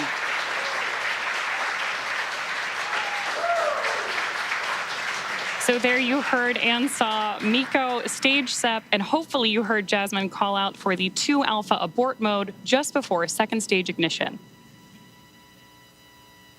And of course, this is the second stage, powering Dragon on its flight, now traveling almost 4,000 miles per hour.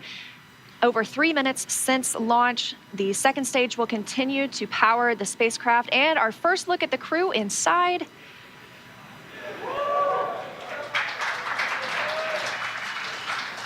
We'll be standing by for SECO. That's the next major milestone for this second stage engine. That comes shortly before 9 minutes into the flight, so we've still got some time on this engine. So right now, while Crew-7 makes its way to orbit, our first stage booster is making its way back to land. So you may hear the call-outs here on the net shortly that we are in the middle of our boost back burn.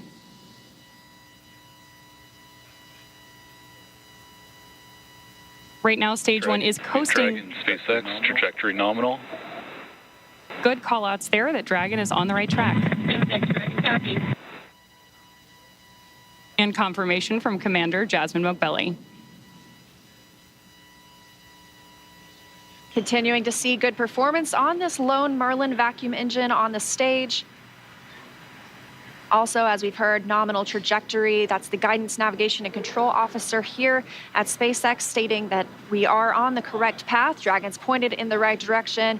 The second stage continues firing until, like we mentioned, second stage engine cutoff at about 8 minutes and 50 seconds into the flight. Right now, we are 4 minutes and 30 seconds since our on-time liftoff, now traveling at 5,000 miles per hour. Acquisition of signal, Marina. This single Merlin vacuum engine can provide over 220,000 pounds of thrust in the vacuum of space, doing its job to take our crew to the International Space Station today. Dragon, SpaceX, trajectory nominal. More good news from Mission Control. Acquisition of signal, Marina. So with that Bermuda call out, we actually know that the ground station transmitting this flight data back to us is coming from Bermuda.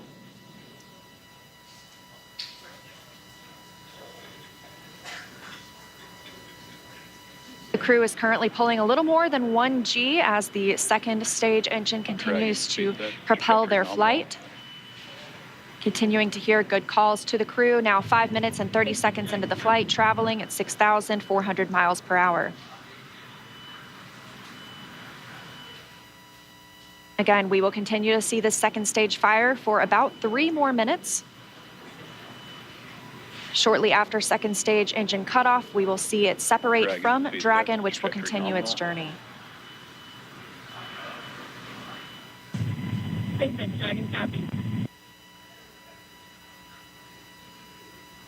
Now, at this point in the flight, we are just about 15 seconds away from stage 1 entry burn start. At this point, the center engine on Falcon 9 will be lit for just about 10 seconds to help us slow the vehicle down as it re-enters the Earth's atmosphere. That's not the only thing helping us on re-entry, though. The first stage sees high drag on re-entry, which scrubs roughly 70% of the velocity by the time the landing burn begins, which you just had great views of on the left-hand side of your screen. Florida Space Coast beginning to come into view in the background.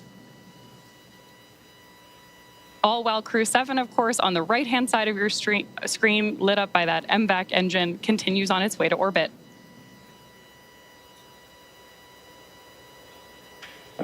And we are now coming up on continuing to get good calls as we reach almost 7 minutes into the flight. Crew traveling at 9,400 miles per hour. Again, we still have about 1 minute, 45 seconds left with the second stage propelling the crew. And of course, we are also expecting that landing burn start from Falcon 9 any second now. Great views.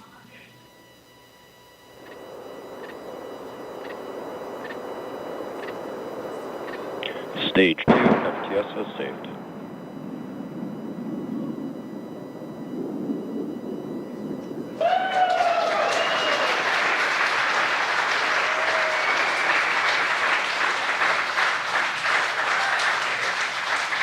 Great news there that Stage 1 has successfully landed back at Landing Zone 1 in Florida. Terminal guidance. And Stage 2 continues to propel Dragon and our Crew-7 crew members.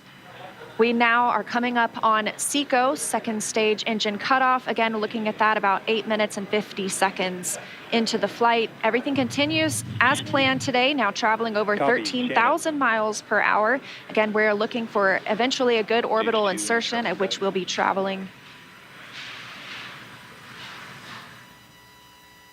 Good calls here at Mission Control in Hawthorne. MVAC shutdown.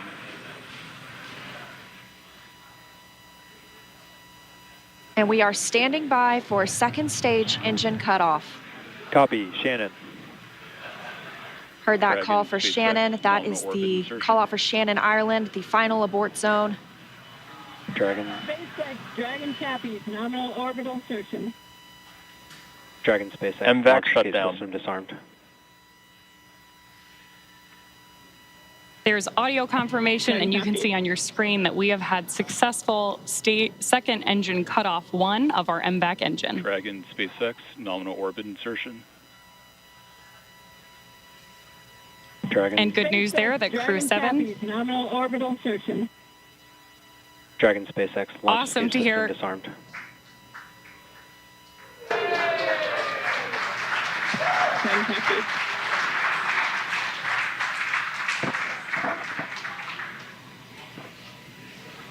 Acquisition of signal. That's the first look at the crew, now in microgravity, confirmation of a good Earth orbit insertion. We are now coming up on 10 minutes into the flight. Of course, we saw second stage engine cutoff, and you're actually getting a look at their zero-G indicator there. We'll stand by for them to tell us a little bit more about that shortly, but we are also standing by for second stage separation from Dragon. Acquisition of signal in Finland.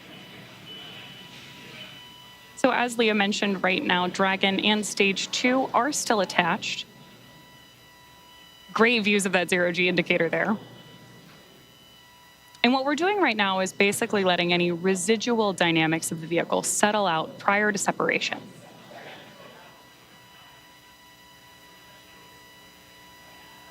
We are expecting that separation event in probably about 90 seconds.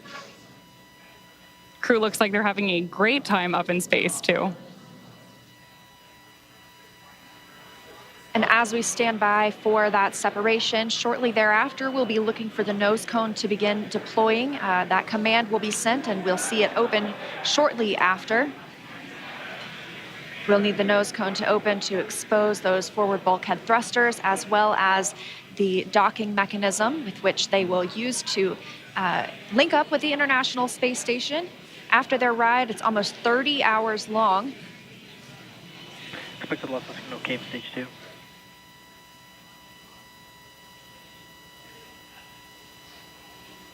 Again, we had liftoff right on time today at 3:27 a.m. Eastern Time.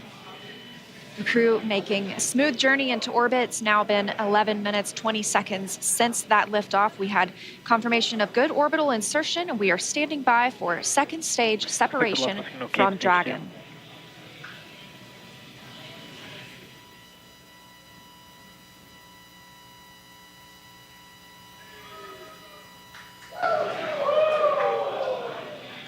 Great views of Mission Control here in Hawthorne, California. And the SpaceX team standing in the background, standing by for Dragon separation. Dragon separation confirmed. Crew-7, on behalf of the Falcon team, I'd like to welcome you to orbit, and we hope Of you course, enjoy you the also ride on have Falcon continued 9. telemetry Space readouts travel from is Dragon difficult, and even though Stage you make 2 it in the look bottom easy. So left-hand thank you for corner of your trusting us to screen. get you up there. It's not a bad way to spend a day in the office. Stand by for words from the launch director.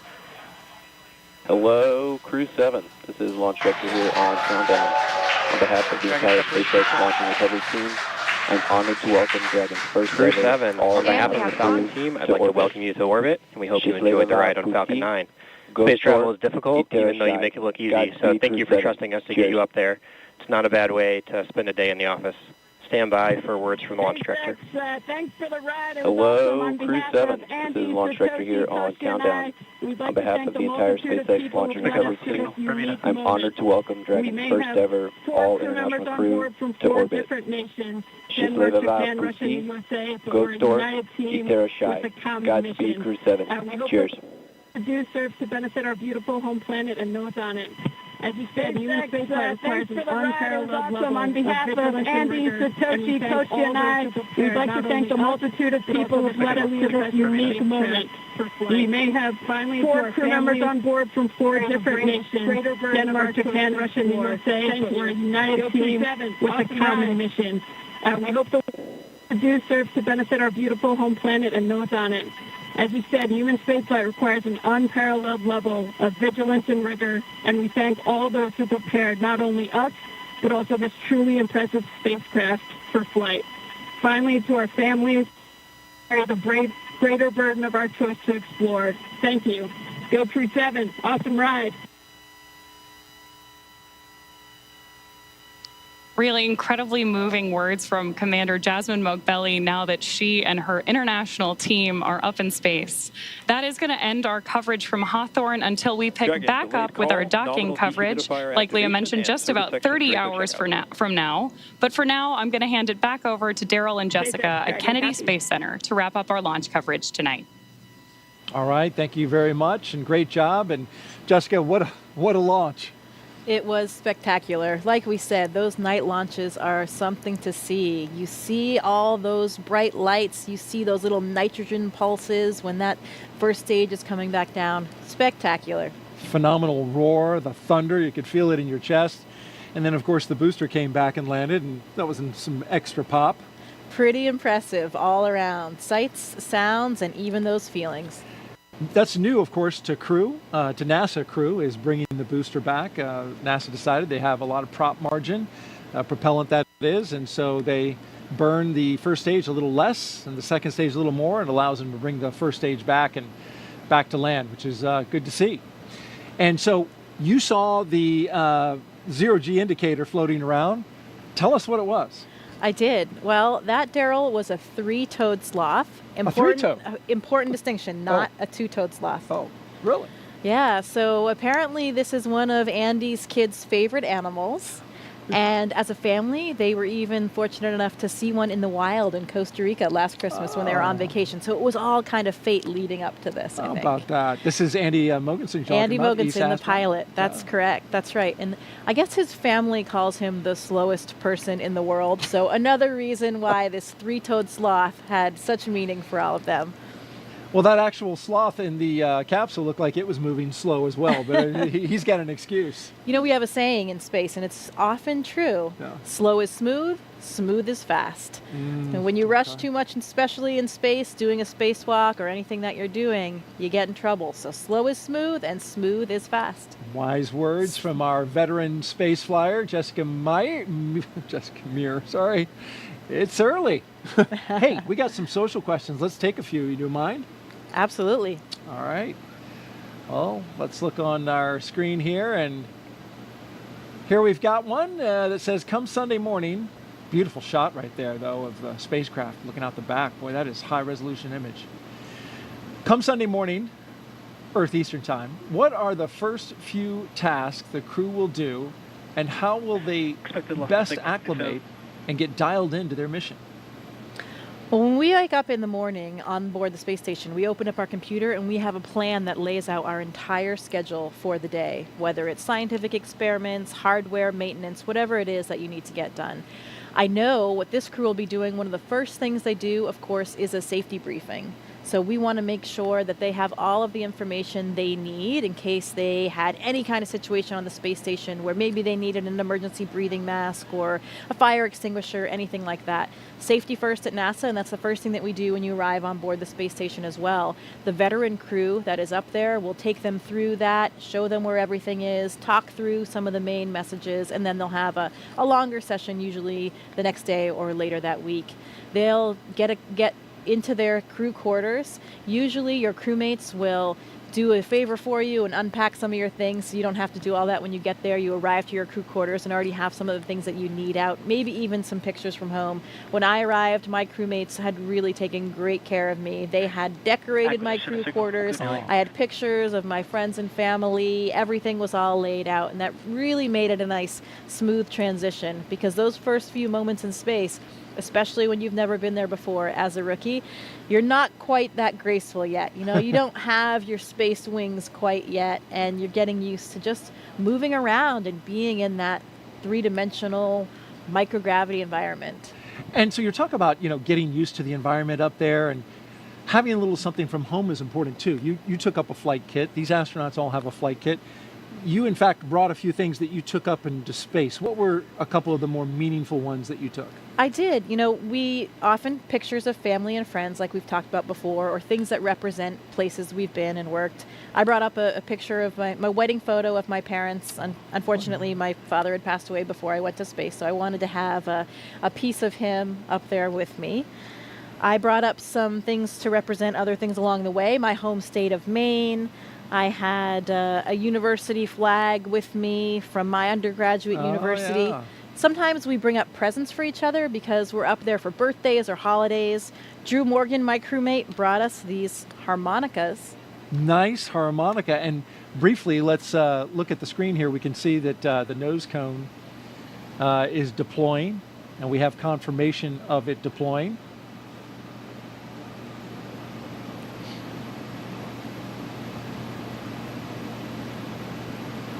Beautiful shot there. Of course, the nose cone has to deploy in order for Dragon to connect up to the International Space Station. And once this clears out of the way, it is quite a view. Depending on where Earth is in relation.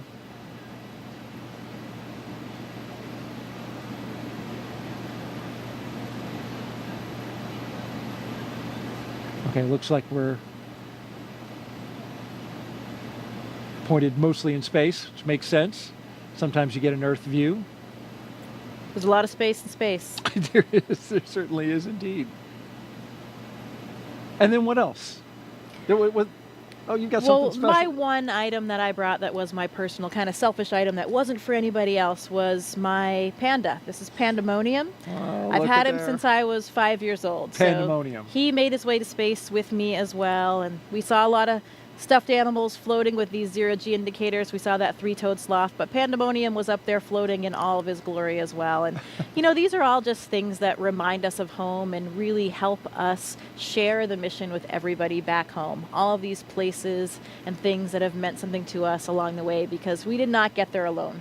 We got there with the support of so many people that helped us. And this mission is for everyone. It's really for all of humankind.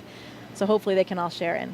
Absolutely, and thank you for sharing your flight kit with us. This is especially, this is a 40-year-old tour right 41 here. now, yeah. That's He's great. been around the block. He just said he wants to go back to space. He does want to go, but we all want to go back to space. So hopefully he'll have another opportunity. We just got confirmation that nose cone is fully deployed, and so Dragon is on its way to the International Space Station. Nose cone opening, TCS, and now, a member of Crew-7 will kick off a major study that will give us a comprehensive look at how the human body is affected by time and space. Let's bring in now NASA's Jasmin Moghbeli for more. As we saw this morning, the Commercial Crew program launches astronauts from American soil, and this enables NASA's human research on the International Space Station. Joining us now to talk more about that is Kurt Costello, ISS Chief Program Scientist. Thank you for joining us, Kurt.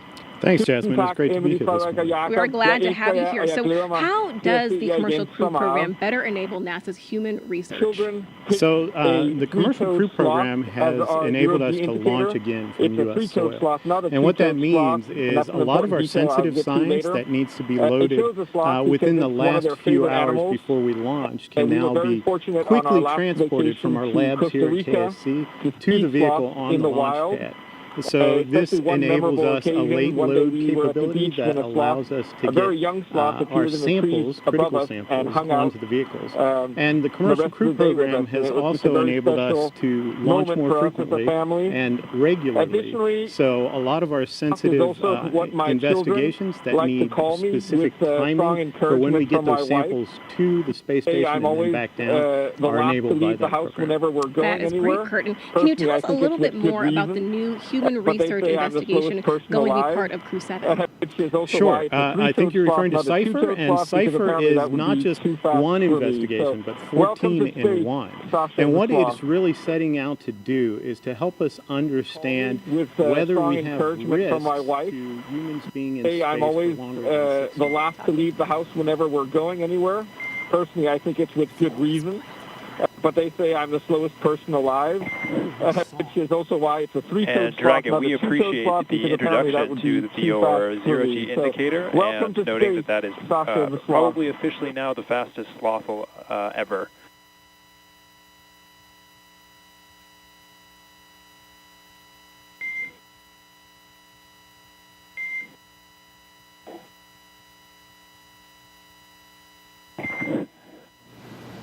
And Dragon, we appreciate the introduction to the VOR zero-G indicator, and noting that that is probably officially now the fastest sloth ever.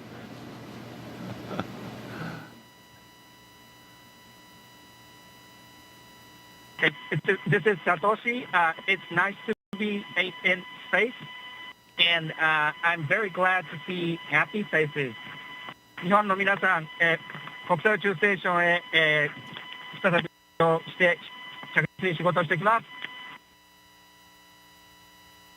Yes, I'm very excited. First of all, a few words in Russian, then in English. Всем большое спасибо, огромное восхищение тем, как мы прокатились на ракете, мы в космосе. Невероятно. Полет в космос — это результат действий скоординированных тысяч людей, которые работают в разных странах. Всем большое спасибо. Роскосмос, НАСА, ESA, JAXA, SpaceX. Моим друзьям и семье большое спасибо. Thank you very much for all your hard work. SpaceX, Roscosmos, NASA, ESA, JAXA, and all the partners involved in manned spaceflight. That's a profound example of how much we can achieve working together in harmony. Let's continue. Cool. Thanks a lot to everyone, to my family as well. Thanks.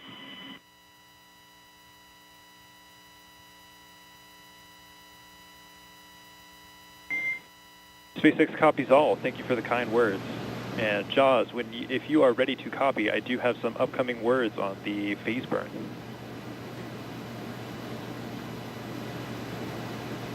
Expect a loss of signal. Good, Hilly. Dragon is ready to copy. Okay, wanted to give you an update that we are going to be losing TDRS for voice comms for about 15, that's approximately 15 minutes, which is going to include that upcoming phase burn per your displays. We do have a ground station pass during that burn prep, so you will actually be able to call us in the blind. However, you will be LOS during the burn. There's no concerns, but we'll pick you back up at 0819 Zulu, which will be right after the burn, and we'll confirm that burn performance. How copy? SpaceX Dragon copies all. We'll lose you on TDRS for the phase burn, but we can make calls via the ground station in the blind, and we'll catch you on the backside at 0819. Good readback. Okay, you just heard some communication between Commander Jasmin Moghbeli and SpaceX's launch team. Just saying they're going to lose TDRS connectivity, which will, during the burn, they'll be unable to communicate, but they've got a ground station that will catch them on either side of that. So communication will be established before and after the burn. Earlier, we heard some words from Andy Mogensen. Of course, you told us that that was a sloth. Wasn't sure that we were going to be able to, get some words from him, but it was good to hear from him and the other crew members about, now that they're in space and sharing a message with the world. Absolutely, and we got a name, Sasha the Sloth. Sasha the Sloth. The fastest moving sloth ever to be a sloth. Yeah, among the legendary, famous stuffed animals in space. That's now right. It's a thing. joins the long list of them. And so Jasmin, Andreas, Satoshi, and Constantine are on course to arrive at the International Space Station around 8:39 Eastern Time tomorrow. NASA TV, well, we will be wrapping up our coverage, but you can follow along with Crew-7's entire ride to the station and hear real-time audio from that space to ground, which we were listening to just then, on our mission audio stream on YouTube. Make sure you look for the link on our NASA social media accounts and in the description of the NASA YouTube launch broadcast. And though our coverage here at Kennedy Space Center is concluding, Crew-7's mission has only just begun. They'll get to the International Space Station in about 30 hours. It's going to be a long ride. But then they'll be able to meet and join, I should say, Crew-7 to Crew-6, and that'll be quite a ceremony. Absolutely. You know, these first missions, these first moments in space are absolutely unforgettable. I'll never forget that. Feeling weightlessness for the first time. You're still strapped in your seat, but everything starts lifting up, your arms, your pencils, anything that was on the floor, the zero-G indicator, everything. And I remember looking across at my crewmate, just sharing those moments and those smiles. I know how happy that crew is right now. I am so excited for them and their mission. It will take a little while, 30 hours, like you said, to get to space station, but they are in space right now, and I know they're enjoying every minute. Congratulations, Crew-7. We are so excited for you. This is going to be an incredible mission on the International Space Station. Great words, Jessica. Appreciate those. And Crew-6 will be coming back down in about a week. They'll have a roughly 5-day handover, and then they'll return. Next up for us is our post-launch news conference scheduled at 5 a.m. Eastern Time on NASA TV. And of course, we'll have live joint coverage of docking and the Crew-7 welcome ceremony starting tomorrow at 6:45 a.m. Eastern Time on NASA TV, as well as SpaceX's YouTube channel. You can find mission updates on X, at NASA, at SpaceX, and on the web at nasa.gov, including, again, the link to that mission audio stream if you want to stick around with Crew-7 and be with them on their entire journey. Well, before we sign off from Kennedy, I want to thank Jessica Meir for being here on the launch broadcast and sharing your incredible experiences and all your insight, answering the questions, bringing pandemonium and showing them off. Thank you so much. We really appreciate having an astronaut, and especially you today on Crew-7 to share this with us. Well, it is absolutely my pleasure. Any good day when a rocket ignites is a great day for astronauts all around the planet. So we wouldn't miss out on it for the world. Very happy to be here and excited to share this moment with all of you. Thanks so much. And a huge thanks as well to all of our guests for joining us today, but most importantly, thank all of you for watching. For everyone here at NASA and SpaceX, have a great morning and keep looking up. We leave you now with a look back at highlights from suit up to liftoff. So we've got Crew-7 and they are doing their suit checkouts. And here they come, the astronauts walking down the hallway at astronaut crew quarters. And here they come, Crew-7, taking their first steps outside before their journey to space. So, here they go, doors are closing. This begins the drive across NASA's Kennedy Space Center to launchpad 39A. And there's Jasmin Moghbeli, the commander, and Andreas Mogensen, our pilot. There go our pilot and commander carefully getting in. And here come our mission specialists, Constantine Borisov, and on the right, Satoshi Furukawa. Technicians working to close that side hatch. 1, engines full power, and liftoff. Go Falcon, go Dragon, go Crew-7.